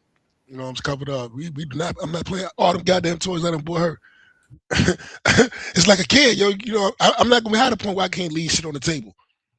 You know what I'm saying? I gotta move shit around because the fucking dog. I'm not living like that. You know what I'm saying? Motherfucking dog. She been good up until now. She ate my motherfucking chapstick, man. And I hope she don't get sick because she gonna be late. You know what I'm saying? I don't know what to tell her. It's just chapstick, so maybe she won't get sick. But shit, I'm fucked up. Hope she don't get sick because she gonna be late. Right. Call me what you want. You know what I'm saying? I'm not getting out there on the highway rushing to the vet drunk as a motherfucker because she got sick because she ate some fucking chapstick. Bad girl. She'll be fine. She'll be fine. She'll be fine. Be fine, right? Yeah, but And, how about the fact that they dropped some of those crazy charges and language from the original indictment the second that Maduro landed, basically? Well, that sounds like Zhang was saying something. He's onto something then. Yeah. Which he probably is. You know, people go like, do you think he's what do you call it? CCP spy. They have an agency that's not called the CCP, though, that handles it. But I don't give a shit. Why would I give a shit if he was? Is he lying to me? That's what I like, you know? Well, if you want to tell me the motive truth, behind it. okay, I don't give a fuck what's in your fucking feelings when you tell me a true thing. If it ends up being true. You ever hear somebody say they're weaponizing? What would you say about ADD? I can't even count the amount of stupid. All right, so ADD, right? You know how even though the autism numbers are fake. I don't know about that one. They open up. Well, like in Minnesota, they were like claiming. Well, I would imagine all these Arabs have fucking autism. But anyway, Somalia. They were Somalia. When the ADD thing started happening, this before ADHD, so to speak. They were introducing Ritalin to children and stuff like that. I was taking Ritalin. And what Ritalin does to you when you're a child is it nullifies your thoughts. Yeah. And I had a friend that was. I always go ahead. I had a friend. They put her on it as a kid, and she used to tell me about it. She told me how much she hated. You know, so she don't take it to this day. She refused to take it to this day. Yeah, I told my mom to get me off of it, and I just stopped taking it. She described it to me. She said she said it worked, but it put her like a fog. She's like, it was like a fog. It just removed everything from her. It's how she described it to me. Well, I mean, so all of these studies really came from Europe, but the whole ADD thing is they found through war and military and PTSD and all these psychiatrists getting together, they're coming up with new acronyms for all these new things that they're inventing. But ADD is attention deficit disorder. ADD is actually not attention deficit disorder. ADD, like I can listen to a video and read a book at the same time, and at the same exact time. I can do the same thing. Yeah, and as a matter of fact, I have a hard time focusing on one thing. I need something else in the background. I have a hard time because your brain is hyperactive for a reason, and they wanted to subdue that because it create people with ADD are usually creative, they're active, they act on their impulses, they like to study, they like to research, but they hate schools, they hate systematic routines. It's not Can I tell you something real quick? Or induced routines by someone else, not yourself. Personal experience. I failed the 6th grade, right? You know, in 6th grade, you're supposed to graduate and go to junior high. I failed the 6th grade. I ain't gonna go to. My dad had a Jewish teacher, Miss Peter Law, a Jewish teacher that my first report card, she said that I've always had a problem in school. School just never worked for me until I got older. The school is not meant to exist. It shouldn't exist as. Let me finish what I'm saying, though. Let me finish what I'm saying. So my first report card, she put in the joint that if I don't tighten up, pretty much she gonna fail me. So when she failed me, my dad used that against her and took to the school board. The state was like, "Listen, she got it out for my son the whole time. How's she gonna say in the first 9 weeks that she gonna fail me anyway?" So anyway, he took and got me tested by the state. He went and got me tested by the state. He was like, "Fuck that," you know what I'm saying? They gonna do my son like that. Went and got me tested by the state. I went and got tested by the state. When the results came in, they said this is 6th grade. They said I was at a 8th grade reading level, 9th grade comprehension, blah, blah, blah, blah, blah, blah, blah, blah, blah. They had to pass me. They had to pass me. Just because of the results of the test, you know what I'm saying? They were like, "No, we can't fail him. We can't hold him back. It's obviously prejudice going on." And they passed me. Humans are not designed to sit in a room all day with the light bulbs that suck out your life, being in a cold room with the teacher speaking to you, and you being formalized through a system where you got to go to this in 45 minutes, and then we finally give you. That is not human nature. That is not in any way human nature. It all came from the Prussian school system. It came from the German school systems. And then all those assholes ended up coming over here and then creating our school systems. And one of the reasons why we have preschool is because of a Prussian. And when you send kids to war, young men to war, they will miss on purpose. They will miss the target on purpose if you're aiming at someone. And the Prussian royalty figured out if they snatched your kid from your mother at even a younger age, they can program you proficiently enough so when they send you to war and you aim that thing, you can pull the trigger at that thing. And they started introducing it into more European school systems, and they ended up making its way over here. The whole school system, preschool, early elementary, is designed to get you away from your mother. I can understand that, but also, well, here's the thing. You know, you can say, well, whatever what have you learned in school that you can apply to your life right now? I can say not much, but I don't know. I'm a little, because also you had to create a school system to create the infrastructure of the workforce. You know, yeah, that's exactly what it's designed to do. And listen to this. A study just came out a few months ago. This study showed that white people who graduate high school are more likely to do political violence than any other race in America. And white women specifically who finish high school are the highest percentage of human species in America that will do political violence. Conditioning. So the school is, remember, the school system was designed to make you a good American citizen. When we had the atomic family and all that, there was a little subversion, but there was probably, the states were like, yeah, this shit is real. And then through time, it gets dismantled. But it was designed to make you a citizen that could read barely, could barely do math, so to speak, for the generalization of society. So you could be a good worker when you clock in. And let me address Jack Stafford. Jack Stafford said it seems about 75% of people are autistic or have ADHD now. When I was a kid, it was 0. Yeah, listen, I had we all had the cousin that was hyper as fuck. You know what I'm saying? That was, he was off. I'm not talking about special ed off, but I'm talking about just hyper, you know what I'm saying? Hyper as fuck. You know what we did as a kid? We put him on the football field. You know what I'm saying? They put him in the wrestling or whatever, you know what I'm saying? But his mama didn't go and put him on medication. My sister, I got a nephew. You can't tell me. She knows we joke about it because we fam. That's my little sister. We joke about it. My mama, you thought you were that little boy special. The boy gonna have your ass at the foot of the court. You gonna have your ass at the steps of the courthouse one day. Yada yada yada. She said, "Fuck that shit. I'm not putting him on nothing." Dude, he the shit. The medicate. We didn't used to medicate our children. Is what I'm saying. I mean, sometimes you need medication. Yeah, do that. I mean, there's extreme cases of They have a medical condition, bone condition, liver condition. Other than that, you give them water and you make sure they eat, and that's it. You deal with it, and you nurture them. Nothing. And you nurture them. You don't medicate them. And that's what I'm saying. I'm going back to my friend that my friend that she was like they put her on Ritalin. She described. She said she hated it. You know what I'm saying? She stopped taking it.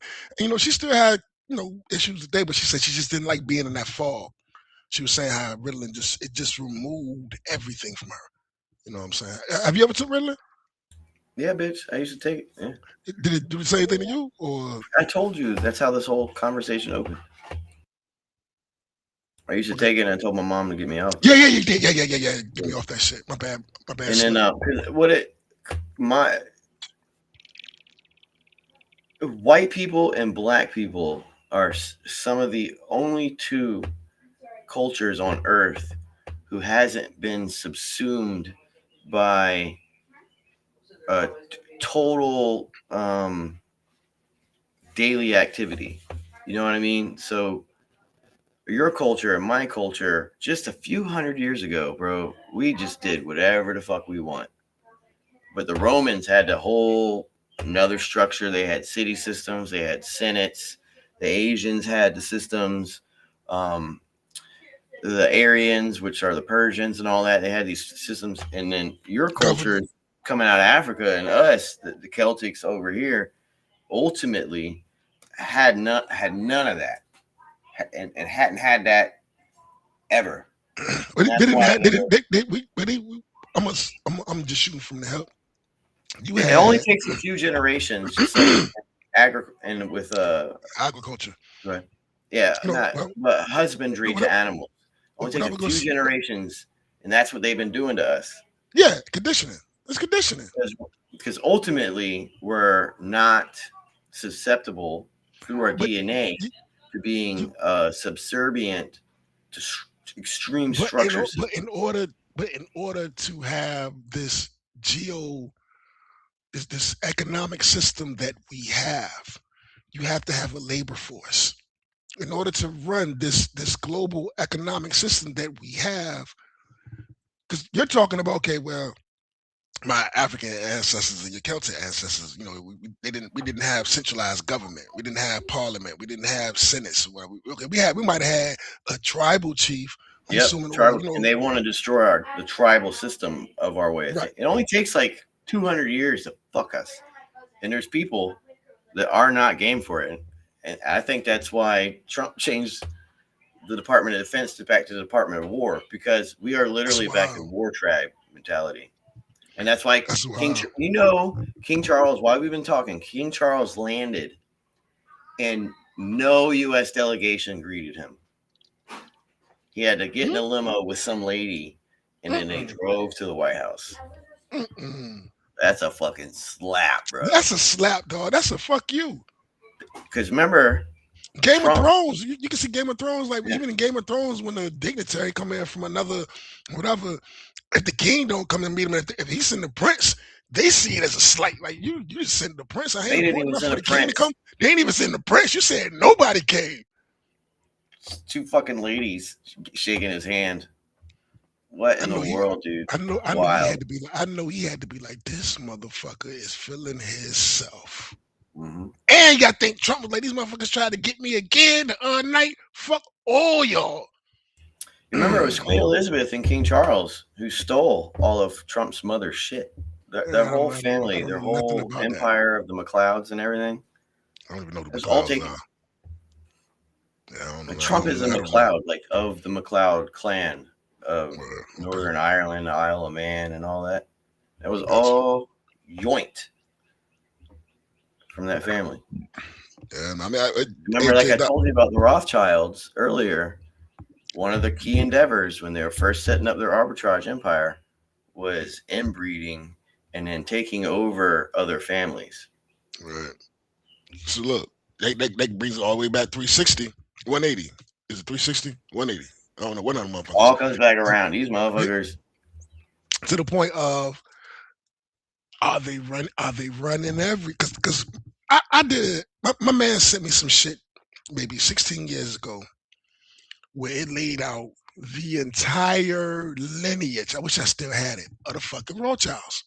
I'm talking about like from day one. We're talking about Zionists. We're talking about Zionists. the creation of the Zionists. Israel, I mean, well, that's Sabatini, Levy, and it was the Rothschilds, the DuPonts, and I've read the entire thing, bro. I read the entire thing, and it goes back to damn near the beginning of recorded history for the most part. Yeah, to Hashem and the descendants of Abraham. Yeah, that shit was wild, yo. They claim. But what they probably did is just married into the woman, and then one by one over the last 2,000 years. Yep.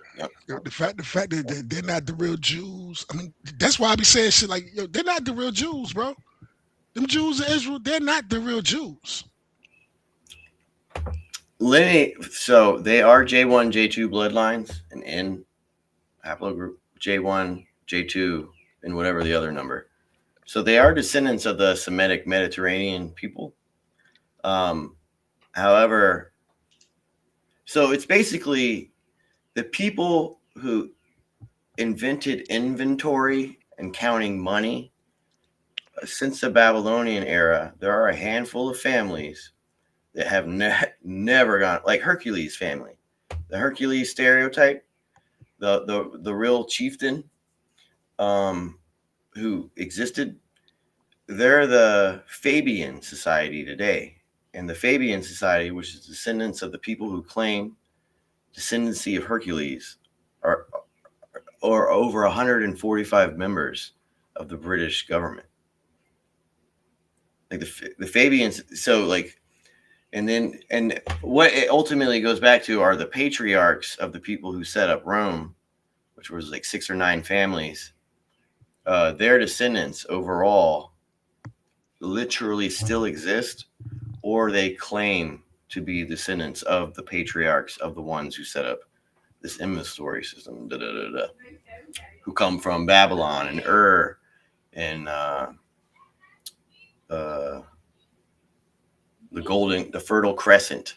I ain't heard that in a long time. The Fertile, I haven't heard that in a long time. Like these Fertile Crescent people, still here, still fucking here. They invented writing down shit on a paper to do inventory. You think they're just gonna go away? I don't think so. That's wild shit, though. I mean, like the Rothschilds and the Luciferians, bro. The Zionists and Luciferians, bro. You know who talks about this a lot?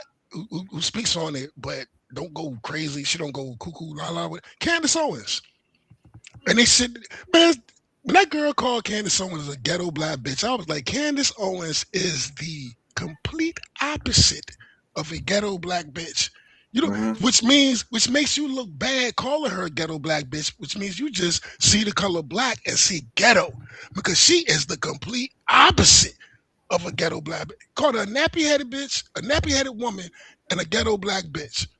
And that just lets you know what they see black and they see ghetto. I gotta piss. You get played, dog. Okay. like Candace Owens' crime of weaponizing the term Christ is King. She weaponized it? What do you mean? Isn't that anti-Semitic now? Well, Christians said that to me.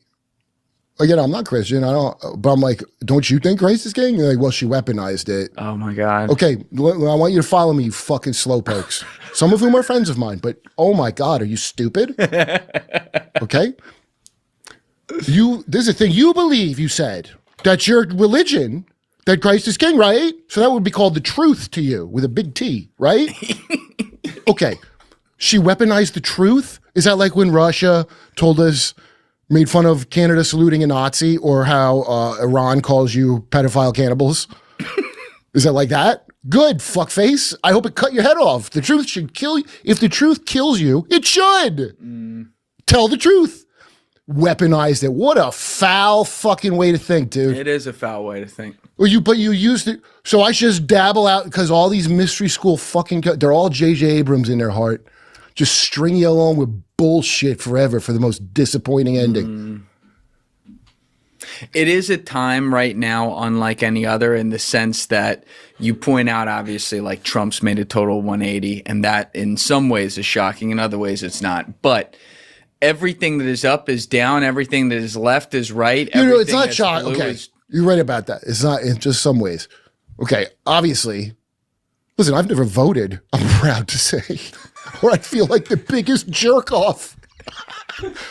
You just wasted your life every minute you spent voting for the fucking president. What does that feel like? And people are like, you didn't vote? Hey, do you know? It's not a waste of life, man. I understand where he's coming. He's coming from the snooty. You believe in the system. It's all fake, and you dumb enough to believe in it. Shut up. You know what I'm saying? That's not an accomplishment. They never fucking voted. I understand where he's coming from. The Electoral College alone disproves voting. Your vote counts. The Electoral College proves that your vote don't count. But whatever. But don't be.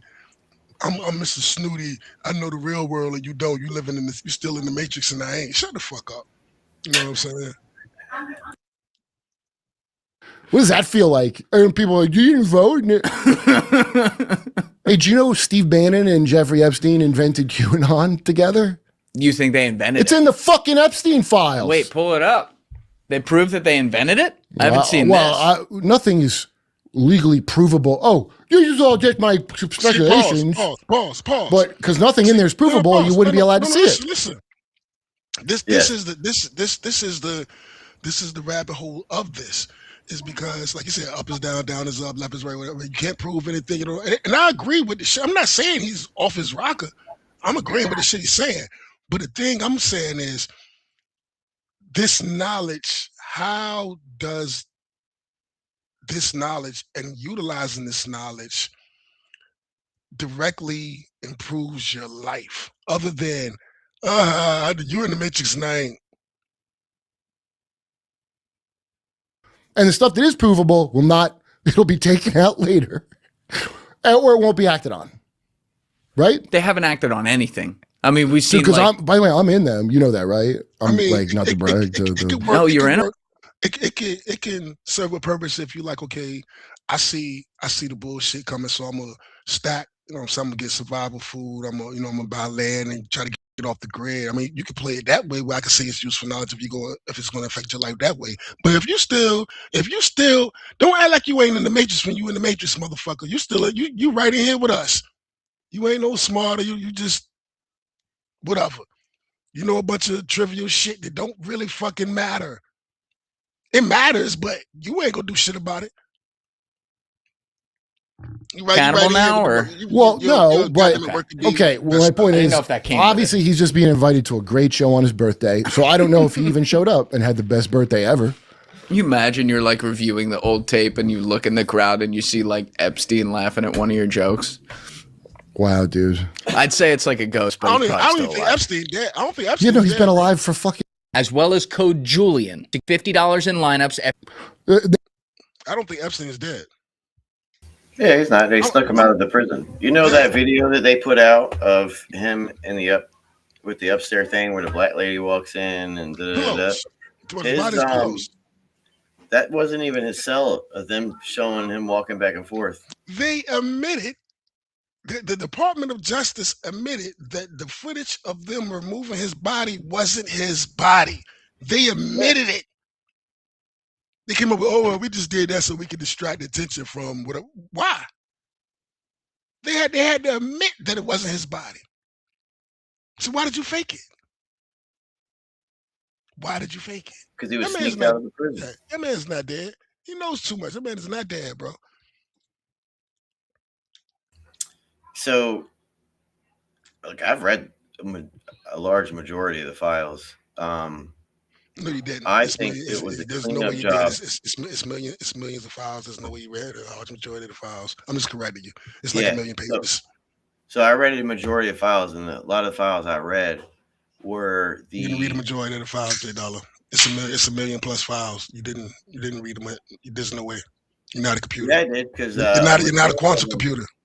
A majority of them are censored fucking images and shit. So you can't even look at the fucking page because you don't even know what the fuck you're looking at. I'll take your word for it. Fuck it. Yeah, and then so through the emails and so okay, let me say it this way. In the Epstein files, I looked at specific things, keywords, not keywords like QAnon, but like words, important words. Keywords. Yeah, and Gotcha. the Jesus Christ, like everything's making a fucking noise in this house right now. It's the ADHD kicking in, baby. You're having a sensory overload. Focus. Stay on focus. Come on.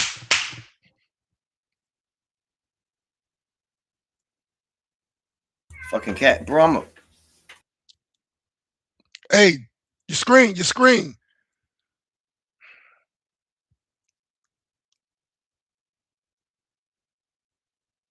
Well, anyway, so I'm gonna just keep it moving, man. Yeah. So, where I want to go? Hey, how about this?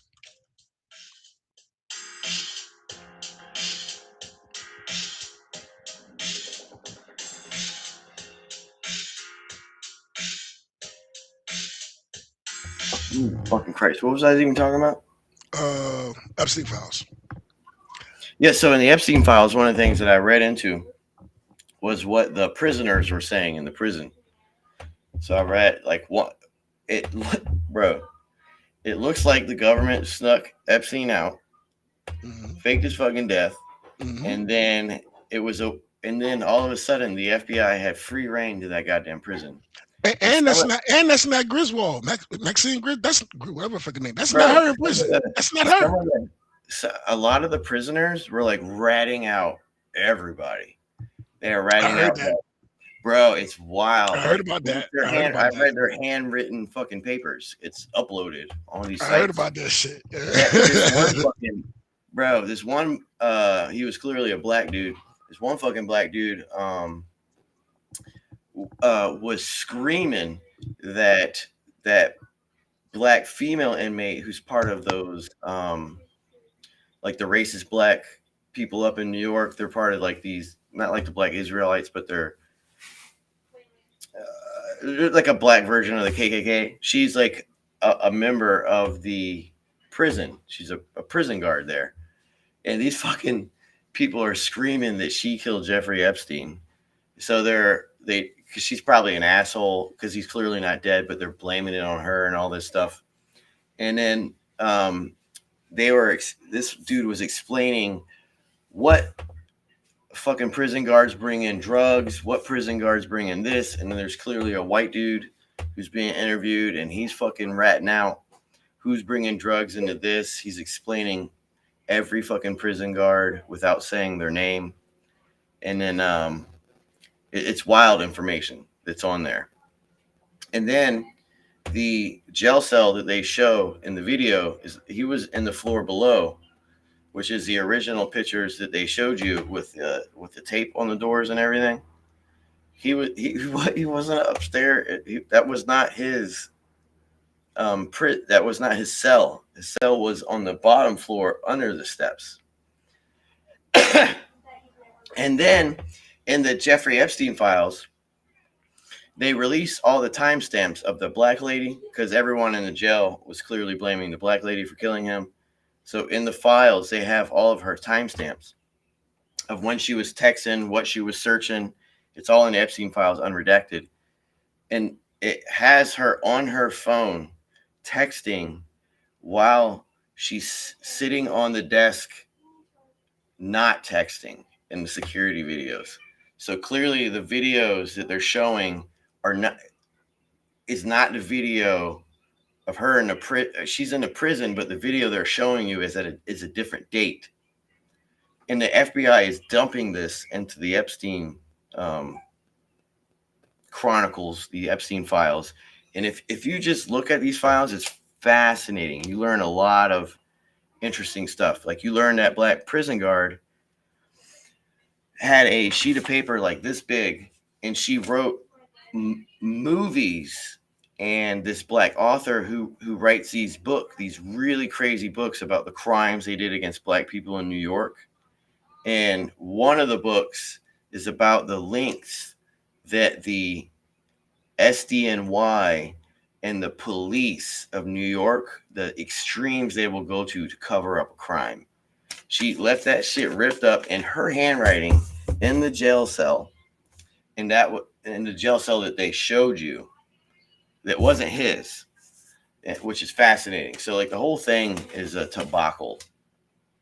And I wouldn't be surprised if the motherfucking Homeland Security or NSA or DIA, Defense Intelligence Agency, or someone straight up kidnapped him out of that prison.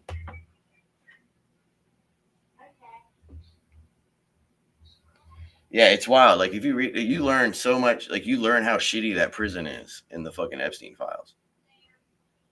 Like there's a lot of takeaways from that dump that they did. And the full spectrum dominance. So the podcast, full spectrum dominance. Yeah, that's the aim of the podcast spectrum. What's even more interesting than that, and I agree with you. There's video footage of Hasidic Jews crawling out of the sewer system, out of the subway beneath New York City, crawling out from where they have mattresses and straps for bonding, tying down people. Nothing came of it. Nothing. Crawling out of the hole, bro. Legal. What the fuck? What bro, the fuck? They probably have tunnels that have existed in the walls of these prisons since they made that prison. I wouldn't be surprised if in certain cells they have specific tunnels that Has anything further has been said about that video footage? Nah, because they're Hasidic Jews and all that. They're not gonna. YouTube was deleting channels for that one dude just going to the Hasidic neighborhood in New York. He deleted his whole goddamn YouTube channel. So YouTube ain't gonna touch that shit. All the Zionists who own the news, they're not gonna talk about that. Fox News ain't gonna talk about it. That's some full spectrum dominance. Yeah, that's the aim of the podcast spectrum. Is really. Well, he's doing a terrible job. I saw some of the clips of But that. why? He was doing a great job. Yo, he was the only one that went on Rogan and could and just let me really tell you what a fucking jerk off you are. Yeah, Joe Rogan's compromised. Listen to me, you dumb, of being what, a UFC fucking referee? Who said that? Just anybody, because Trump went on and won because you went on Rogan. Come on, yo, Wendy Williams could have fucking won, the bitch that was running against him. You think Wendy Williams couldn't have won if she went on? Wendy Williams. She had the opportunity and didn't go because in the world of the dumb fuck liberal, never having a position is really respected. Oh, you danced around that uncomfortable issue really well without giving any definitive answers. You're a real mercenary. That's what stupid fucking, and especially here, you're near the heart in New York, of the smug, the people who I swear to God will be, yo, Mom Dami's a Muslim communist. Yo, Epstein's probably his fucking dad, okay? Fuck you. There's a There's a picture of the mom in the files. That means Epstein fucked your mom. If your mom's, I don't need no fucking court. If your mom's got Epstein's arm around her in a fucking picture, he's your fucking dad. What is it? Case closed. I should have brought my dude. I should have brought my gavel. I got a gavel. That's a Thor hammer. 60,000 potholes filled though, so we got that going for us, Steve. Oh, man. Oh, but you think there's definitive proof? Dave Smith got Charlie killed. Dave Smith got. Oh, that shit just clicked. I say that to him. He doesn't like it. Like Dave doesn't care for it. What'd you say? He said there's a picture with Epstein with his arm around your with his arm around your mom. He should Bro, I'm telling you, he is hilarious, dude. He's great, bro. He's a that shit master. to click. It took a minute for that shit to click. Okay. And that's when he realized he needed to leave Skanks. Oh my god! Oh my god! Dave's probably leaving Skanks because I said he got Charlie killed, and I want to apologize for that today. Oh my god! But it is his fault. He beat Josh Hammer that badly. That's what did it. Yo, he beat the hammer. It's two Hebrews hammering, dude. You can't. Dave Smith's Jewish, so go fuck yourself with your anti-Semitism. That's right. You know, there's a lot of kinds of Jews. There's like the kind that are really like scrupulous about being fair. You know, they usually get sacrificed by the other kind. You know, you know, like the other like kind. in a religion, you need. What do you call it? Baptists and bootleggers? What are you referring to, like the Zionist crowd versus like the non-Zionist crowd? Just, I wouldn't even break it down into a label. There's a thing of John, what's his name? John from. Oh, by the way, I got a pilot coming out. The Cutout. The Cutout. Yeah, the. Is it an AI order. pilot? No, it's a real thing. Oh, it's real. Actors. Oh yeah. Oh, you're in it. No. I sold it to Emergent Order. This fucking. I don't know, like a libertarian Daily Wire. I so far. Damn it. So I, libertarians are not hard. Like libertarian means like it's not going to be like brutal beefs I got to fucking worry about. Like if you let's say you work at a Daily Wire, how brutal must that be? That's Ben Shapiro's spot. And he's got like fucking Hitler mustaches for eyebrows now, dude. Yeah, bro, This must be like The Bunker, like Downfall, but with Ben Stiller. Not Ben Stiller. Yeah, maybe Ben Stiller. And Ben Shapiro's in The Bunker. Why? Dave Smith! And he's got two Hitler eyebrows. I will never debate him. Yo. That was a great Dave Smith comeback to that was perfect because Ben's whole career, as Dave was saying, was literally built on the back of debating kids who were 19, 20 years old and didn't know whether they were a man or a woman. Well, so one, Dave really knows his shit. He does in know a way, his shit. I don't know, because I'm really not interested in, people go, well, like this thing where you have to become a defense attorney for the accused automatically, which I thought feminism taught us we didn't have to do. It wasn't. That whole trans shit that we went through as a country. We was those that fought against that bullshit. That was a wild time because they was that was. I kept saying to myself, you don't understand. I used to argue. That's why I'm banned on everything. I used to be on Flipboard arguing with people. Man, I'm an old school warrior against that shit. It didn't make any sense, and I was like, how? I remember when it came on the scene. I remember it was on the cover of Time magazine, and I remember saying to myself, they were saying that trans is the new civil rights movement.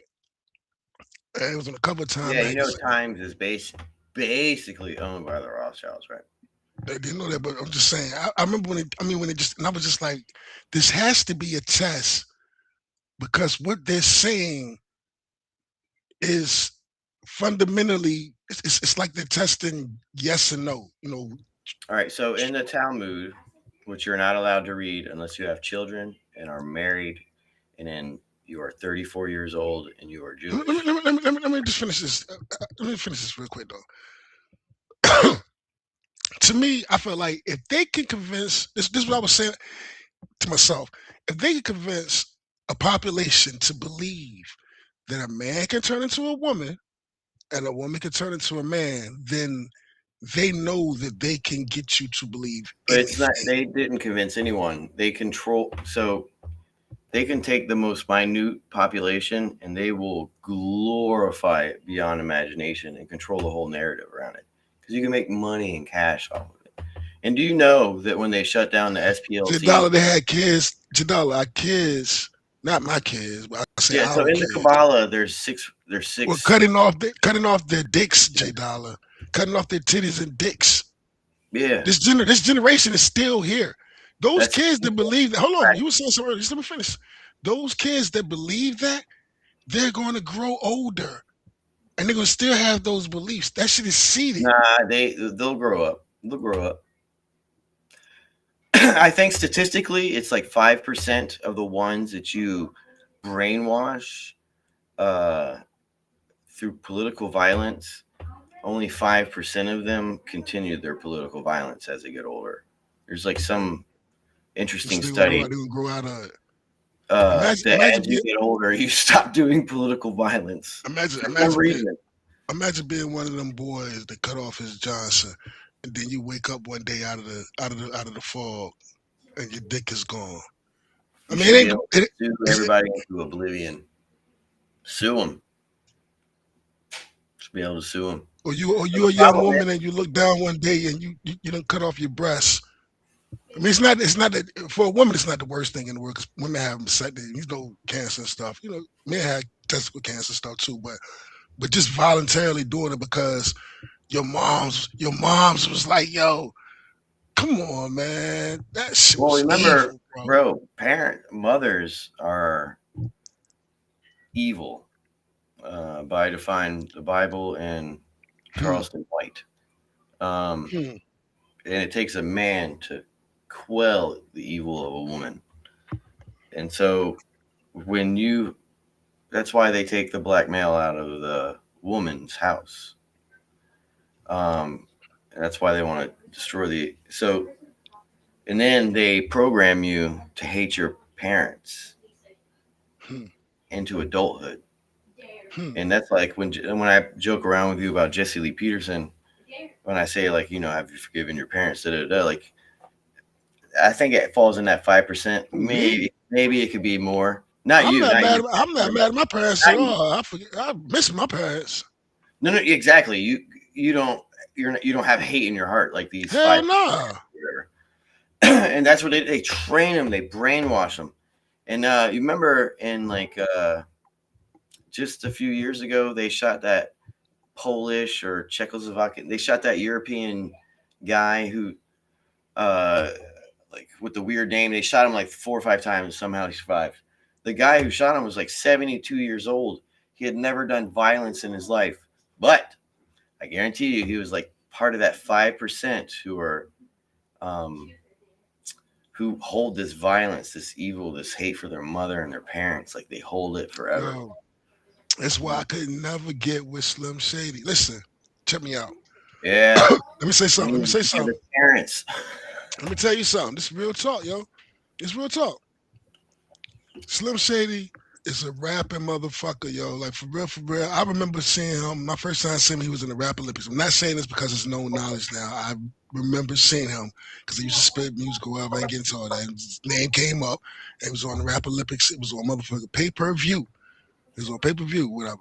I seen him. So yeah, okay. The dude can rhyme his ass off. I mean, he can. One of the greatest MCs ever. I bought his fucking first album. It was let me finish. It was I got friends. I got a couple of friends that kind of fuck with him, but I'm telling you, every nigga I know, every dude I know, I ain't never hopped in nobody car. I ain't never go over nobody crib. They was banging motherfucking Eminem, and the reason why I could never fuck with him, I couldn't get with that. I hate my moms. I want to kill my girl shit. I couldn't relate to it. Now, I know his rhymes was dope. I did like the song Stan. Stan was dope. You know what I'm saying? It was whatever. I'm not taking that from him. He destroyed Jay-Z on Renegade. I'm not taking that from him. He's that dude. But I can't relate to him. Yeah. His family is like rich beyond comprehension, right? I thought he came from the slums. And if I'm not mistaken, it's I thought he came from the slums of Detroit or 8 Mile. What are you talking about? What are you talking about? That means he's a fraud. Yes, he's a fraud. What was 8 Mile about? You better lose yourself. That's song I can't. I don't really know. I never really liked that song.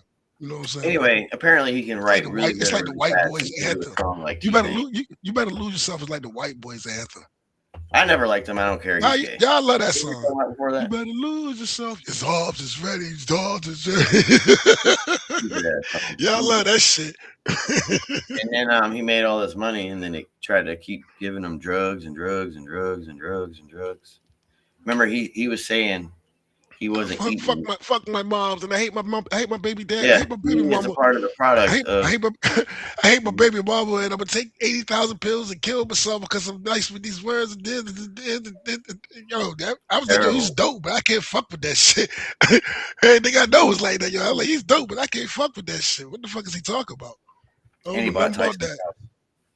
Anyway, who was also another. Probably Michael Jackson to some degree. He was nice, dude. I can't take nothing from him.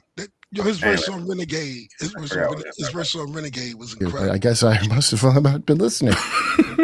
I remember Me Too, my friend Louis. Think about the beef jerky fucking files and the nerve after Diddy Party shit was already out. That somebody put out a documentary of why wasn't Louis C.K. punished enough. That's how I interpreted it. Yeah. What do you want? Are you shitting me? Because Louis C.K. Pause for a second, man. Yeah. The Diddy shit, right? How you feel about that? They should let his ass out, bro. Yup. Let him out. He should have. As soon as that verdict came through, I thought he was out the next day. Well, I knew as soon as they overcharged okay. So we're talking about SDNY, right? He is SDNY. That's what he said. If they take you to SDNY or EDNY and they overcharge the shit out of you, it's a show trial. They overcharge the shit out of Diddy, and then when everything is said and done, he gets minimum charges. I follow the case. He got found guilty of hiring prostitution. Yeah, but everyone was yes. He's sitting in jail it gave him 5 years after he already said 2 years in there, and he only got found guilty of hiring a prostitute, bro. Well, as I understand it, he's acting a fool in the prison, and I'm pretty sure he's acting a fool in prison because he should be out. Man. He should. But you can't, because remember he was passed around like Michael Jackson growing up. Puff Daddy was passed around like Michael Jackson growing up. I heard a little bit of that. And passed around by his mom. Yeah, I heard a little bit about that. And so it's only a few people come out of this torture, still a sane person. And so if he can come out of prison, like if you believe in God, like you say you do, he can technically redeem himself. I don't believe in this whole redemption thing, but I if he can change his life per se, but if I was him, I'm going. If they don't take all my money, I'm gone. The day I get out that bitch, remember he gave away all the music that he owned. So yeah, he gave away the publishing back. There will never be a real movie about how Puff Daddy was raised. There will never be a real one.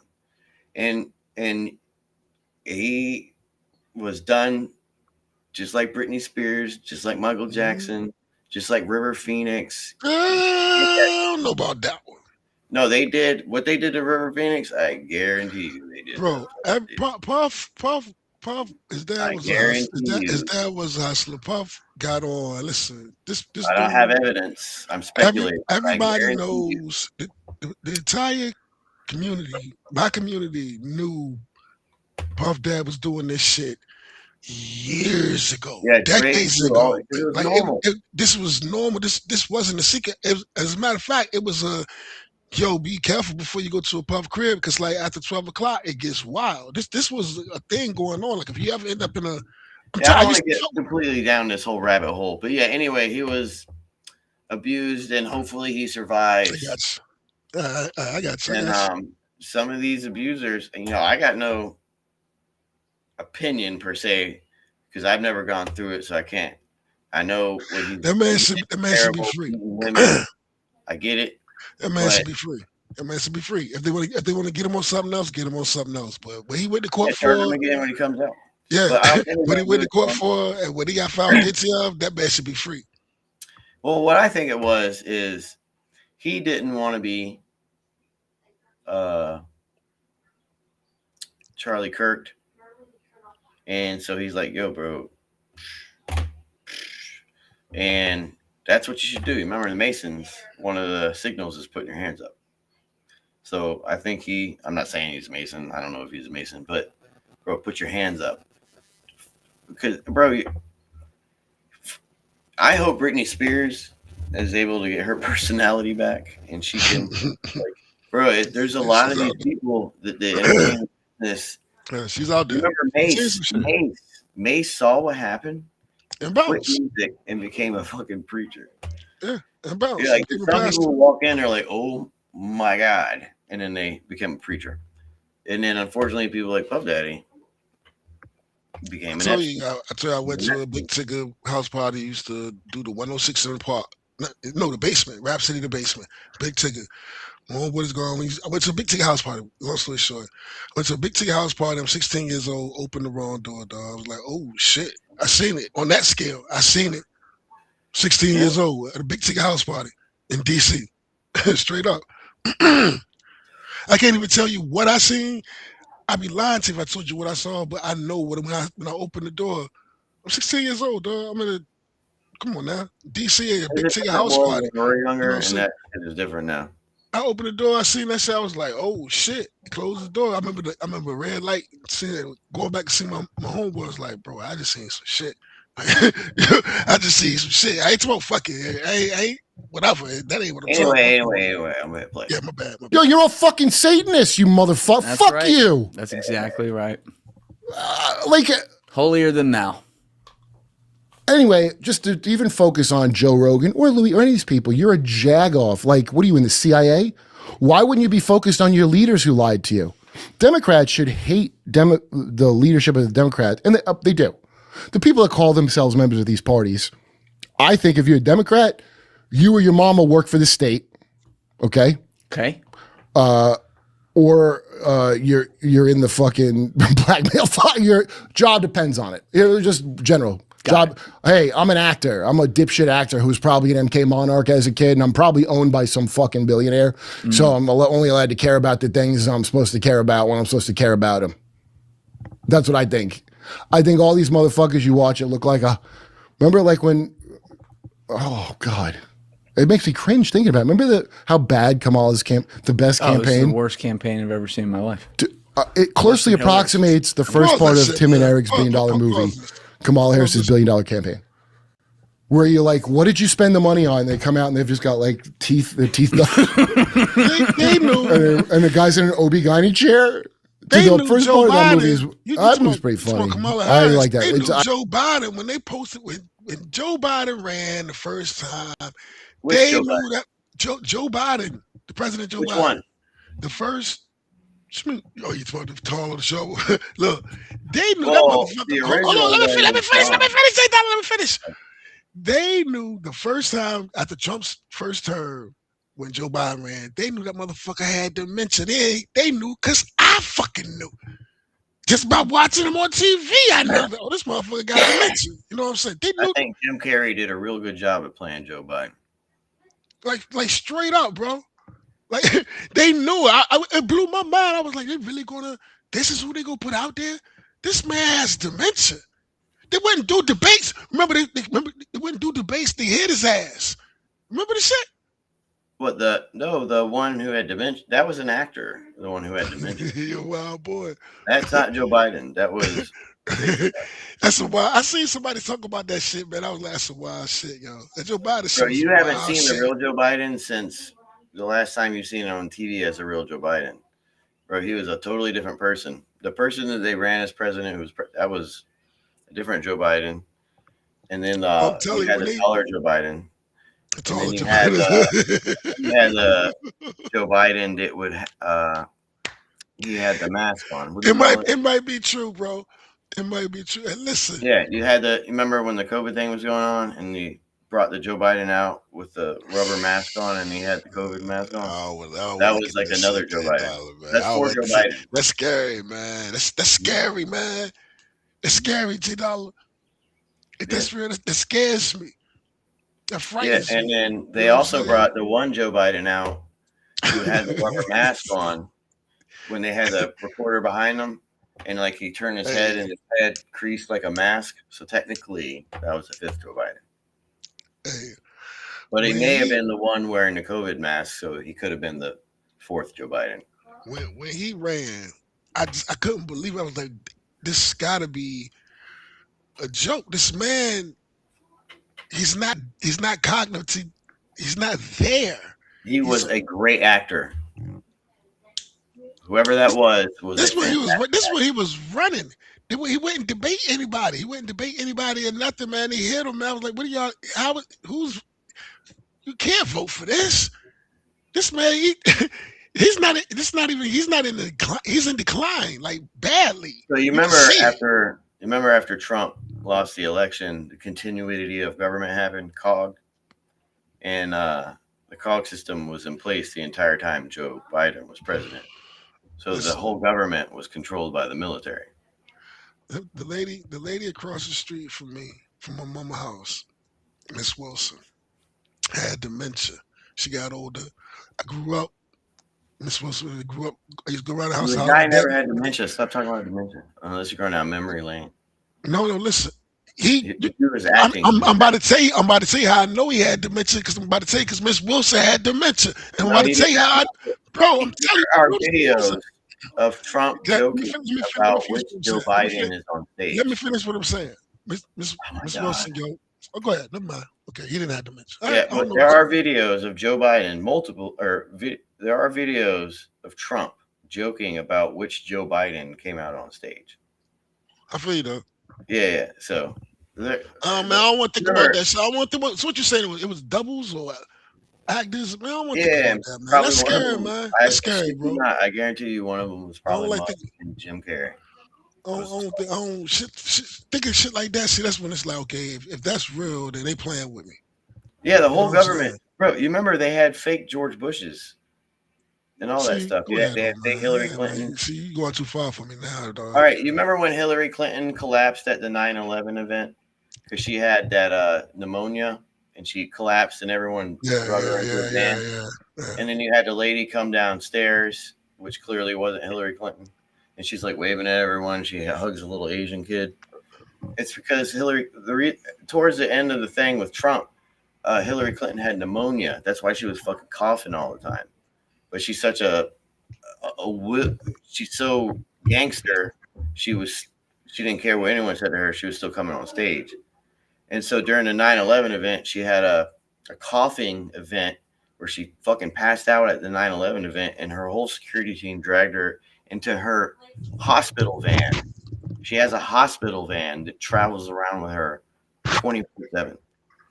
And so anyway, that was an event of them bringing out her body double. I got one for you. I got one for you. Black community.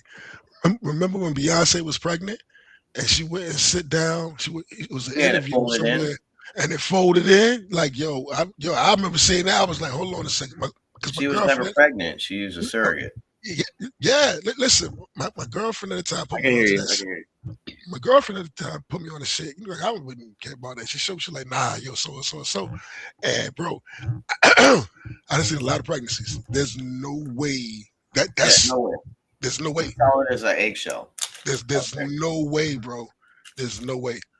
You know what I'm saying? So Beyonce is one of those people who came up around the people that are associated with the Chicago Loop, and in the Chicago Loop of Chicago, you got a lot of bathhouses. Some people went to them, like Barry Soetoro, who later became Barack Obama. They go. You remember when what's his face Jesse Smollett pretended he got hung? Mm-hmm. Before he pretended he got hung, he was in one of the Chicago bathhouses. I can believe it. The gay bathhouses. When he told that story, it was ridiculous. I remember it was just a fucking case. They had to release where he was. Look, I remember when it happened. I told my man, hot sauce. I was like, yo, this is the most ridiculous shit. It was in the middle of a fucking winter vortex. If I remember. Hold No, listen. It was in the middle of a winter fucking a phenomenon that he walked the subway at 3:00 in the morning in a winter vortex. I remember when I said, "This is ridiculous." This story is fucking ridiculous, yo. After supposedly leaving a male bathhouse. So they probably came up with a plan in the male bathhouse, and then he really went and did it. He did it, and it cost him a lot because I think his lawyers probably helped him out because he played, So all the politicking, it's all he fake. had to be. He had to be paid. He had to be paid to do that shit. Oh, he got paid, dog. He had to be paid to do that shit because that was They probably gave him a ridiculous. cap. Thanks for doing that. Because he was a terrible actor. You remember he was in the Aliens film? No, I don't know nothing about that. He was an actor? Yeah. He's been in an Aliens movie, a TV show. You lying, man. Yeah. You lying, Jason dog. Olay was a would-be actor. He got credits. He got an IMDb, whatever. Yep, he sure does. But anyway, bro, this is how the real world works. You just lied to me. Trump has the ability. You just pulled that Captain America son shit. Jussie Smollett did not have an IMDb. You just pulled that Captain America son shit on me again. Yes, he does. He's a fucking actor. No, his real name. I'm gonna look at it. Oh, his real name. What's his real name? I don't know what the hell his real name is. So if I pull up Jussie Smollett, he got an IMDb. Yeah. I want to do it right now. Go ahead. I'm sorry. Go ahead. Yeah, he does. He's been in a lot of movies, more than I thought. More than I thought. Wow, look at that. That bitch has been acting since the 90s. Excuse me, what? I take your word for it. Damn, I like that J Dollar. I like that J Dollar. I ain't know that shit. That's wild. That's wild, bro. He was in the Mighty Ducks. Oh shit. Yo! So, like we've been saying about those people who have been passed around, may I present to you an example? Yo. This is the real world. Yo, that's wild, bro. Cheers on that one. Hey, cheers on that one. You connected the dots on that one, dog. This motherfucker, yo, in the middle of a polar vortex. It was ridiculous. Mm-hmm. He was hanging out with a bunch of dirty boys. In a bathhouse. Turkish bathhouse. They were probably, he was probably high as a kite, or they were having fun that night. Something was going on. But it's in the goddamn court files. I looked at it. You ever watch the show Succession? Please tell me. So if you're ever looking at court files, hold on. Have you ever watched timestamps and specific names, and you can. Have you ever watched the show Succession? Have you ever watched the show Succession?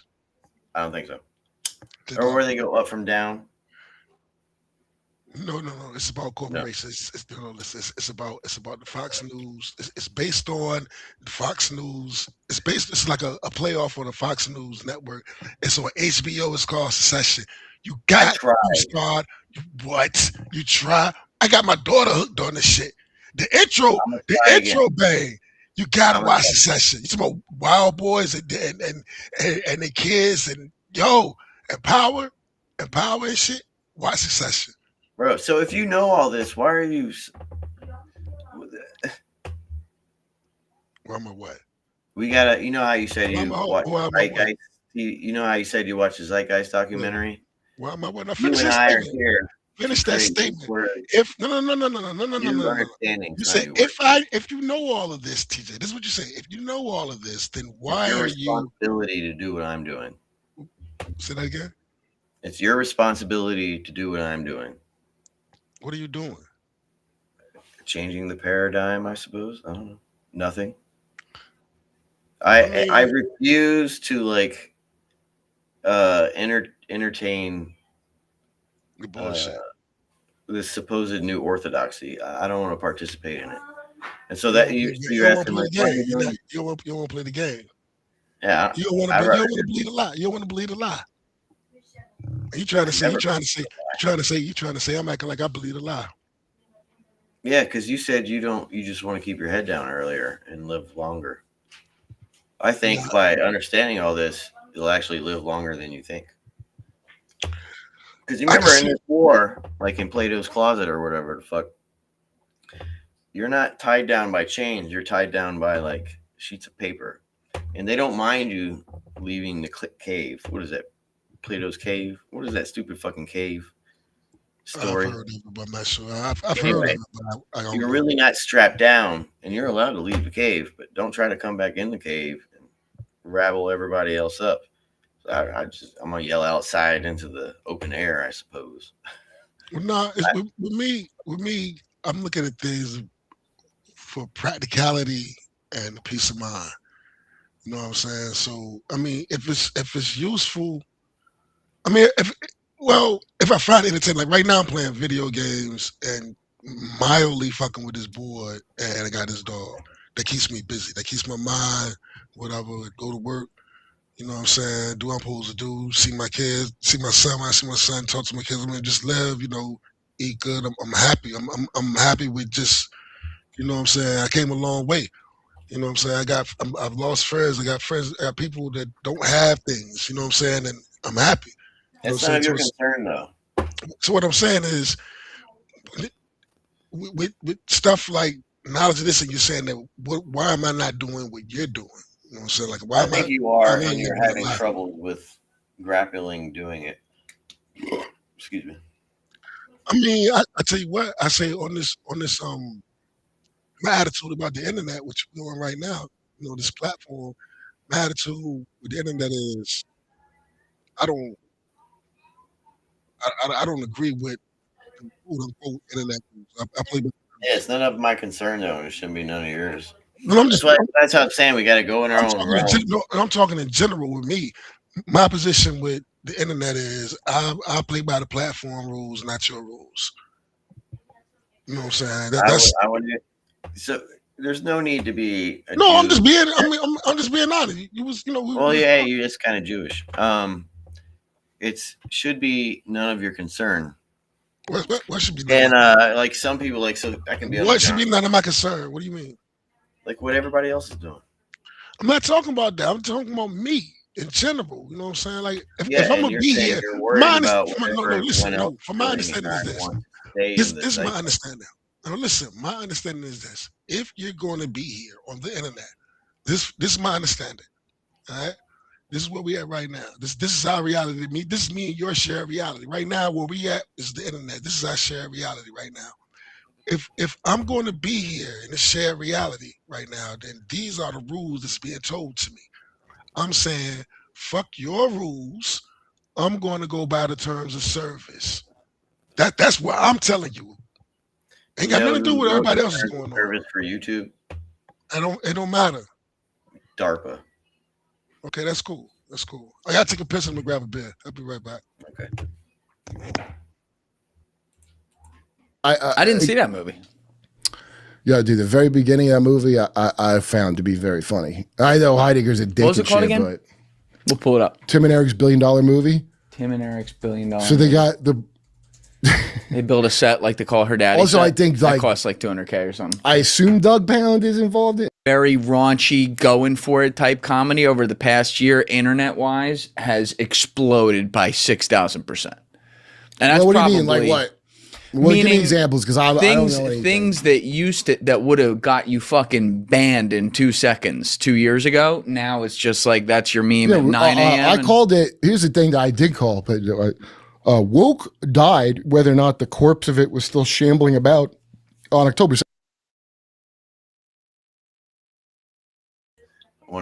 This is what I was looking for earlier. Well, I want to listen to the whole thing because this is the cut down version, but whatever. I got Heather to order off of her Etsy account a Pakistani kufi hat. So instead of wearing my fake kufi hat or my fake kippa, I'm going to get one of those Aryan Pakistani tribalist hats.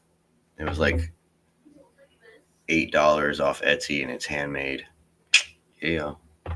Might as well, if I'm learning about the Kabbalah and the Rothschilds, put on an esoteric hat. The Pakistani version of the Ferengian cap, I would say. Because ultimately, I think that's what all this is at this point. A tame version of the Ferengian cap.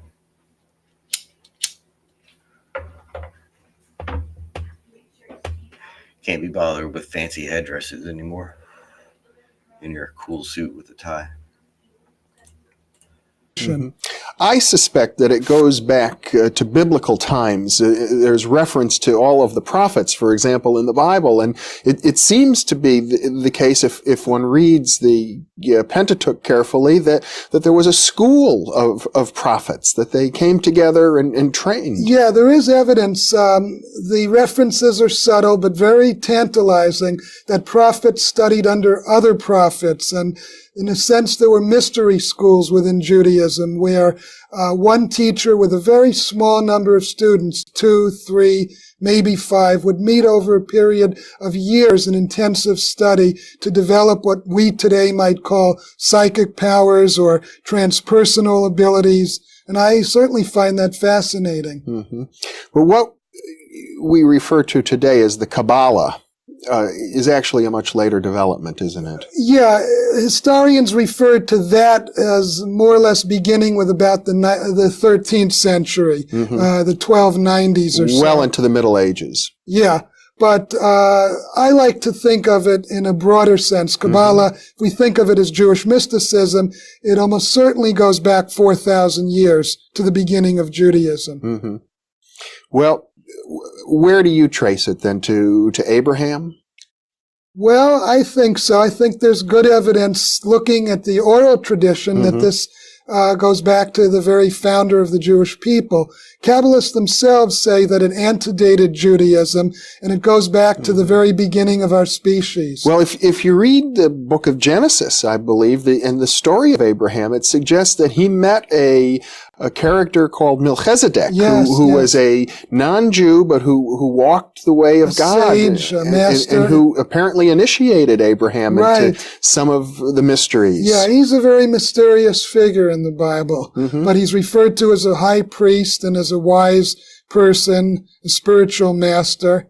So there's a sense, even in the Bible, that the depth of a spiritual connectedness with God transcends sort of one's external faith or tribe. And I think if one looks at the history of Jewish mysticism, as you have, you point out that the great masters of the Kabbalah and other forms of Jewish mysticism were quite comfortable in associating with mystics from the Islamic and Christian traditions. The Sufis, certainly there was the greatest contact because of the geographic proximity. But also some of the great Jewish mystics seem to be friendly with the Christian theologians, Christian mystics whom they met in the land of Israel. Yeah. Well, when we talk about Kabbalah or Jewish mysticism, it has its own nature, its own essence, its own character. It's similar to, but different than other forms of mysticism. Yeah. How would you characterize it? Well, the fundamental notion is that in Kabbalah, we bring the divine into the stream of everyday life. There's no tradition in Kabbalistic history that we need to become separate from the community. The great Kabbalists themselves had families. They were involved in the day-to-day life of the Jewish community.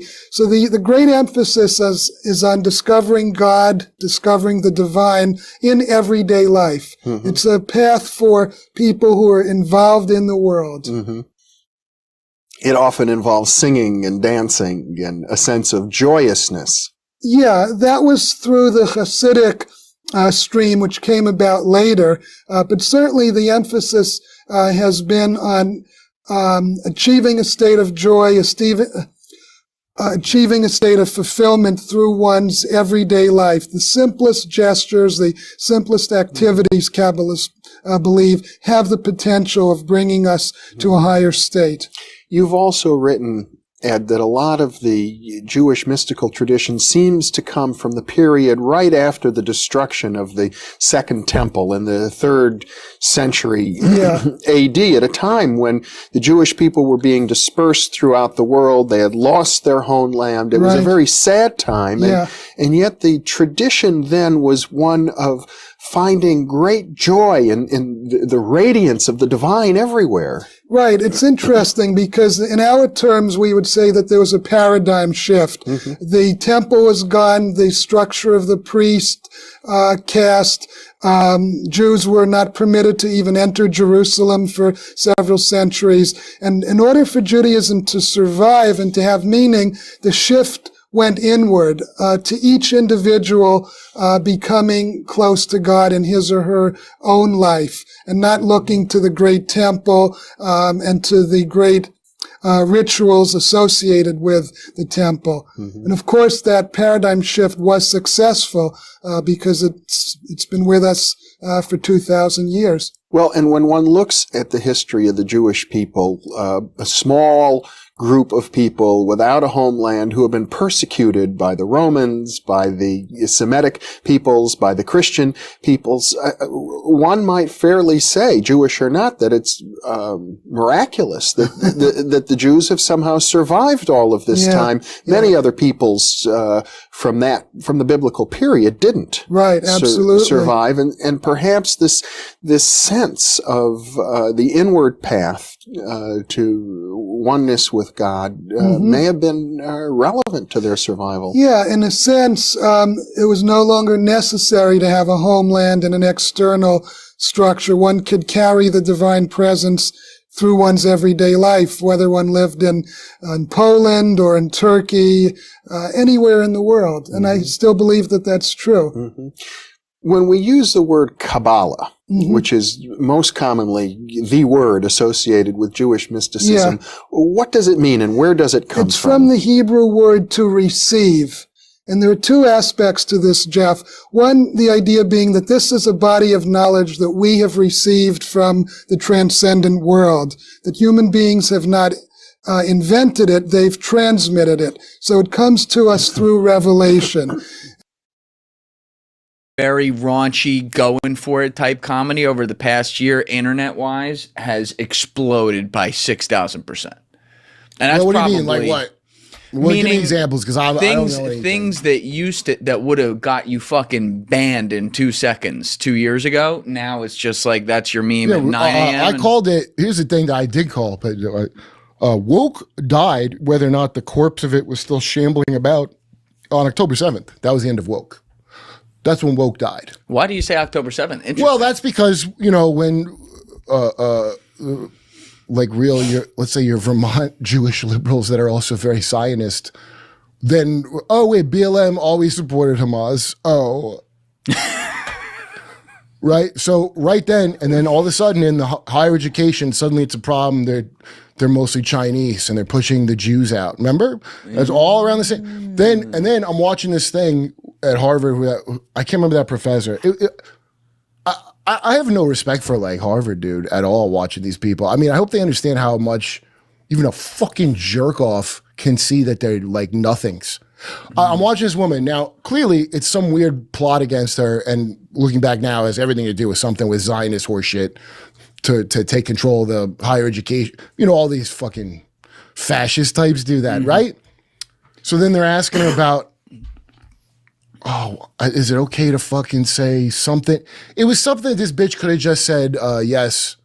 Like if it was something akin, I think, to what's a woman and them not wanting to, right. Now's the time to just fucking be very honest and not play politics. But you're going there to learn how to play politics to the point of absurdity. So when Judge Ketanji fucking Brown Jackson, when she gets questioned in this to be a Supreme Court justice, what is a woman, and goes, I don't know, I'm not a biologist. When a bitch with a pussy says that with a straight face, if you're a fucktard liberal, you admire the shit out of that.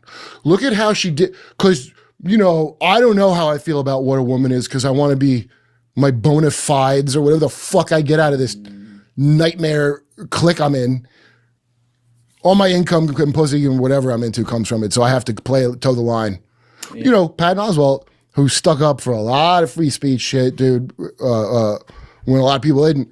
The saddest thing in the world is him writing that stupid Dave Chappelle. I'm sorry, I took a picture with Dave Chappelle. Oh, I think I remember this. Can we pull this up again? Dude, that's fucking, listen, that's just fucking crazy. Yeah. Dude, it's just fucking sad, dude, that someone would ever feel like and you already got money from being in every fucking movie. That's nuts. But you're thinking about your kid. What if my kid wants to have a career in the movies? Trans jokes. All right, so I saw. Who took the picture? This is from 20.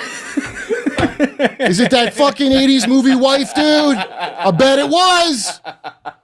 Look, get the perfect Yo, shot. Nice listen, and have you ever candid. talked to these people? You know how fucking smug they are? All right, so here we go. I saw a friend I hadn't seen in a long time this New Year's Eve. This is from January 2022. We've known each other since we're teens. He's a fellow comedian. I'm going to stop you right there. I don't give a fucking shit. How about you just don't even address it? This was over the Dave Chappelle trans How stuff. about you skip doing a couple of Disney movies and you go, hey, I fully support even the goofiest bullshit of the trans movement that brought probably 70% helped Trump win. I support I think you're that. right about that. But it's just my friend. I'm not going to answer you. It's my friend for a long time. Fuck you. If they have a problem, fuck you after that. Why wouldn't you just fucking do that? I would do that just to show my lady good 80s movie wife who the fuck the man is. That's right. That's And my daughter to see who the man is. That's so true. So that way, presumably when they go, kids are supposed to be patterned with a masculine and feminine. You can't both be feminine. Right. I would like to say that I'm an asshole and an idiot. I forgot that Justice Smollett he played the Empire. I saw it in the chat. Shout out Jack Stafford. I forgot the motherfucker was Adam from the joke. That movie has a bit, but that don't change anything. That don't change anything, though. It doesn't change anything. I forgot the motherfucker was Adam from the joke. Yeah. Still don't find that bitch went through a winter vortex, a polar vortex. Anyway, I'm sorry. I just want to say I'm an idiot. Thank you, Jack Stafford. What the fuck was I thinking about? My bad, J. Dolph, even questioning you on that shit. I was like, he was gonna have the nigga. What? You got an IRBD? The bitch was in Empire. Shit. Mm-hmm. He was a gay dude. He was a gay. He was a gay dude in Empire. I watched one season of it. I'm gonna tell you where I stopped watching Empire. Never watched that show. Never watched it. It was alright. It was cool until they had a scene. Listen, I'm gonna tell you some shit. On some real shit. On some this type of shit. This is when I stopped watching the show. They had a scene. It was the end of the season 1 or maybe season 2. I don't know, but it was the end scene where they had a split screen. Screen was split. On one half, it was 2 dudes having sex, and one of them was Justice Smollett, and on the other half was a motherfucking church choir, like a Baptist choir singing. I checked out after that. I was like, what the fuck is this? And I checked out and never watched another episode after that, bro. I swear for cheese, I ain't lied to you. Yeah, bro. It's wild. A split screen, bro. I was like, what the fuck is this? You know what I'm saying? It's like Sydney Sweeney and what they're doing to her. In the latest Europa episode, the one before that. Euphoria, motherfucker. Europa's Euphoria, not Europa. Yeah, Europa's a moon. Euphoria. No, Europa's the moon of Saturn. Yeah, but I just watched that movie the other day, so I guess that's why I said it. But anyway, there's a scene where she's wearing a see-through blouse and she has great soft nipples. Oh, they show it. They show her titties. I've been she wondering does about that. that. But anyway, listen to this. She's Hold on, dressed do like- they show it? Hold on, pause. No, Bro. pause. Do you get to see her titties? I want to see it. Do you get to see her titties? Yeah, she's done nude scenes forever, but she's dressed like a baby. In Euphoria. Yeah, I've never she's watched dressed like a baby. She's dressed like a baby, sucking a pacifier. That fucked it all up. He just fucked up my whole vision. I'm sitting there. I'm about to get. Why you do my shit like that, man? Bro, why are they doing her like that? Damn. They gave her pigtails, a pacifier, a see-through shirt. That's She's wild, wearing- yo. I don't Bro, even it's think about wild. that, man. I don't want to think about that shit. That's sickening. That's evil. I don't want watch to the show, do shit like but I saw a thing on Celeb Jihad. Bro, if you don't...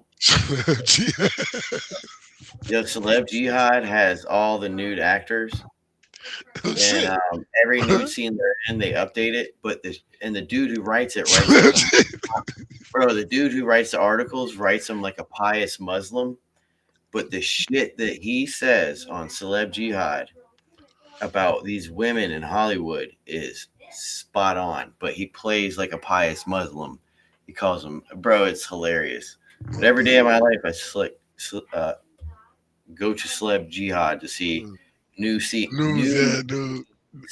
But what he says about these actresses is fascinating. Mine used to be that's when when I saw the picture of Beyonce with her stomach folded. And my girlfriend got mad because when she showed me the site, I don't go to the site all the time. So I would get off work and talk to her about the shit. It was like a gossip site. What was it called? Yeah, fuck, man. Like that. What was it called, man? So I can't imagine who owns that site, bro. I can't imagine who that really is. It's the same person that's like the beginning of the site writing everything about these women. Every nude that ever comes out about a celebrity is on that site. And there's always a couple sentences that he says, you're just like, bro. What the fuck was the name of that goddamn no, forgive me. What was the name of that website? Damn it, man. Bro, I am hip to the game of because you remember, like, Sydney Sweeney is like her managers, bro. Suspicious speculation. Jadal, if I get the name, you're gonna be like, oh yeah, I know what you're talking about, man. What was it? Go ahead. I'm sorry. I'm gonna keep thinking about it. Go ahead. It's like what they did, when Will Smith forced him to go up and smack what's his face to make him more famous because he wasn't selling tickets. They're like, and he has to go through this ritual to do it live to embarrass him, and then he gets the thing on Netflix where he goes to Antarctica and everything to find himself. He's going through a ritual. It's a ritual, bro. I can dig that, bro. I love her to death. She looks amazing. That man was banging Margaret Robbie in her prime, boy. Shout out to speculation. Salute to him on that one. Salute to him on that one. He was knocking down Margaret Robbie in her prime, yo. Yeah, that's a tough one. You know what's funny? Anyway, I'm not going to say that part. I hit play. True.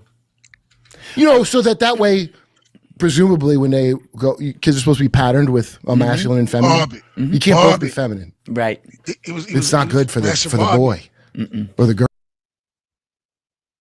What? What's up, man? I say he was smashing Barbie.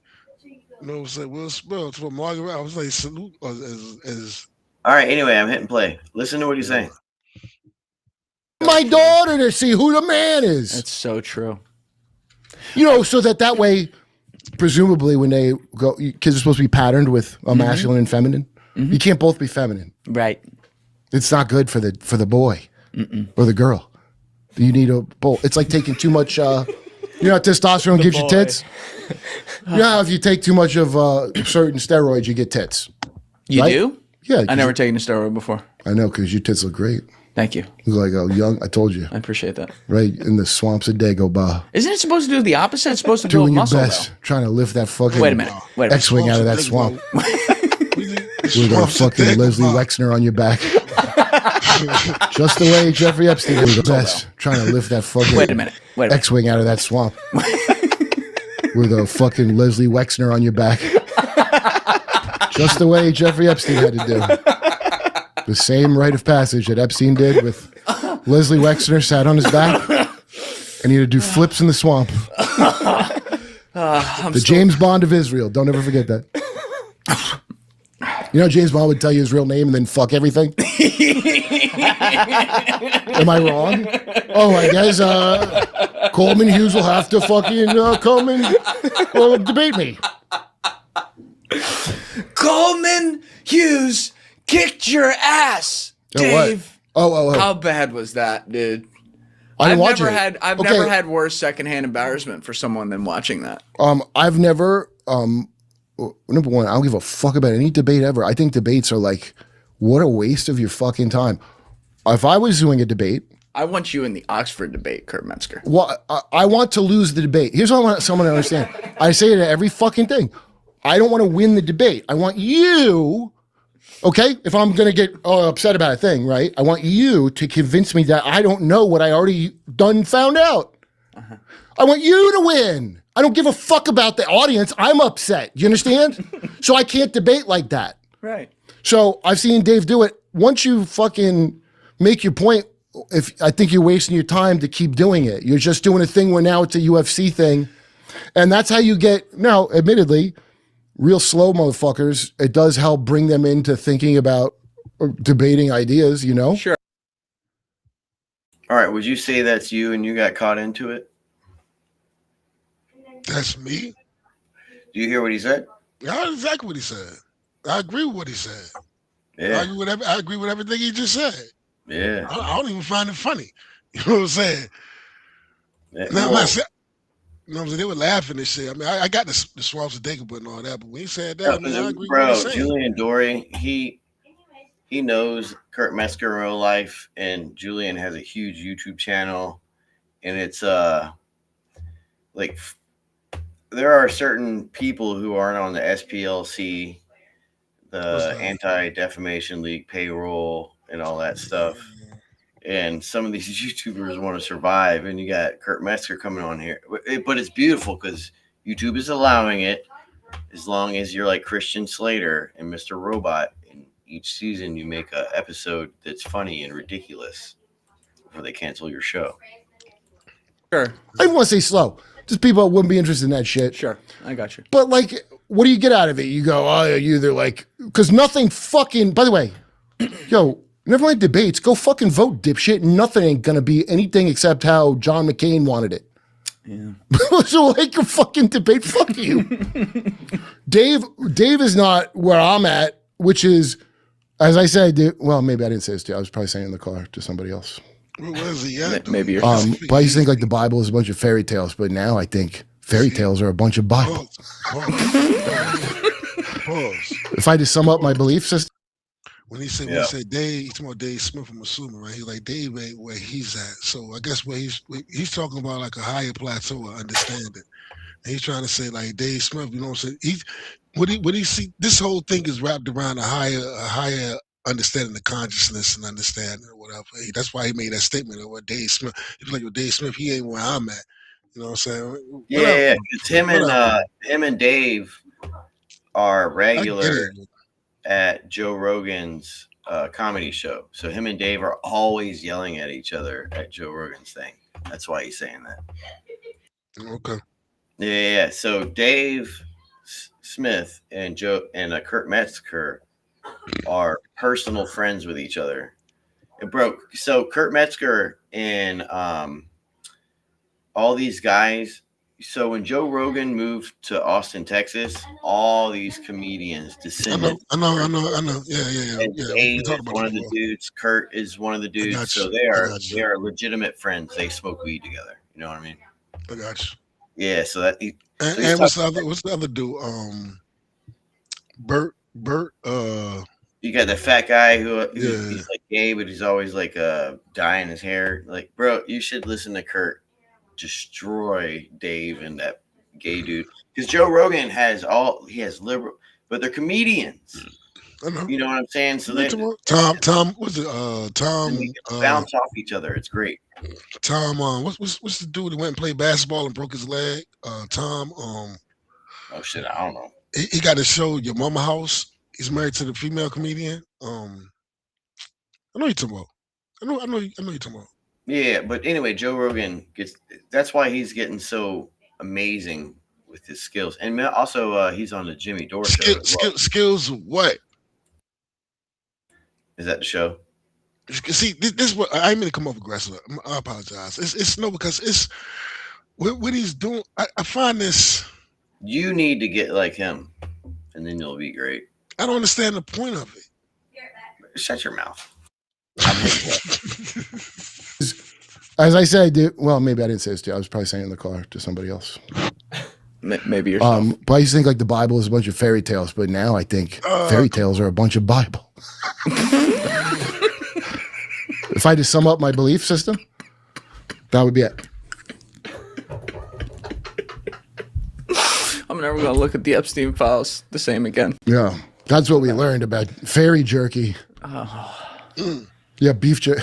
Yeah, it's probably, dude. Well, these billionaires, you think they'd eat better than just like 7-Eleven because they're baked kind of snacks. A lot of beef jerky. Yeah, that's what we learned about fairy jerky. Oh, $10 shit. God damn it! I can't even get a minute out of them. No, listen, because I know you about to smoke that jerky, man. And they read it, and when it was read, when people tried to justify that it won't what it was, but it's children's meat. When they tried to justify it, like it wasn't, like, are you listening to this? They're talking, this doesn't make, clearly it's a code word for children's meat. Clearly. And they context. And in the Epstein files, they talk about getting their beef jerky DNA tested. So before they eat the beef jerky, they get it tested. Yeah, you remember in the Epstein. So you say, it's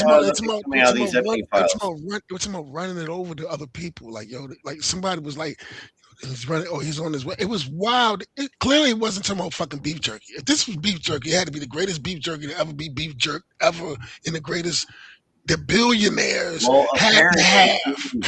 Human beef jerky is amazing.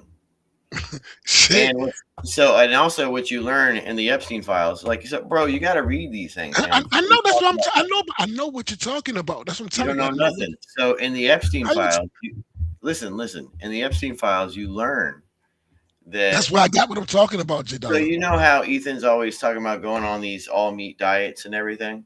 Mm-hmm. The carnivore diet. Yeah. The carnivore diet came from billionaires. And that carnivore diet came from just eating human. I heard Joe Rogan talk about the carnivore diet plenty of times. Yeah. I heard what's your boy name that went crazy? Peterson. No.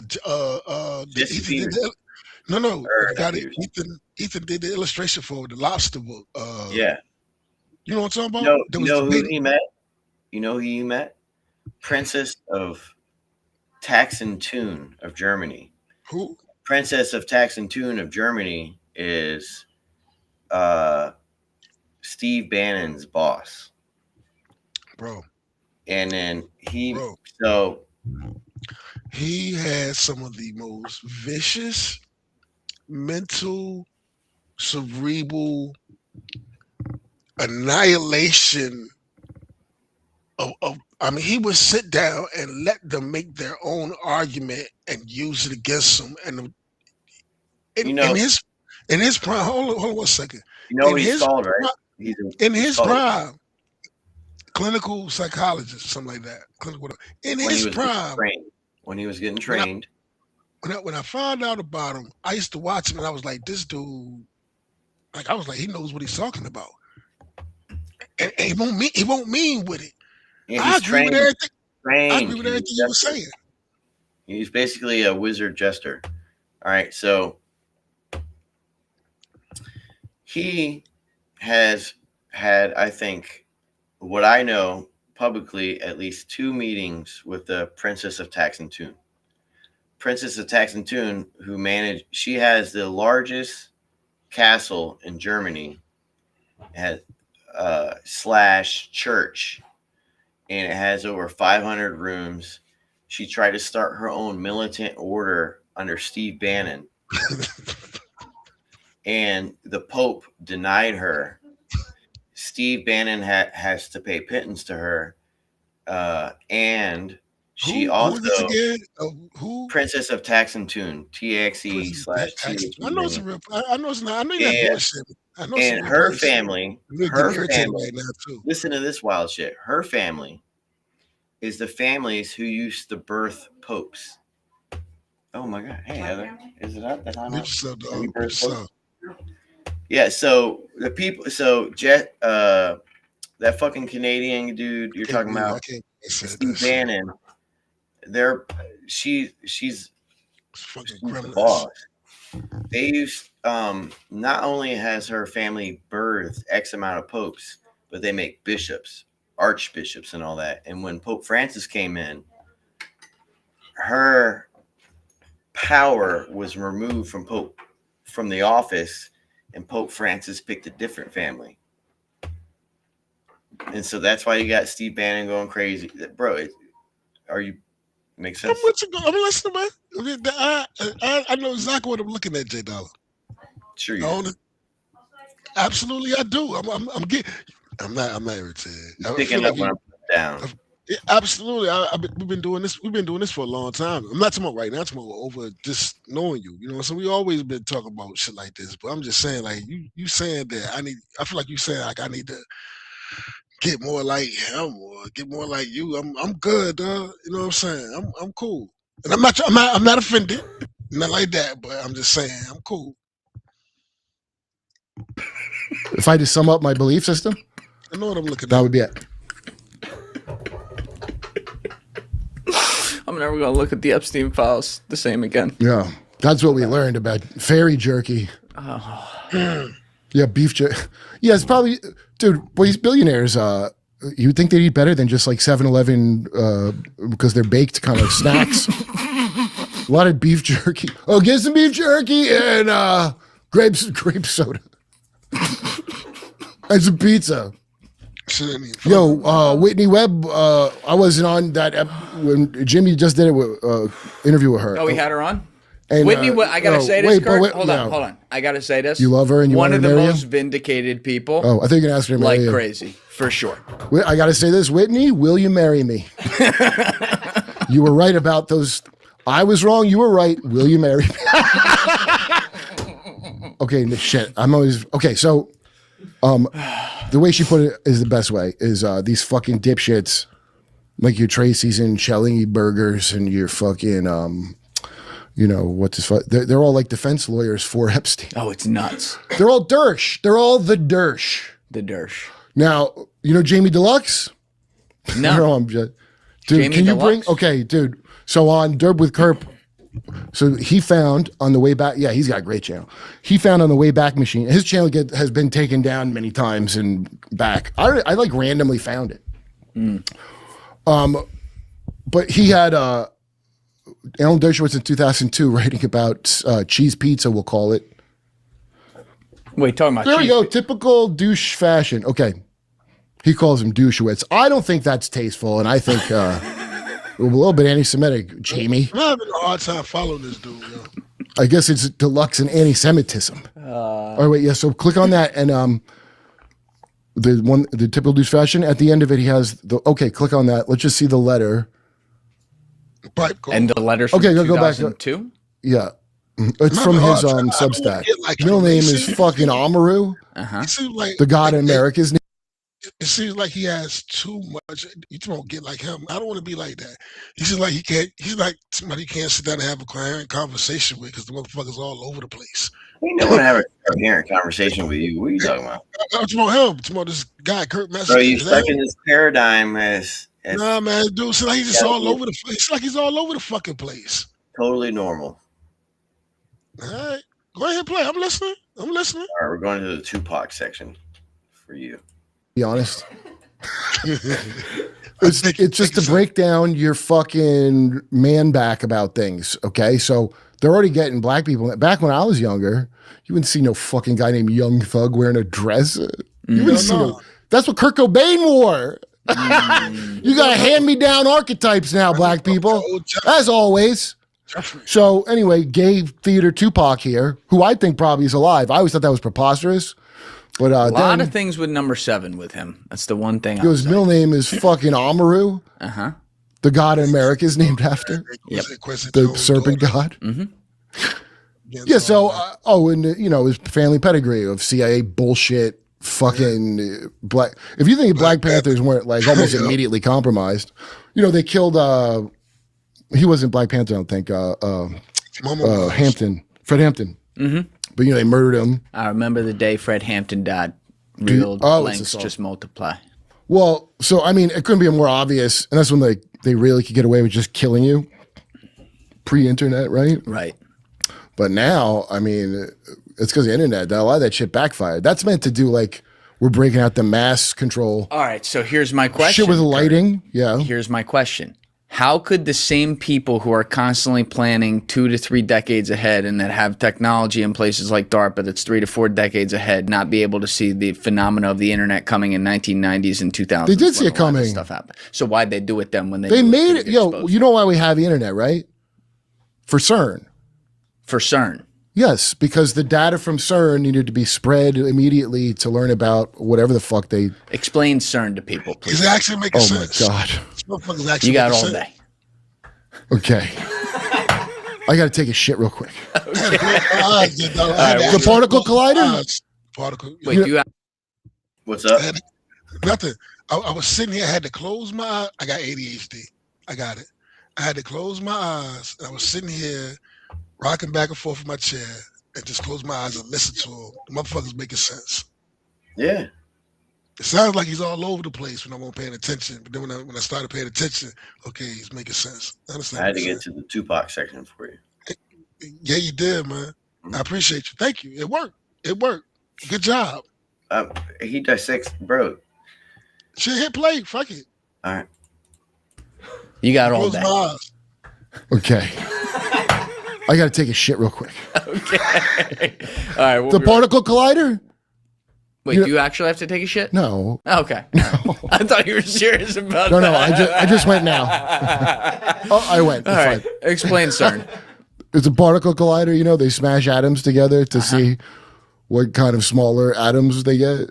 Right. Not smaller atoms, smaller particles. And then we learn about the particles, and some say they do spooky portal experiments. I don't know. But I do know. Spooky portal experiments. Well, who the fuck knows? But here's one thing I do know.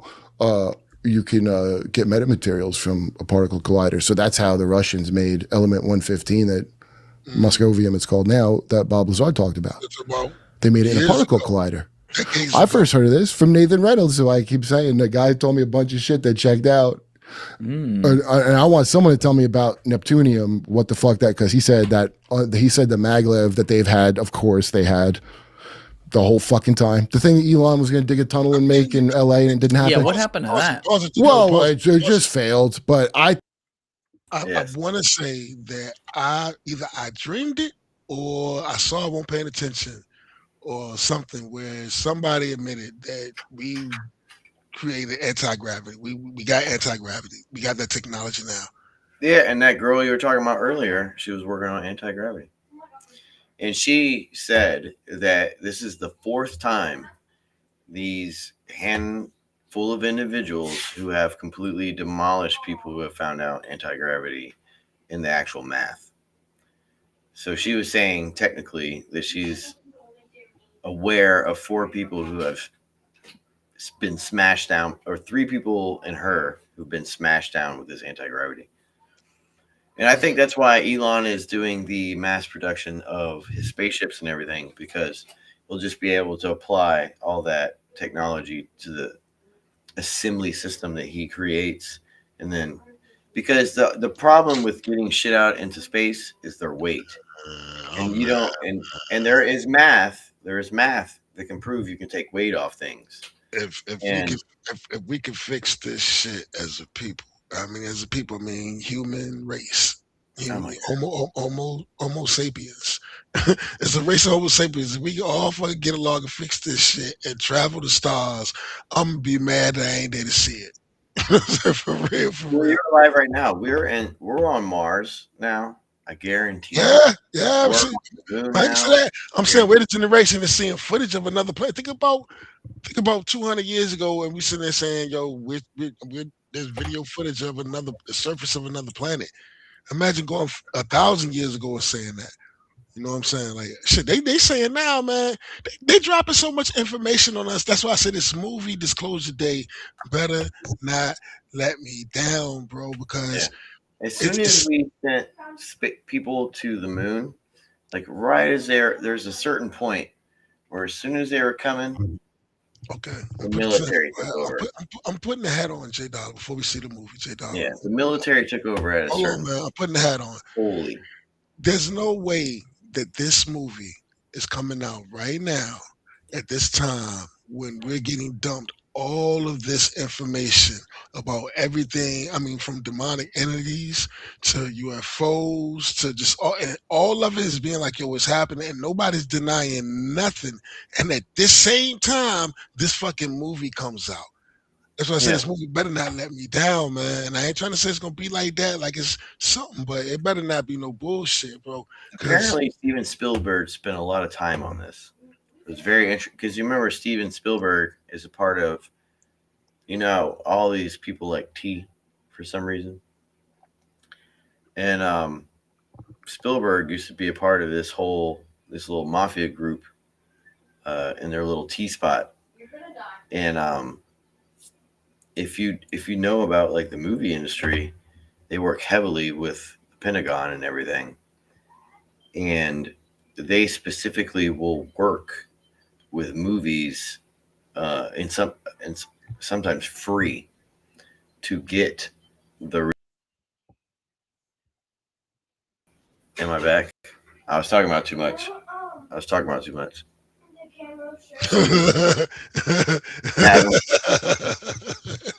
Hey, let's change the subject. I don't need them on me, dog. You All good. right. You know what I'm saying? Fuck that. You know what I'm saying? Let's change the subject. Fuck Yeah, that. but there's a certain point where the military And look, man, I'm not. takes over. No, you good? If you want to change the subject, let's change the subject, bro. I'm for real. That they've had, of course, they had the whole fucking time. The thing that Elon was going to dig a tunnel and make in LA and it didn't happen. Yeah, what happened to that? Pause for a second, man. You were uncanny for doing that. I was on the phone with my homeboy, man. No bullshit, man. And this is recently, like very, very recently. I was on the phone with my homeboy, man, and like this system, like we both heard the voice, like you are now being recorded.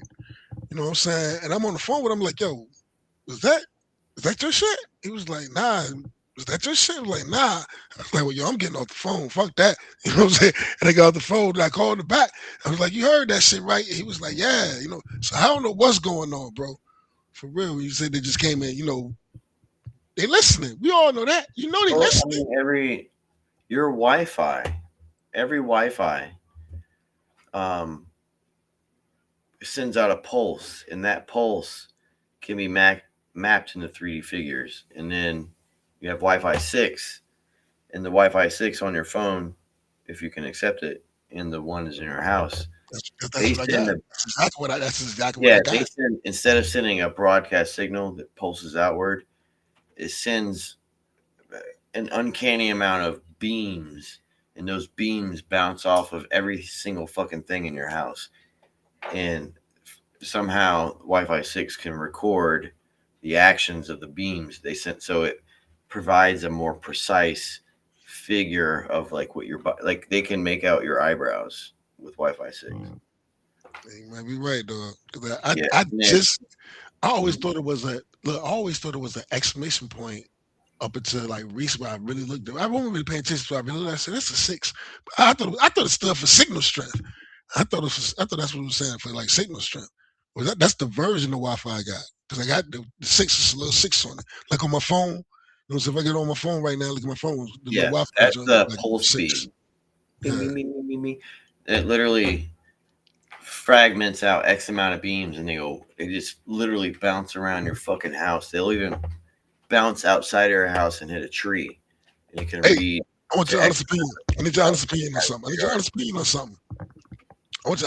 something. What does it sound like? Hold on a second.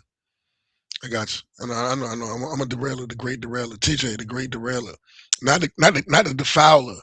You know what I'm saying? Like, TJ the defouler. That's rough. I don't want to be called TJ the defouler. The great derailer. What does it sound like?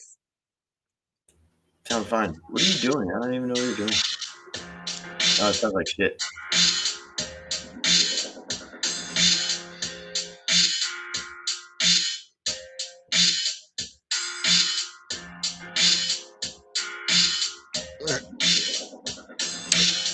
That's it. What would that sound like? Honest opinion.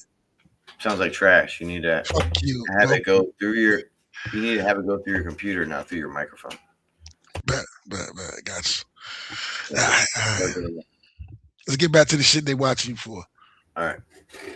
A bunch of shit that checked out. And I want someone to tell me about Neptunium, what the fuck that, because he said the maglev that they've had, of course they had the whole fucking time. The thing that Elon was going to dig a tunnel and make in LA and it didn't happen. Yeah, what happened to that? Well, it just failed, but I think maybe it worked just fine and you're just not allowed to use it. It's what I think. No hyperloops for you. Yeah, because I think it's some renovation on the existing maglev shit, which is supposedly an electrical charge run through Neptunium. Now, as far as I know, Neptunium is not some shit you could just like handle or, I don't think it's even as good as asbestos to just be sitting in a thing. But I don't know shit about that stuff. But I'm telling you, I would like if somebody who knows explain to me why Neptunium would be a thing or if it's a process. And one thing I don't really, Never heard of that. Anyway, you get out of particle collider, you get metamaterials, stuff that isn't found on Earth, You're breaking down these things into their smallest constituent parts. So I'll bet you, and CERN's just like the big one you hear about, but there's like 30,000 or something. Dude, every mountain in America's probably got one under it. Yeah, like how we have a military base and everything. You understand how important atomic physics is. That's why I don't believe. Dude, I don't know who the fuck's putting out that there's no such thing as nuclear weapons, but I would really like someone to explain to me. People are saying that? I think that's like one of the diverging channels in a duck vagina. You know how ducks when they mate? I'm gonna go because they girl out one time. I take a girl out, you know what I'm saying, one last time for the night. I'll be right back. Feel me? No, man, I'm sorry. I gotta do it. The sun about to go down, you know what I'm saying? You do have ADD. Huh? Hey, look. Listen. The last time I took her out at night, I'm telling you for real, we was chilling. She getting big though. She ain't there yet though. I don't go out there without my blade at night, dog. A motherfucking big ass pit bull walked up on us, man. I had to pick her up. You know what I'm saying? Luckily the door, I ain't locked the door behind me. Yo, for real, I ain't had nothing. Like, get back. Yo, so the sun is going down.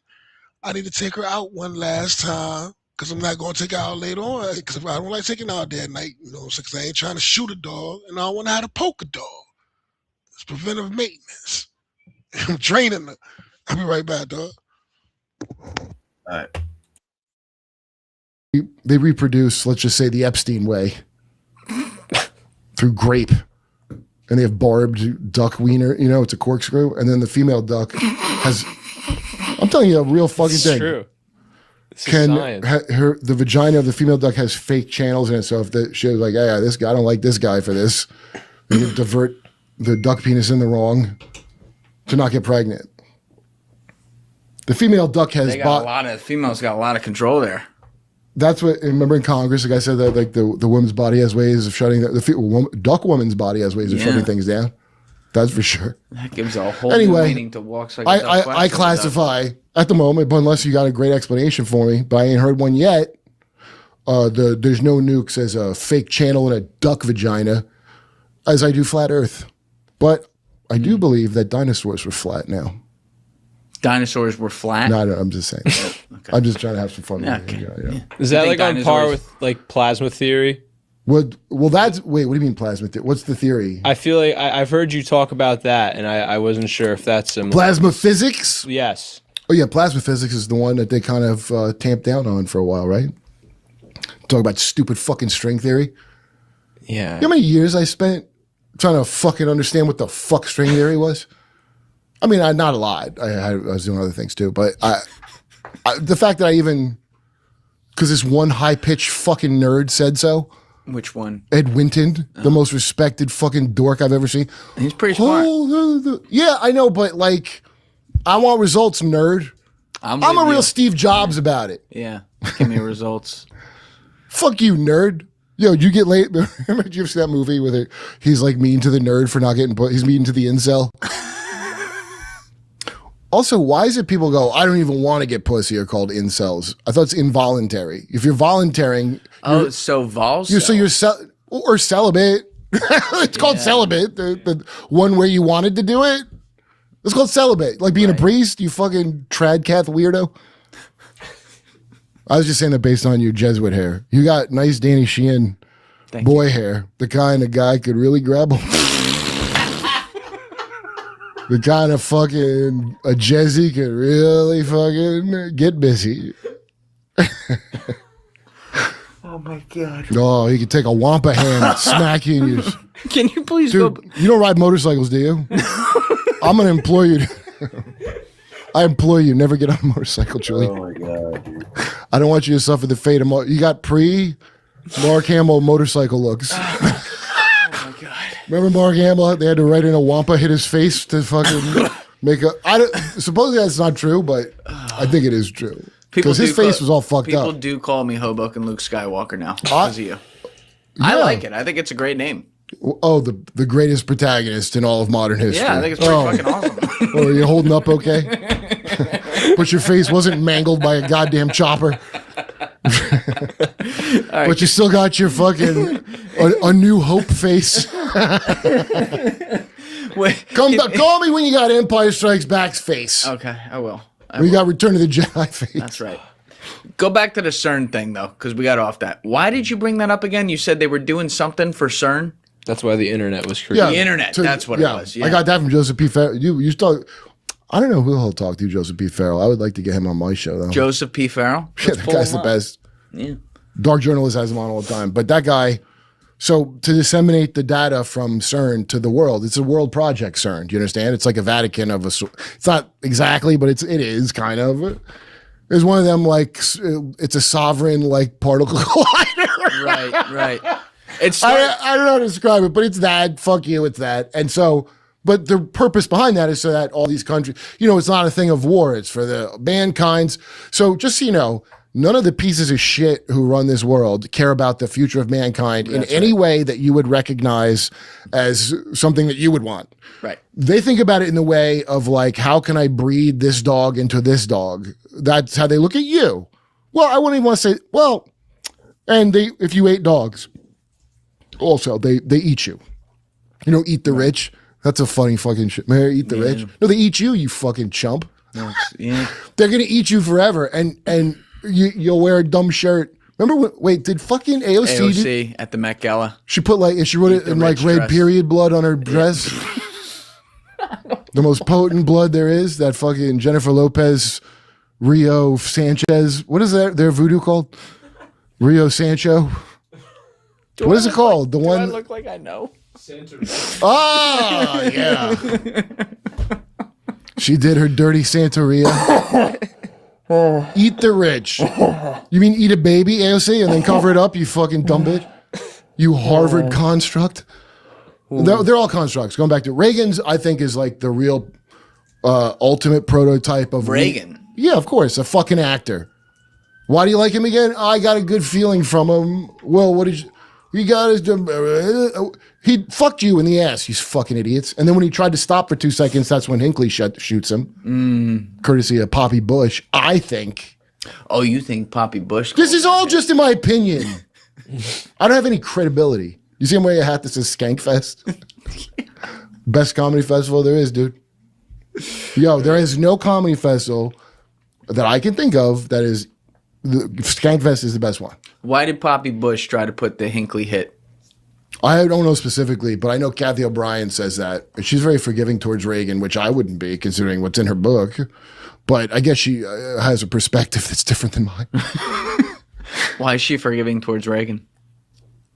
Well, because he went against something a little bit like Charlie Kirk, and then they had somebody shoot him. Hinckley's from, I want to say Sinclair. I think I'm right. Might be wrong, but I think it's the Sinclair royal family or something. And wait, Hinckley's from the Sinclair line? Yeah, he was like so they were Templar thing.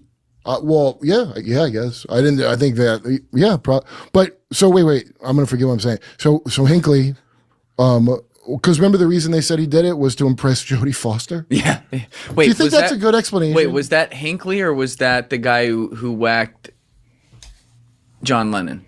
No, I always confuse them too. Both could be played by Jared Leto, but only one is John Hinckley. Right. Jared Leto just has to put on some pounds. That's right.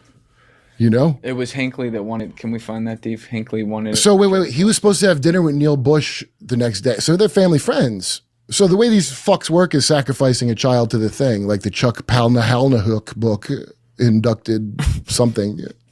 Chuck, what's his name? The Fight Club guy. Oh, he's I'm got not he's got a bunch of books that I would ask him way different questions than Joe Rogan did. Why is that? Because he's looked at some shit I looked at for sure. Like what? Well, that thing I was just talking about, where the rich take their kids and put them in this, like their kids they think are duds, and put them in. They all, how you look down on poor people that like, oh, these blacks, they just keep having kids, but Nancy Pelosi has like 27 grandkids, like a wasp. Like I mean, not New England. I mean, like the fucking bug, like an insect. You're saying the people that look down on eugenics. It's called everyone else, eugenics. they do the same thing. But The population shit is such a big deal, and look at how taboo it is to talk about. Now, I'm not some fucking dipshit that's worried about the future of the white race, because that's not really a thing. I don't consider the Irish to be white, and fuck you. Fuck you if you're Irish. Are you Irish? No, my God. My good Lord. I thought you were Jewish before the first time you came in here. Dude, people will accuse me of Judaism all the time. And I'm like, okay. It's not even like. What if he's I'm not. I don't know what to tell you. I don't. What if he's a Mossad agent and he's just doing opposite propaganda? Well, I think look. That's not a not. Hey, guilty Matt. look. Look. Matt Taibbi was very reliable for quite some time, wasn't he? He was. Matt Taibbi was reliable till he wasn't. So here's what I do. Maybe don't worship nobody as a god. Right. See, so I see. I don't know why I had to turn off my Twitter fucking alerts or whatever that it is, where it shows you, because like I'll get sucked in by horse shit easily. Yeah. And your comebacks are great though. But even if I have the best comeback, I wasted. Oh, dude, I made AI to harass fucking well, I don't think it's right. I think it's just some good natured ribbing myself. But You made an AI. how they would put it, how these fucking punks would put it, speaking of punks, you notice how Afro Man, people of all races and creeds are behind this Afro Man win? All right, don't tell me that that's not real. No, it is real. No, I'm just saying that I find that fascinating that I haven't. BLM, if you remember, was quite a split, but Afro Man, everyone loves him. They're like, fuck the police on this one. Dude, that lemon, I'm going to tell you why. The lemon pound cake, if Trump was in office of those police, he would black out that guy looking at the pound cake. It is the most obvious. Yo, he looked at that the way Tom Hanks looks at a kid's ass. In my opinion, not even my opinion. Please don't kill me. Don't just. It's not even my opinion. What an honor what an honor to work with the CIA's Tom Hanks. Is this where we read the disclaimer? Let me say the best thing I could say about Tom Hanks. the He's opinions clearly a CIA fucking propaganda tool bag. That's the best scenario of Tom Hanks, is he's just a CIA propaganda asset. That's the best thing you could say. The opinions expressed herein do not reflect the opinions of the show. That's a pretty good opinion, though. Associated with it. Yo, who would have thought the fucking one that raps is the best guy in their family? Who would have thought Chet Hayes was the fucking best he can rap one? in Jamaican Shout out too. to Chet Hayes. Chet's the best. Dude, He's the if best. that Tom Hanks was my dad, I'd run to fucking Jamaica too. My brother putting on a normal face by day, towing the fucking line. The actor, brother? Doesn't he have some kind of... actually, I have no idea. Somebody told it to me in the car. But the one that was like the stable one. Somebody told me to. Yo, wait. I want to fucking... You seen Rob Reiner, boy, the Reiner boy? Oh my God, yeah. That was but him kissing his dad and his dad kissing his dad? No. Okay, I don't understand how... Yo, put in Rob Reiner, Rick Reiner kiss, and Rob Reiner, Carl Reiner kiss. Oh, dude, I'll tell you something. That story went away too. You notice that? That was like the biggest thing right before Christmas. Not for me, it didn't. Yeah, not for you, but I'm saying like in general. Well, you're talking about Hollywood fucking royalty, dude, and all these. Look, you know what Tony Robbins, what that is? What Tony Robbins is? Yeah. So before Andrew Tate and all these kind of people. Wait, hold on, stay on this for a second. And you're saying Tony Robbins was Andrew Tate before Andrew Tate? Not the same aesthetic as Andrew Tate, but the same where you have a bunch of whales. You know, like Candy Crush whales. That before they had Candy Crush, you would have these guys. Remember he has a Netflix, I'm Not Your Guru? I mean, that guy was really pumping the positivity and doing well, and Dunnigan played his birthday. Yo, dude. if I could make a low budget comedy movie, Uh-huh. I would make this. I would call it Epic Set. Thank you guys for checking out this clip. If you haven't already subscribed, please subscribe. And the other aspect is that each generation has received it from its parents and then passes it on down through the children's generation and so on. And there is very good evidence that this has been an unbroken tradition going back many, many, many centuries. Mm-hmm. One of the cornerstones, I think, of the Kabbalistic tradition involves the interpretation of dreams. Yes. I suppose one could say it goes back to the David and Daniel, I believe, in the Bible, who were dream interpreters. Right. Yeah, and Joseph. Mm-hmm.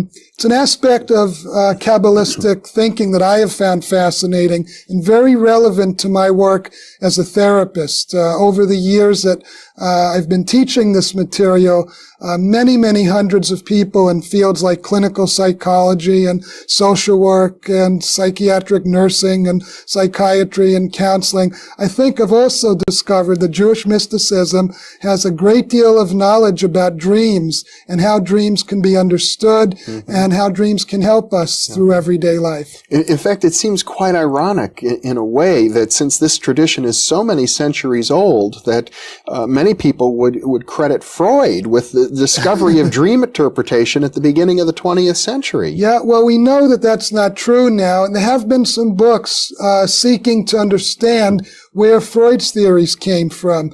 There is speculation that he knew about Jewish mysticism but kept it quiet. That's not 100% clear at this point, but it is 100% clear. He joined Kabbalah and he changed all his opinions. Freud used to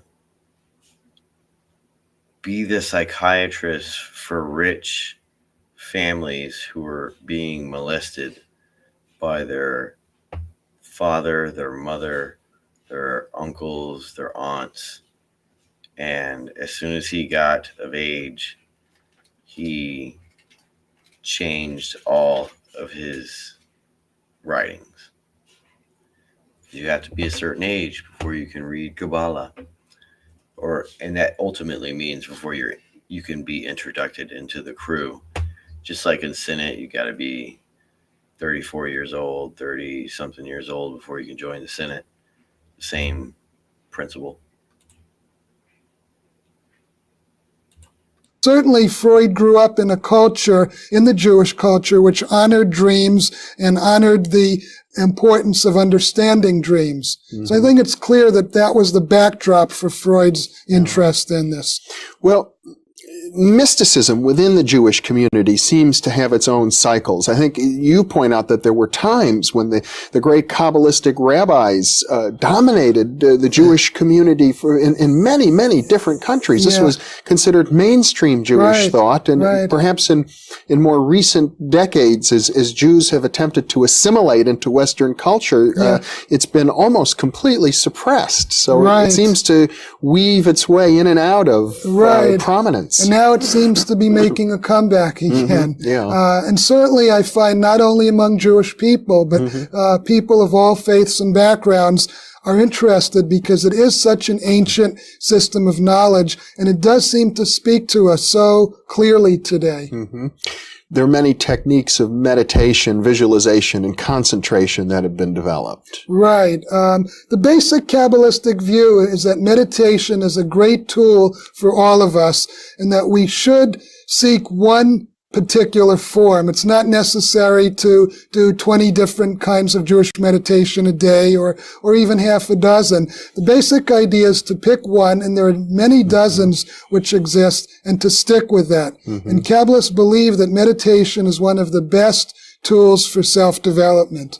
If I understand the essence of it, and you can certainly correct me, I think the idea is that through meditation, the soul sort of rises up through the various planes or levels of heavenly realms to God.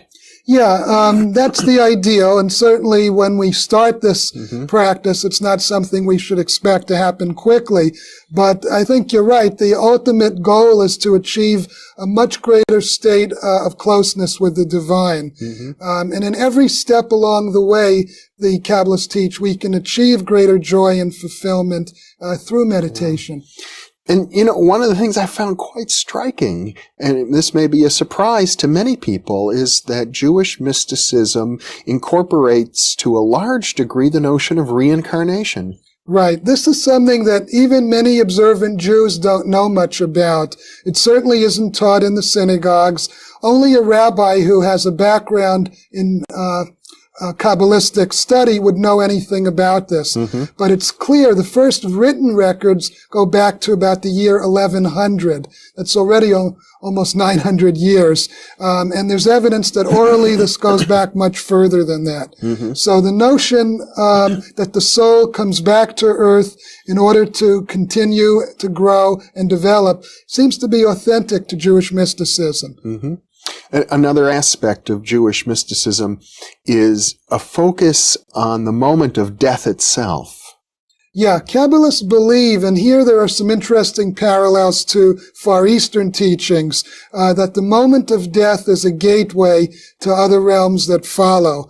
And so the Kabbalistic ideal, and this has direct implications for people in the healthcare field, is to help the dying person achieve a state of as much clarity as possible. Certainly it's not possible for everyone, but this is the ideal, to be conscious and clear-minded in those final moments. Very similar to the Tibetan notion in the Tibetan Book of the Dead. Yes. There are other parallels, I would suppose, with the Tibetan tradition. Yeah, they're absolutely fascinating, and that's a whole realm I did not expect to encounter when I began my studies. I had done some reading of Far Eastern traditions before that. There's a notion, for instance, in the Kabbalistic framework that there are souls here on earth who don't need to be here, who have finished their mission, their purpose, but who are here in a hidden way to be teachers for the rest of us. And Kabbalists say that their identities are not known. They act in very simple ways to give us guidance and direction and joy. And in the Buddhist system, you have a very similar notion. The Bodhisattva. Yeah, Bodhisattva, correct. Yeah. And you in your work as a psychologist are finding that his hairpiece is, it's like the Austin Power dude with the mole. His hair. I'm good. I just sat down, bro. You paused it. I didn't ask you to pause it. No, you good. Now we're gonna switch to this. It failed and it's not happening. Okay. And so I think so this dude is like, he doesn't say the N-word until he goes to kick. He's all about that. But it's also Jalal, man, you really hit me with the N-word shit, man. I'm not gonna do it. Come on, man. Come on, we've been chilling all day, man. This guy. I'm saying, man, why you gotta? Because I want to preface that he's a little eccentric. Y'all motherfuckers can't let that shit go, bro. No, it's fine. I don't care. But listen. A lot of like the more extreme strains of the left are beginning to fade into obscurity, and granted, I think that's also when it becomes more risky. Now, what do I mean by that? I believe that a lot of the most extreme variants of the left are this mindset where I was an editor, I was behind the scenes, and I had my opinions for, I think ever since like 2020. 1 second, let me just check the stream. Sorry. Just checking everything. Okay. Go there. Anyways, I have made a video on Kabbalah. Okay. That was actually one of my bigger videos. And so this is basically, okay, for those who don't know what Kabbalah is the esoteric aspect of Orthodox Judaism. It's mysticism. This is the rabbinical study. A great example, someone once described, I don't think it was Rabbi Shmuley, it was another very important figure, who described Kabbalah as the soul of Judaism. What does that mean? This is basically where all of the rabbinical thought starts and then everything runs downstream from that. What do I mean by that? I mean that Kabbalah is like the harshest of the rabbinical tradition. It's the most strict, okay? And the rabbis work in Kabbalah. They study and become Kabbalic masters. Like Rebbe Schneerson. Remember Rebbe Schneerson? We talked about him. I'll pull up Rebbe Schneerson for those who need a refresher. Rebbe Schneerson, the most important Jewish religious figure of the 20th century. Good old Rebbe Schneerson here. He was a Kabbalic master, meaning that he had like studied and memorized the Zohar. He was a Kabbalic master, okay? And so like the Rebbe was a very devout, I mean, like he's a Hasidic leader, but his theology, his words influenced everybody. I mean, all the way down to like the most liberal reform, like basically atheistic synagogues in like Westchester, New York, where nobody's actually a practicing Jew. Even they admire Rebbe Schneerson and are inspired by Rebbe Schneerson. This is how Kabbalah is as a study. It is what the most well-studied, well-versed rabbis believe in, and then its beliefs kind of go down the line. Everything runs downstream from that, okay? And so if you want to understand... Can I ask you for a favor? I'm a very silently... I'm asking you, can you play this? While you're playing this, very quietly, tell me my levels, and I'm gonna just go through the beats that I've made so far and just let this play in the background. Like how y'all be doing Liam, we're letting Liam play in the background. I want to play my music to the background of the shit you're doing right now. Is that okay with you? Yeah, I'll turn you down. Check the levels. Okay, I'm gonna start with my first beat. Go ahead, play. All right, you first. Go ahead. That ain't gonna work. All right, I'll do it then. Stand in its fullest breadth and width. My bad. I mean to ignore you, baby. I mean to ignore you. What numbers do I have to say to levitate? I just want to be able to fly like a bird. So basically, okay, how does what is Kabbalah? How does it work? Okay, so basically all of like modern mainstream Jewish theology comes from Kabbalic rabbinical studies to varying degrees. Okay, varying degrees, and obviously this is not saying that not all Jews are even aware of Kabbalah. They're not even like Kabbalah is a very lengthy study. But what needs to be noted is that the people making decisions in our government absolutely are. Need I remind you, right now, okay, the guy who's playing the most important role in the United States Special Envoy for Peace in the Middle East is fucking Jared Kushner. This is the guy playing the biggest role in us dealing with Iran, is Jared Kushner, a member of Chabad. So like let's remember that, okay? Let's remember that. Let's keep that in mind as we move through this, okay? Oh, you're by Curious Joel? Well, Curious Joel, they're not some of the 1500s. Now, what did he do? Okay, he actually was not an author. Fun fact about him, which is kind of funny because most of this stuff is based on books, but more on that later. Basically, he was just a teacher. He was a mystic, he was a hermit, and he was a teacher. And he walked around and said lots of like weird things. And let me note, I've said this in the video before, this community of people, might I add, are genetically predisposed to schizophrenia. Let me note that. let me note that this group of people genetically predisposed to paranoid schizophrenia, majorly. Like actually, I'll pull up a source so I don't sound insane saying that.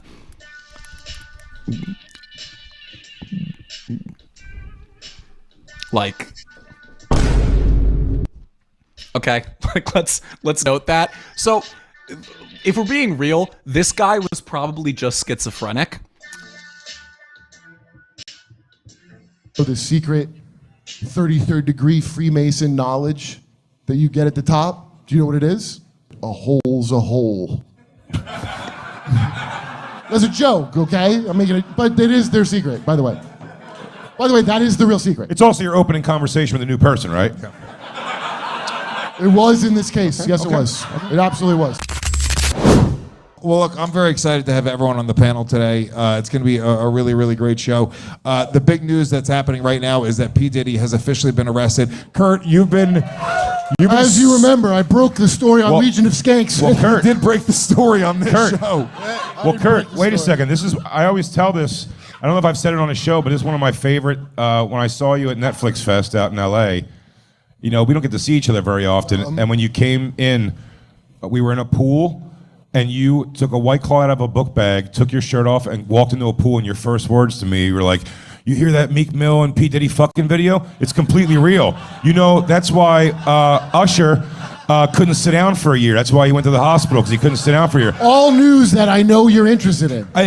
Very interested, but I just kind of nodded. I was like, I don't remember ever hearing, remember that year Usher couldn't sit down. I don't remember that. Well, that you made up, but by the way, Kurt is the ultimate spy because he knew it's like Out of a Quiet Place. Is it because he looks like? Tell the truth, you got to get in the pool. All right. Then once all that noise is going on. Dave, is the ultimate spy because he looks like Groot? Is that his name? Groot? What's the guy's name from Despicable Me? I think that's Gru. Gru. Fuck, Groot is the big tree. And the problem is Groot's a whole He other also thing. looks like Groot. I swear. He also looks like Groot. Was Groot a spy? No, Gru. I think he was just like a big dumb tree. Yeah, no. But I'm talking about Gru from Despicable Me. Here's I how didn't see great it. that I don't have was. kids and I'm not a pedophile. I was just thinking the tree the whole time, and I went, nailed it. Yeah, that's Kurt. That's Guys, Kurt. you can That big imagineer dumb me tree. however you want. For the first year that I knew Kurt, he did just say, "I am Kurt" to me over and over again. It's the only words he would use to me. You had to read his emotions. Yeah. You're like, "Kurt, why are you so late?" I am Kurt. I went, we are Kurt. But Kurt, yeah, you were big on this. You were ground level anti P. Diddy. No, I'm not anti P. Diddy. I'm just telling. No, I mean, I think it's great what he did. You're pro P. Diddy. Okay. He's pro Dude, Diddy. I think it's funny. Here's why I think it's funny that nobody knew how gay rap was.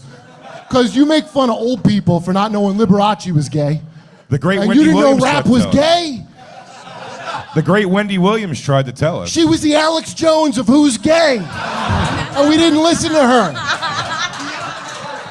Wendy Williams back in the 90s telling us all Wu-Tang Clan's We were like, gay. shut and up, everyone's- Alex Jones of And everyone's this. like, yeah, you're like, you fucking bitchy chick who's angry these guys You don't think want that's to why fuck she's you. all fucked up? Yeah, now? he's not lying about none of that. Be killed by the fucking boule. Oh, she's like, yeah, You know the boule? Is that like The Bad Black Boy? Illuminati. Oh. What'd you say? And then remember when she fell out? Remember she was on the show, she just fell out? Motherfucker, like she had this weird look on her face and just like she overloaded or something. That shit was weird, yo. They You know what I'm probably do weapon that bitch. You know what I'm talking about? Yeah. No, Yeah. I'm telling you, they probably. There are patterns where if you take this laser and take this laser and you converge them on one point, you can do pretty cool things. And there are also patterns where if you take one single laser and you converge it on a single point, it does really cool things. And or she took a shot, you know, and you remember like Wendy Williams went up through crazy times, and it's funny because I think it's Kurt Metzger. He's like, she's playing insane so she can stay inside those houses and not be fucking Charlie Kirk.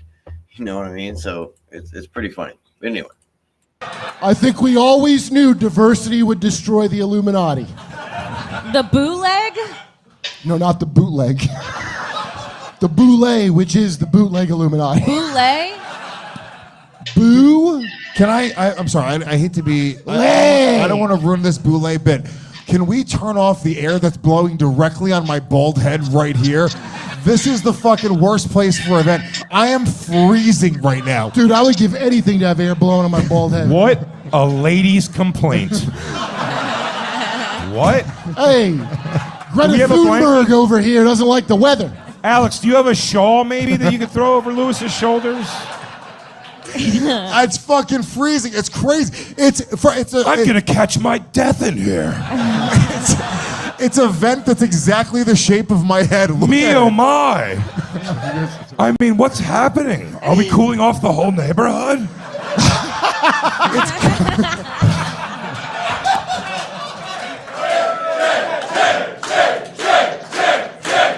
We don't do chants here.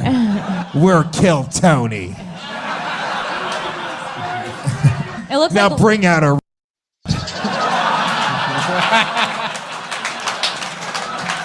I'm gonna. Thank you. I'm gonna light myself on fire to become a Kill Tony regular. That's my path to millions of dollars. I do a behind the back impression of one of those guys, but it's Which guy? We can do me. it. This will be. We'll put this out. Do you be one of 3 guys with a Tyrannosaurus arm deformity? Yo, I mistook one guy with that for another guy with that. And somebody goes, that's embarrassing. That's like thinking 2 black people look like. No, it's not. I've seen more than one black person at once in one spot. I've never seen 14 mutated pterodactyl arms at one thing.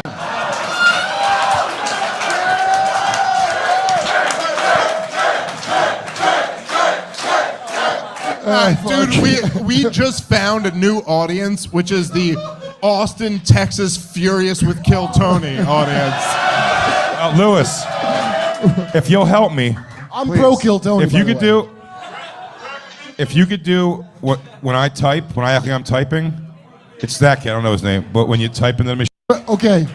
So, oh my God, you are a fucking genius. It's like before Stern sucked. Now bring out the next.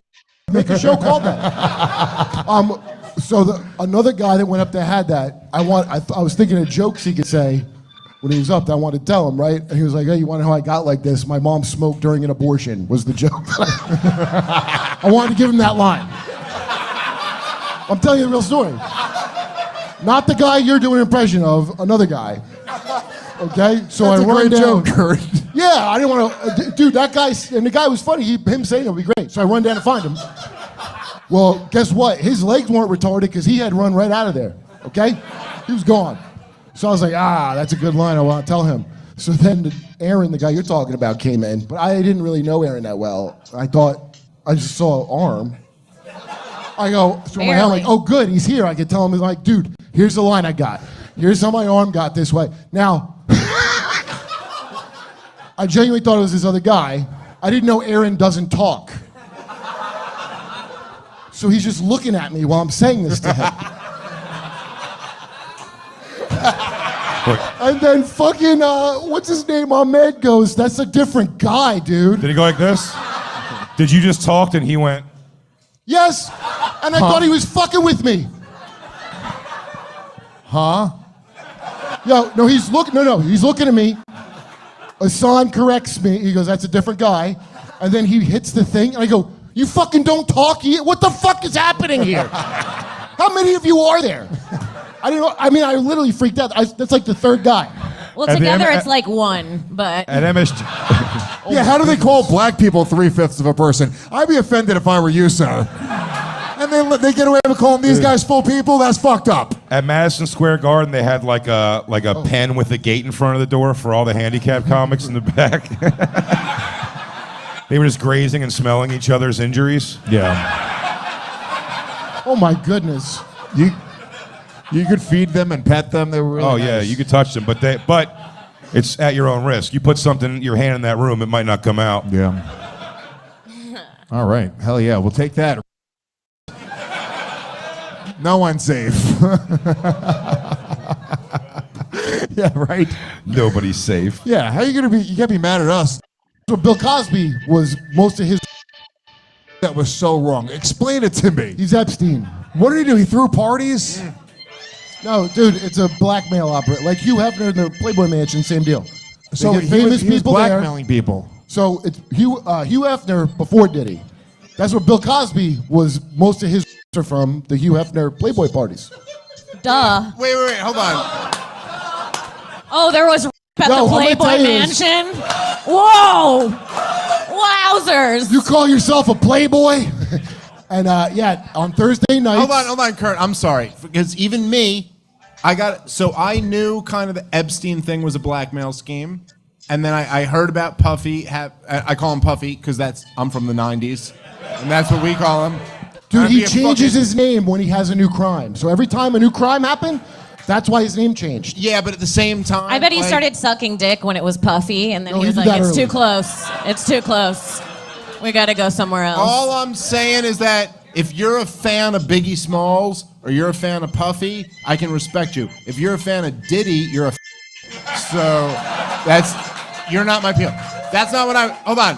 But Kurt, so I knew that fucking what the Epstein thing was, and then I heard that Puffy had fucking video cameras in every room, so I assumed that was also a blackmail ring, but I never knew Hugh Hefner was. Is that what the Playboy Mansion was? Dude, what do you think America's built on? It's not that. I You don't think know. there's just a really Hold cool on. guy? You think there's just Stop. some really cool Give guys? me Hey, a- come fuck at my house. Guys, if you're gonna do that, at least give me a chance to answer. He asked me what I think America's built off. All right. Gold and slavery. Now, what do you... The same as what I'm saying. All right. How do you fair enslave enough. people? Well, Wait, blackmail's a good way. So Playboy was always just basically doing the same thing The Puffy mansion in the was. grotto, Diddy bought his old house because it has underground tunnels. Nice. Yo, you can look this up Oh, in bad. in Newsweek. You can look this up. You Wait, Google it. is Diddy Hamas? Because if so, I'm on his side. What? Listen, I'm gonna tell you some good shit if you stop interrupting with nonsense. With absolute nonsense. No, he's New York tunnel Jews. Are we happy?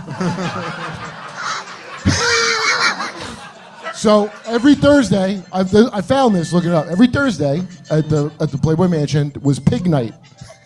Instead of bunnies, they had pigs. It was Legion of Skanks night? They Did did you our have- bit. Legion of Skanks did it first. Pigtails? No, it's chicks you could raw dog that they test, like hookers.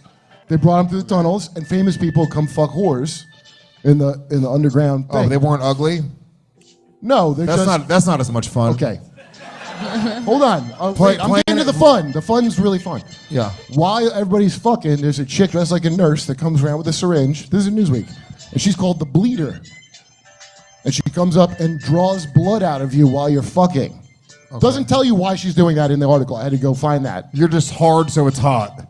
No, it makes you like come harder. Yeah, you're like It's some you're- weird gay shit where you come harder. Dude, when my balls are full, not just that. anything, yeah, anything is hot. Go ahead. Kurt, my only question with these things is why is the information always coming from someone wide-eyed and screaming at me while they're vaping?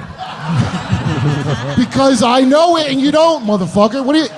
Yo, I wish I could sit there with fucking Buffalo Wild Wings brain and my goddamn hair dyed period red. I go, hey, what are you talking about? This is what happens when you know stuff. It makes your brain go good. And now you're gonna have to know stuff. Why should I have to be the only one? That's the anger behind it. Yeah, You guys should know stuff. If you know stuff, you need to get Let me it tell you out something. angrily so other people can take the burden. Can I tell you something about the horribleness of learning? Kurt's the giver. I want to, it's like, knowledge is like AIDS, and I want to spread it. Because I'm bitter that I have it. Get it? No one ever goes, dude, you know the earth is flat?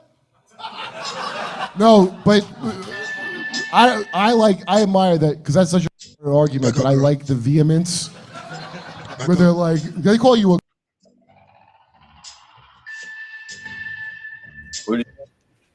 Oh no! My bad. I was talking to Nola.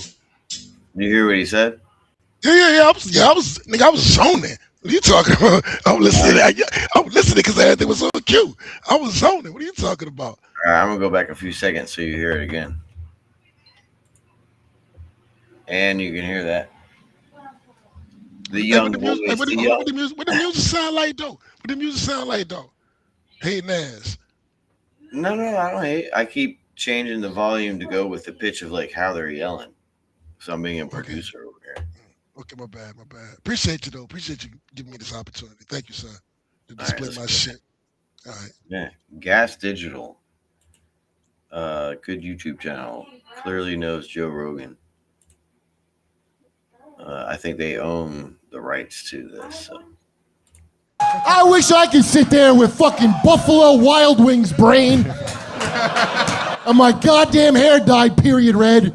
I go, hey, what are you talking about? This is what happens when you know stuff. It makes your brain go good. And now you're gonna have to know stuff. Why should I have to be the only one? That's the anger behind it. Because you guys should know stuff. If you know stuff, you need to get Let me it tell you out something. angrily so other people can take the burden. Can I tell you something about the horribleness of learning? Kurt's the giver. I want to, it's like, knowledge is like AIDS, and I want to spread it. Good. Pause it. When I say not oh my God, yo, I'm getting so much shit now, man. Some was it my what was it? How his mind never stopped moving. It's the curse. Was it the curse of the talented? Oh man, like I can't remember how it was, but it was like, you know, how his brain doesn't stop moving. You know what I'm saying? It's like, yo, it's the curse of the talented. You know what I'm saying? Like, yo, the curse of the talented. Yo. Yeah. I'm sorry. Go ahead. No, it makes sense. But like, he's like my brain, but he's a comedian. He's an extreme extrovert, and like everything he says is literally. It's just the way Can I say thank you for having me on, man. This has been a very good experience. Like, you let me play my music and shit, man, and we ain't arguing, we ain't bugging out, you know what I'm saying? We talking about whatever. I went walk the dog in the middle of the shit. I stepped away you for got a your minute. dog. Oh yeah, Heather hit his dog. Turned into a beast. She turned into a beast. Battle Cat. I might have to name a Battle Cat. I might have to rename a Battle Cat. Yo, she's turned into an animal, yo. I'm telling you, dog. That's funny. I mean, that's what I was saying earlier. But I have no interest in all that gobbledygook. I actually find these conversations more entertaining, personally. And bro, but honestly, he is. I just want him to. He just needs to add a few more names, bro. If he just adds like 20, 30 more names to his comedy routine, oh my gosh, it'll be like it's a profit. He'll be a prophet at that point. Hey, you feel know like what him? I'm saying? Because it's so I feel that way about Patrice O'Neal. About who? Patrice O'Neal. Patrice O'Neal. Black Phillip. Google him. Google Patrice O'Neal. Black Phillip. O&A. J Dollar. Oh my goodness. Patrice O'Neal. You know, if you don't know, you slipping. Patrice was light years ahead of all, like, if you talk about comedians, Joe Rogan. All of he's part of that crew. The whole John Mayer, all of them. You know what I'm saying? Patrice, dog. Everyone's attacking Joe I feel Rogan like because he doesn't want lawsuits. I feel like Patrice didn't die of diabetes. He was talking about going against the beast, the whole beast and everything. I feel like Patrice didn't die of diabetes. He would go down as the greatest comedian ever. He was about to blow right when he got sick and died, bro. You know what I'm saying? That's what I said to you earlier. There's two ways this goes. You can build this mass cacophony of influence and whatever the fuck else, and they will kill you right before the glory. Or just like Freud, as soon as they put him in Kabbalah, this whole episode is about money and Kabbalah at this point. As soon as they get you, you go the right way. And Charlie Kirk and these handful of other people, you know what I'm saying? So it's, bro, being able to make comedy out of this is top-notch intellect. Yeah, you're right about that. I agree. Especially how he was saying. Especially how he was saying right there. He was like, "I know things, so you have to know things. I'm gonna spread it like AIDS, like your knowledge. Like, yo, I know. I'm listening, bro. I'm listening." Bro, my mom, before my dad died, my mom and my dad actually got to see George Carlin. A couple, what? I don't know, black. They got to see him in real life. And remember, towards the end of his life, even though he was dying of cancer, he was still extremely adamant. It's a shame. Hopefully they clone him one day and he'll be in. Not the clones. Attack of the clones. Not the clones. Bring his ass back. Come on, let's get back to it. I want to get back to the music too, man. Yeah, because this is a good little snippet. I like this channel. I never knew this channel. They just uploaded it the other day, and apparently this channel. Yeah. What's it called? Shout it out, shit. Ain't but 5 people listening, but fuck this. 5 more people. Hey, pretty girl. And it's basically a Joe Rogan. This is Joe Rogan's comedy studio, and he sets it up in a table panel. Okay. And it's bro. What a clever dude, bro. Like Joe Rogan's a dude, man. Joe Rogan's a dude, man. I used to listen to him religiously. Like, I be cooking for my moms, you know what I'm saying? I would cook for my moms every day, you know what I'm saying? And I had Joe Rogan because I couldn't listen to rap and shit because I ain't gonna disrespect. You know, even though I'm paying all the bills, I'm doing everything, I'm still not gonna disrespect my mother's home. You know what I'm saying? The reason why I came there is so you don't have to relocate. You're home. I don't want you to relocate. So I'm gonna step in and take care of what my dad used to take care of. You know, so I'm gonna be the man of the fucking house. You know what I'm saying? It is what it is. So I wouldn't also, even though I'm paying the bill, we had clashes and shit about certain shit. Like, yo, she used to get hard on me, J Dollar. It was one time my boys came over. We was outside chilling, man, and she got old, and she was like telling me to come in the crib.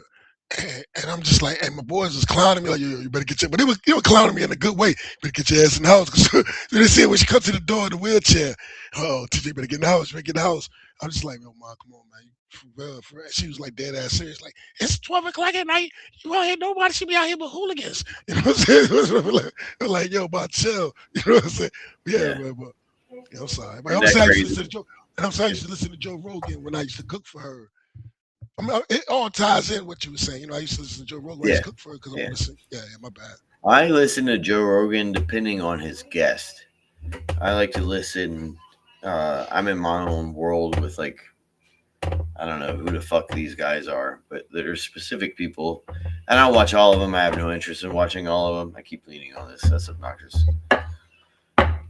It's cracking the desk. But anyway,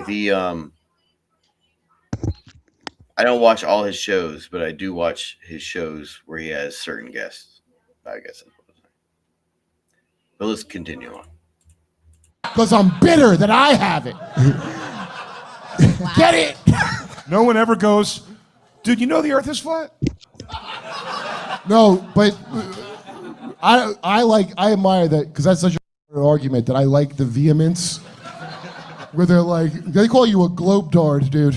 You know what? If you believe there's a globe, they call you a globe-tard. That's how low they think you are. Globe-tard. I thought you were just body shaming him. Dude, go on their website. It says the earth is flat. Get over it. I will eventually. Dude, I would be over it the second I found out if it was true. Yeah, it won't take me long. Oh, all right. That seems weird. I didn't know that. A lot of people in on a plot that doesn't affect me on any level. Does that change flight times or no? There's a big compasses behind it, as I suspected. Dude, it's always some Catholic dipshit that's a Catholic thing. I swear to God, that comes out of Catholics. If you're Catholic, sorry, but that's who pushes that. Can we get back into the needle coming thing? Yeah, what happened here? So you draw your blood at the big. Okay, it makes you come harder, right? But also now they got a vial of an important person's blood. What do you do with that? Horny All blood. kinds of stuff. You could spray it on the walls in a crime scene. Maybe you do some cloning. They keep your blood. So the blackmail has been going on since the FBI. Can you pause for a second? What? Where did you hear this? Was it from an old guy with no teeth at a bar? Look. Do you want? Look, if you want, we'll go through all my footnotes of the many thousands of books I've read in my life. About Pete You read this in a book? No way. Look, you don't gotta know shit. You don't gotta know nothing. Guys, all right, stop. If Kurt's gonna make these points, give him a second. He read this in the notorious B.O.D. Well, sorry, I fucked that up. Wow. All right. Okay, look. No. Can I tell everybody this? You don't gotta know shit. Can we sit in that bomb for a second? Can we just feel it? What? There was like a moment of silence, like somebody died. The people are still with me. They know. They know that was code. You dog whistled. Dave told that joke in honor of Brody Stevens. He's one to have a nice moment of silence He was a for fucking him. legend. All right, guys. So, all right. Anyway, Kurt, where Who's were the you? person who came out about P. Diddy Party bleeders? Because that seems like a weird thing to introduce Hugh to a Hefner. hip hop audience. No, that's Hugh Hefner. Oh, this is Hugh That's Hefner. the Playboy Mansion. Gotcha. Okay. Okay, so that's a CIA thing, the Playboy Mansion, to blackmail people. You know how, who's the guy who invented the FBI, Hoover, J. Edgar Hoover? Right. So remember they used to say there's no such thing as the mafia? Did you know, did you Give know that? him a sec. Let him cook. Did you know they used to say the mafia is made up, like the Illuminati? That's what the FBI used to say. Yeah. Okay, that's because J. Edgar Hoover was being blackmailed for being gay. You ever see The Godfather? They kind of show you the whole how the thing works. Was he at P. Diddy's parties?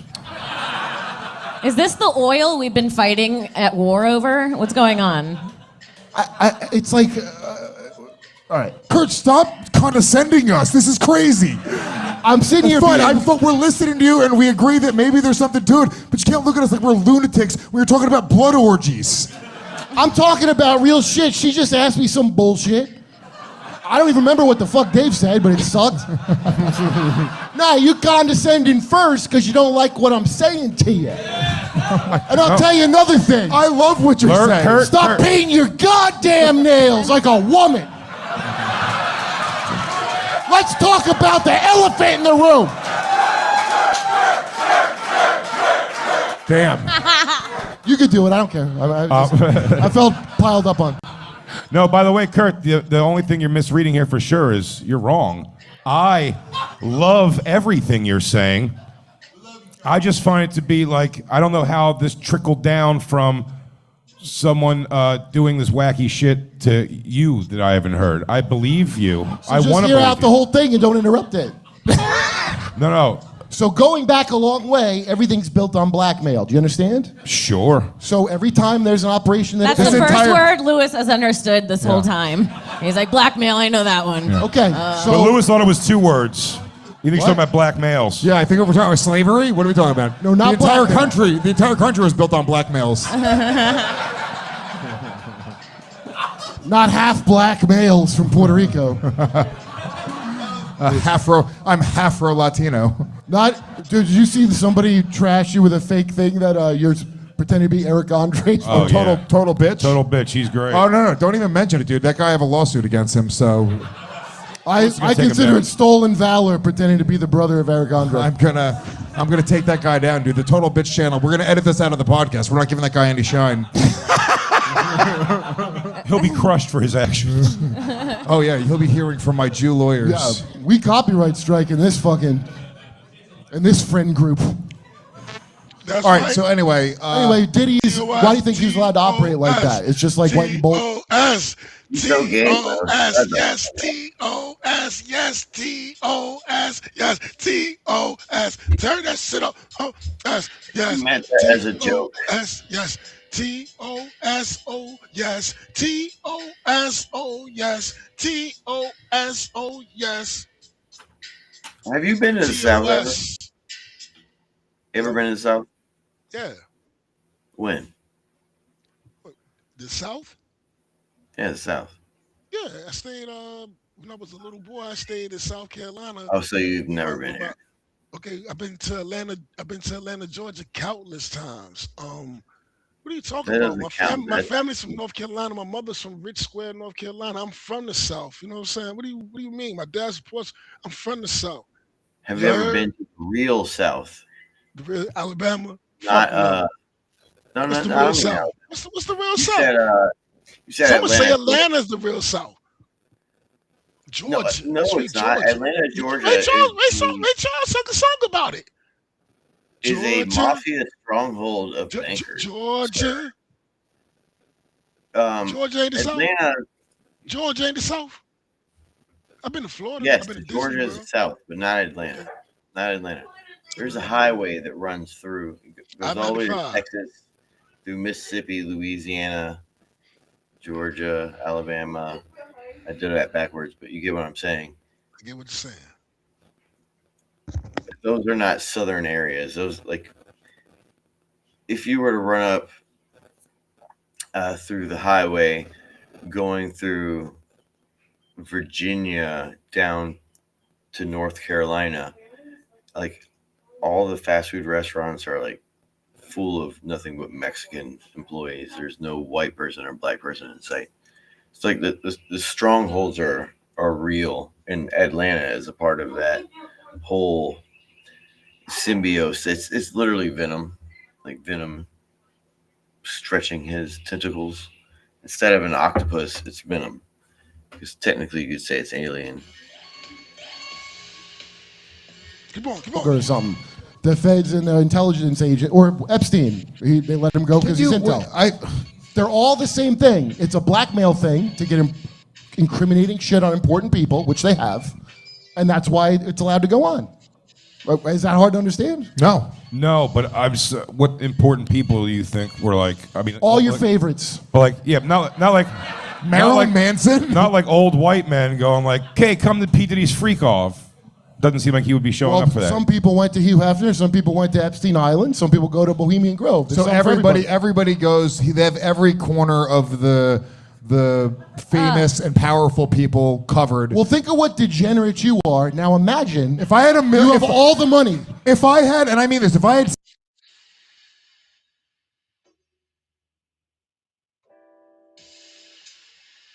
The Nickelodeon fucking. Watched it. I studied it. But you remember when Jay, you're my age, when we were young, Nickelodeon was about dumping goo on kids' faces. Yeah. It was the money shot. It was called "You Can't Do That on Television." And I know why it's called that, because they were like, you can't bukkake a child. Yeah. They were like, That's all we wanted. I grew up watching that. Oh, you slime me. Absolutely. Yeah.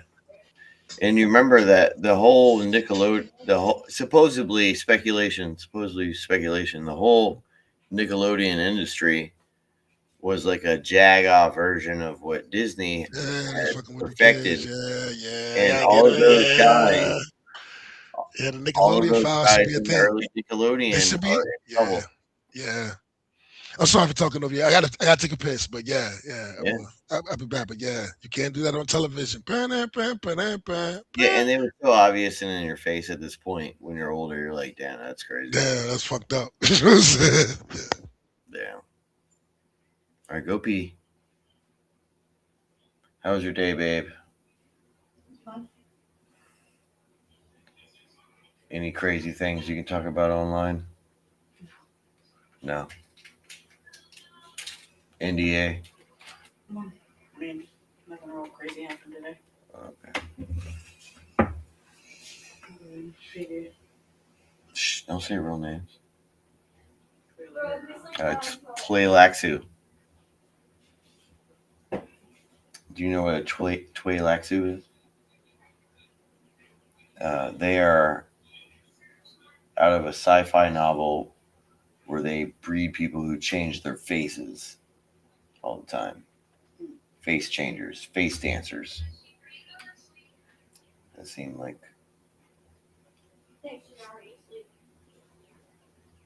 Should be considered one of those, I guess. Indeed.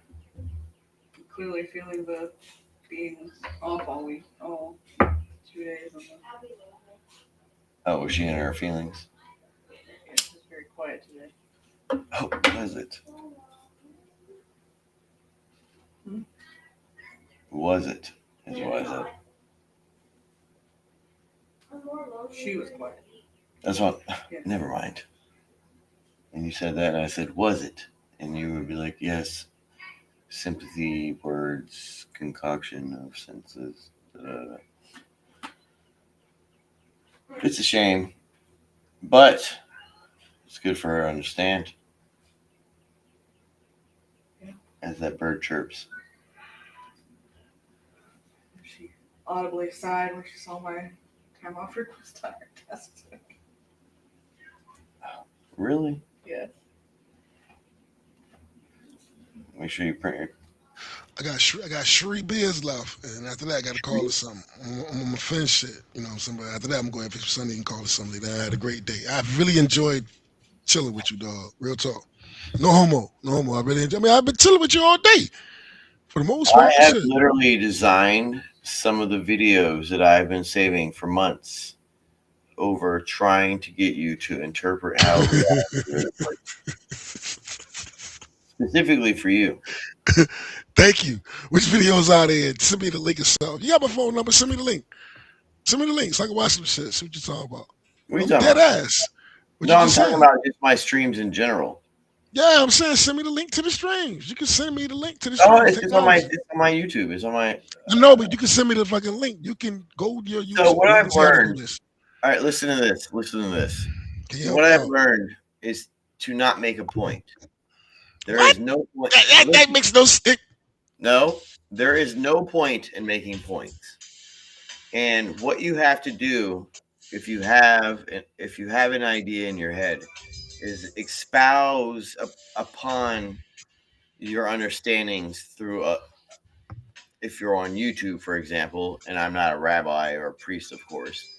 This is, bro, I've studied. I'm listening. You made no sense. And you know why you made no sense? Because the whole thing that you were saying was to not make sense. Because I find not making a point is my point is to not make a point.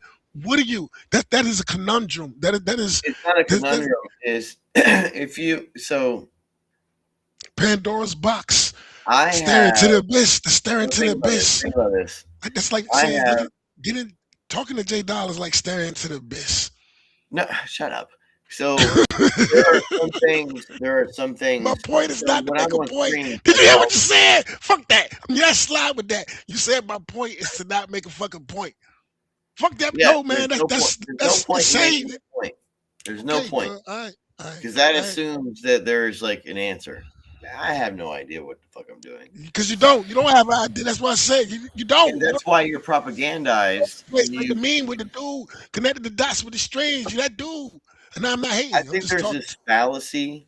There's this I like to see fallacy. them videos There's that a you- fallacy. There's a true fallacy on the internet. Like it's like when you see Ethan tweet. Like Ethan's in this fallacy world now, where he like always has an answer for everything. He will espouse when you don't need to espouse He so much. gave in.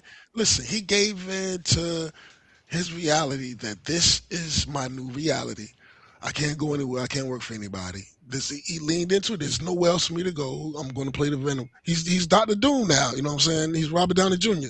He's leaned into it because there's nothing else for him to do. There's nowhere else for him to go. This is it. This is it. You know, unless he made investments, unless he invests, and maybe he did. He seems like a smart guy, but if he didn't invest, this is it.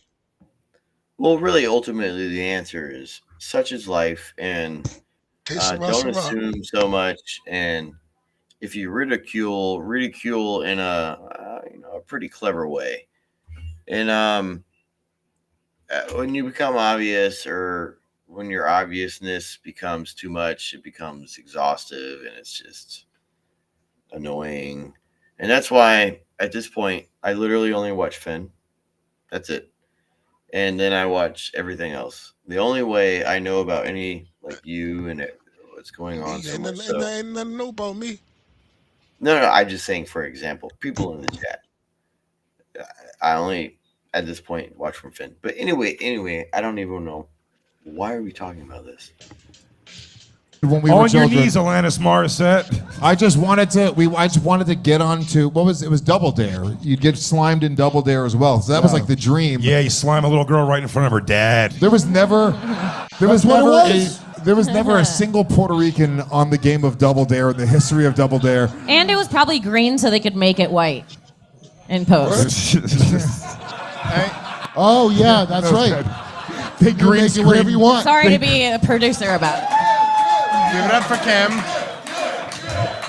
That's a fair point. Puerto Ricans are too lazy to search for a flag through a bunch of bullshit. I'm not going in there. You No go way. in there. I'm not gonna pick that big nose. Yeah. I'm not putting my head in that giant fucking mouth. Dude, they used to ask for feet videos from kids. Yeah. And you could send in feet videos and maybe be featured on TV. Featured, yes. That was- Fuck, I love it. I love a solid pun. No, the guy who ran the whole thing, Dan Schneider guy, his house, his What'd you say? Oh, okay. pool was the sole of the foot, and then he had 5 descendingly smaller hot tubs. Nuh-uh. The hot tubs were the toes. swear to Yeah, God. Paul Dan Schneider's pool. It exists. It's wild. Diddy's just sitting in it. Yeah. Oh, yeah. you know Google what? Earth it. TPD's like, Yo, do you know the basketball? Okay, and it really, I think, relates to the basketball player story as well. please. Okay. Can we get Kurt an energy drink? Just like a can of C4. If it's the player, I think you said it was. He's from the islands, though, so it's a different culture. Yes, he is. He is from the islands. Yeah. So what happened? Like I heard, Obama's chef that died naked paddleboarding in 4 feet of water. Remember they used to say Obama was Muslim and shit, but now the rumor is his wife's a man? Who saw that coming? I just thought she worked out. Yeah, so I don't follow basketball at all. Yes, that's pretty good. That's pretty good.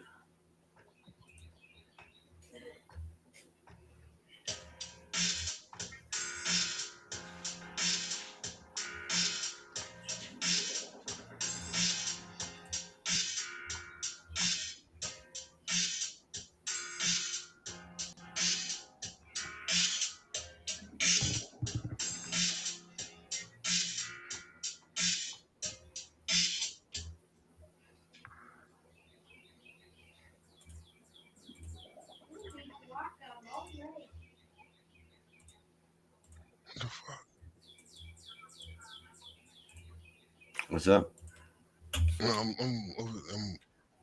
You ready to learn some more? Are you yawning yet? Yeah, I'm give me something to eat in a minute, though. I ain't yawning, but I'm growling. Yeah. I ain't nothing since this morning. Chirp, chirp, chirp, chirp, chirp. The birds know what's up. No doubt. I appreciate you, dog. What is this? Oh. Replace.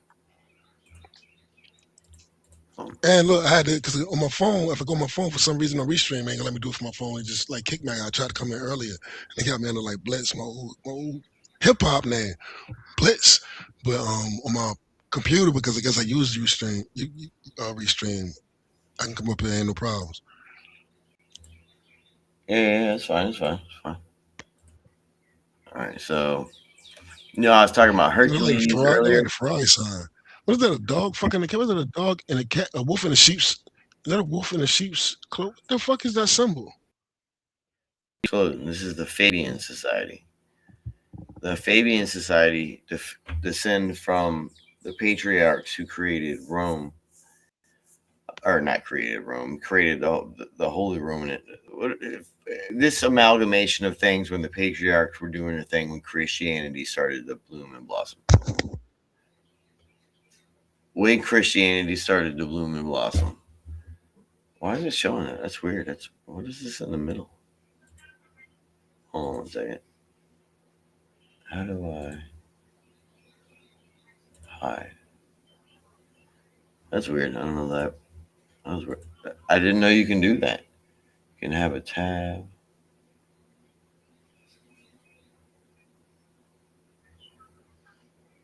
But it's glitched over here. Okay, interesting. You still there, TJ? Yes, I am. All right, so the Fabian Society are. Let me turn it down. The Fabian Society are the people who claim descendants from Hercules, and they are the ones who.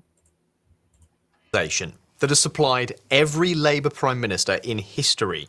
Currently has 141 MPs in Parliament and more than half the cabinet. And I won't need a single leaked document to prove it, because they'll tell you all of this themselves. It's literally on their website, and they're proud of it. If you've already heard about the Fabian Society, stick around. Most of what's out there on this is surface level or just conspiracy theory. This video has the receipts. Direct quotes with dates and page numbers from the Fabians' own publications. Everything you're about to hear, you can go and verify yourself. The bit they're less keen for you to look at, the eugenics, the lethal chambers, the praise for Stalin, that's in their publications too. You just have to know where to look. And the man who tried to warn you about all of this, his teacher at Eton was one of them. This is the Fabian Society, founded in 1884, named after a Roman general who won wars by refusing to fight them. And they chose, and I want you to appreciate this, they chose a wolf dressed as a sheep for their coat of arms, on purpose. That's their actual logo. Most organisations at least try to hide the game. These lot put it on their headed notepaper. 4th of January 1884, 9 people in a room above a shop on Osnaburg Street, North London. Among them, a children's author, a stockbroker, and a civil servant. They just split from a group called the Fellowship of the New Life, which was basically a philosophy club for people who wanted to improve themselves morally before changing the world. The Fabians had a different idea. Forget self-improvement, they wanted power. Within 16 years, they helped found the Labour Representation Committee, which became the Labour Party. The Fabians, the trade unions, the Independent Labour Party. Of those original founding organisations, only the Fabian Society is still affiliated to Labour today, in unchanged form, 126 years later. Still there. Now, the name tells you everything. They named themselves after Quintus Fabius Maximus, a Roman general who beat Hannibal not by fighting him, but by exhausting him. Harassment and attrition, rather than pitched battle. Their motto, which Frank Podmore almost certainly wrote himself rather than quoting any actual Roman, for the right moment you must wait, but when the time comes, you must strike hard. They had 3 logos over the years, each one is a gift. First, the tortoise, with the slogan, "When I strike hard." Slow and patient, but violent when it counts. Second, the wolf in sheep's clothing, which they use as a full heraldic coat of arms, until even they realised the optics were dreadful, and quietly dropped it around the turn of the 20th century. And third, the one they use today, a plain red square. Clean, modern, says absolutely nothing. 3 logos, threatening, honest, and then bland. You can read the entire history of their public relations strategy in that sequence. They published Fabian Essays in Socialism in 1889. Shaw edited it. First print run, 1,000 copies. Sold out instantly. Within 2 years, 27,000 copies. Before the First World War, 46,000. Translated into German, Dutch, Norwegian. The argument was simple. Socialism wasn't revolution, it was evolution. The natural next step. Inevitable. Gradual. Sidney Webb even coined the phrase, the inevitability of gradualness. There's a stained glass window involved in this story, by the way, and when I tell you who unveiled it, and what's depicted on it, you'll understand why that matters. But we'll come back to that. Quick aside, that'll become important later. Around 1917, a young teacher called Aldous Huxley taught French at Eton for about a year. Nearly blind, couldn't keep order in a classroom. Students played cards at the back, but he was brilliant with language.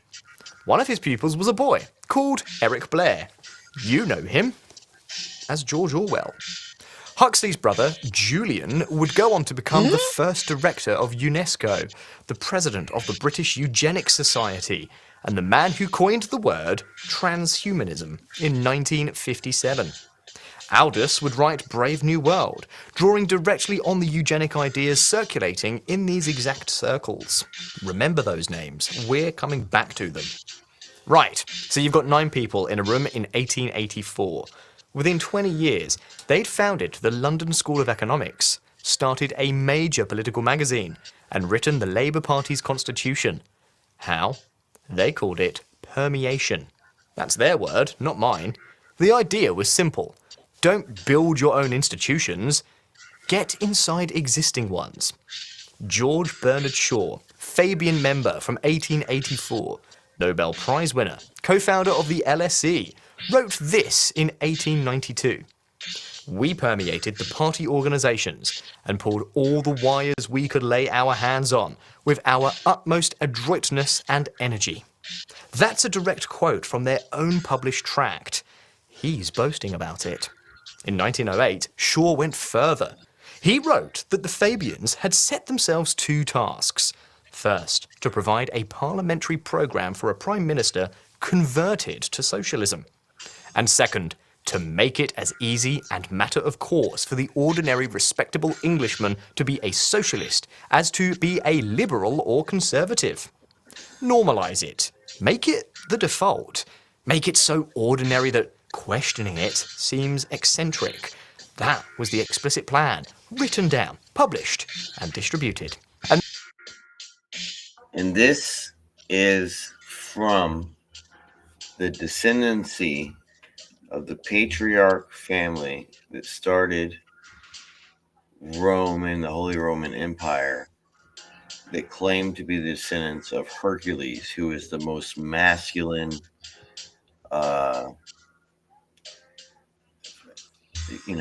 just straight action for the hero's perspective. And this is what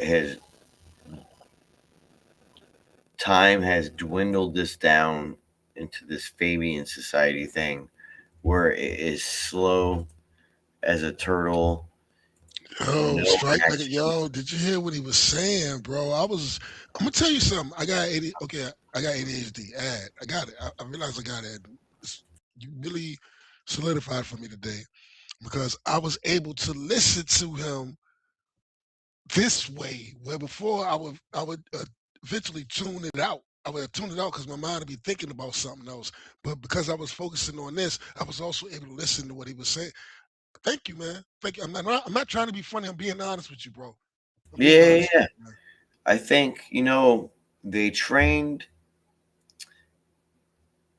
people in the 90s and early 2000s that you can only think about one thing at a time.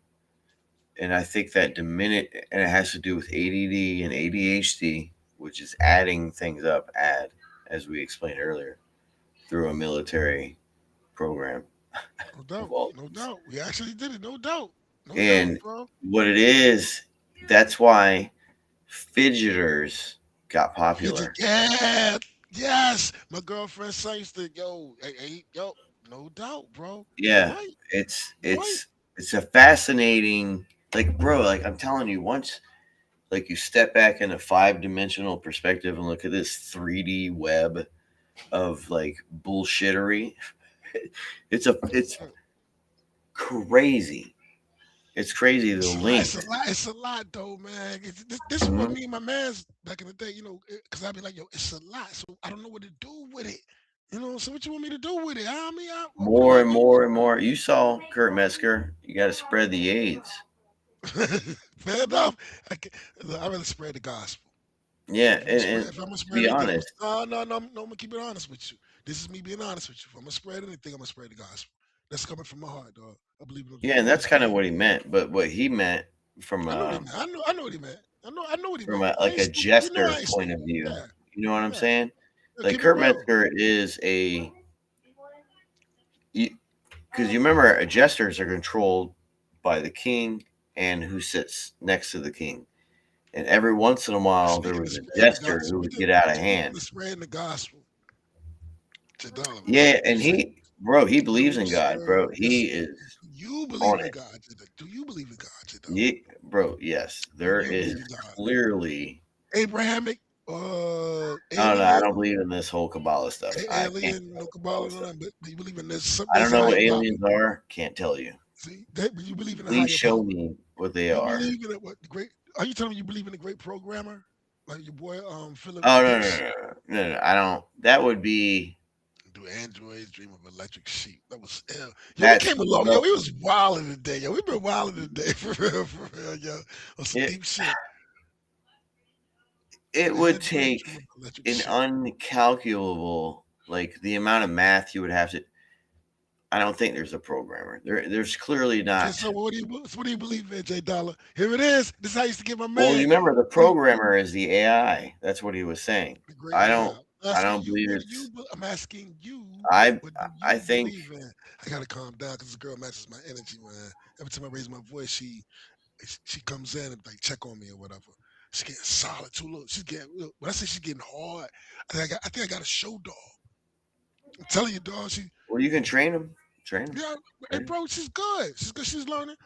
She's why she's coming out of the shell, man. I'm telling you, though, she's like roided up in this bitch. Go look at my, go right now. Go look. Do me a favor. Can you do me a favor? Go on my YouTube page and look at my post. Just hit. Oh, I saw hit your the dog. page. Yeah. No, I want you to see the last picture. I want you to look. Do me a favor, please. Go to post. Go to my shit. Please, I'm asking for a favor. I want you to see this animal that I adopted, yo. This guardian, gargoyle, battle cat, this motherfucking demon dog.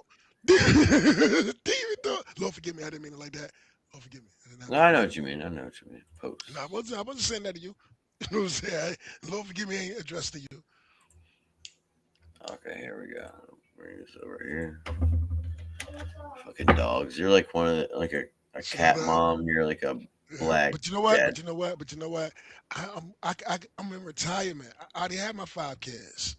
You know, so I'm good. I did my thing. Look at the show. Good. Look at them. And look, you see that in the background where it say the Lord is good? I don't even know how I did that. No, I don't even know how I did that. I was just typing the caption and then I was drunk as a bitch. I don't It's know called how I put that in the wall. serendipity. I didn't know how I put that in the wall right there. Look at Yeah, them serendipity, bro. Look Like, at what? Go down to the other picture. Go down more. See the other way. You know, okay. Your happiness is Go bringing all the way down. happiness. Go all the way down. Go all the way down.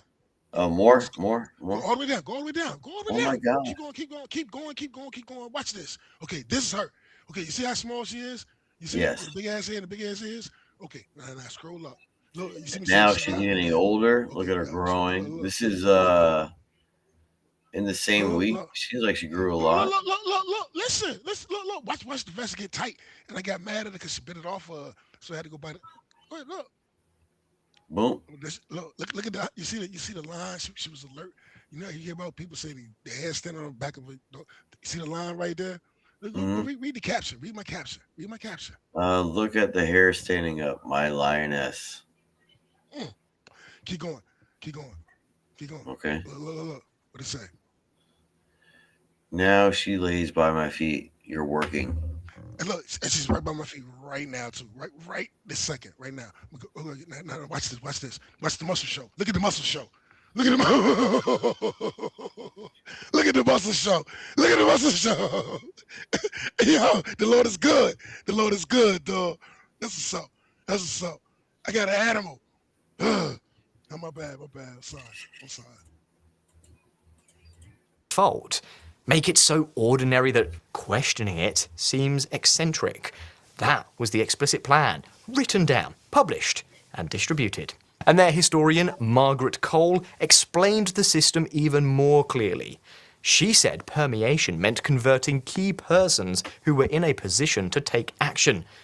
And then, this is the bit that matters, she added, it was not necessary that these key persons should be members of the Fabian Society. Often it was, as well, they should not. So the people doing the work don't need to be members. They just need to have been influenced by members. That's how you run a network with 6,500 people and end up with half the UK government cabinet. So what did they permeate? Well, they didn't just infiltrate existing organisations. They built new ones to do the permeating for them. 1895. They founded the London School of Economics. Sidney Webb's stated intention, to teach political economy on more modern and more socialist lines. That's a direct quote, by the way. The school that trained generations of civil servants, economists, and world leaders, founded by Fabians, explicitly to push economics leftward, and located a short walk from Whitehall. 1930.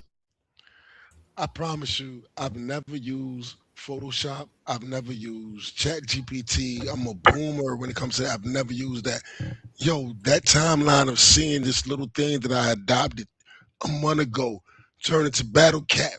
You know what I'm saying? Yo, the Lord is good, bro.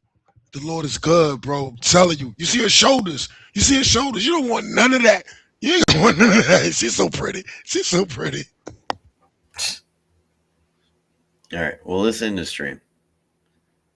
I need to eat. I'm hungry. Me too, dog. Thank you, man. Heather, I know you're over there off camera. Thank you to Heather for listening to me. Have a nice day. It was nice not meeting you. J Dollar, man, take it easy, man. Heather, Y'all come be safe, say man. hi to TJ. Not on camera, just off camera. Because, yeah, off camera. Of course. I know you listen to Heather. I know you listen to me. I know you listen to me, Heather. I'm Liam. Have I abused you? No! It's time for me to go. It's time for me to go. It's been real. I don't do Liam shit.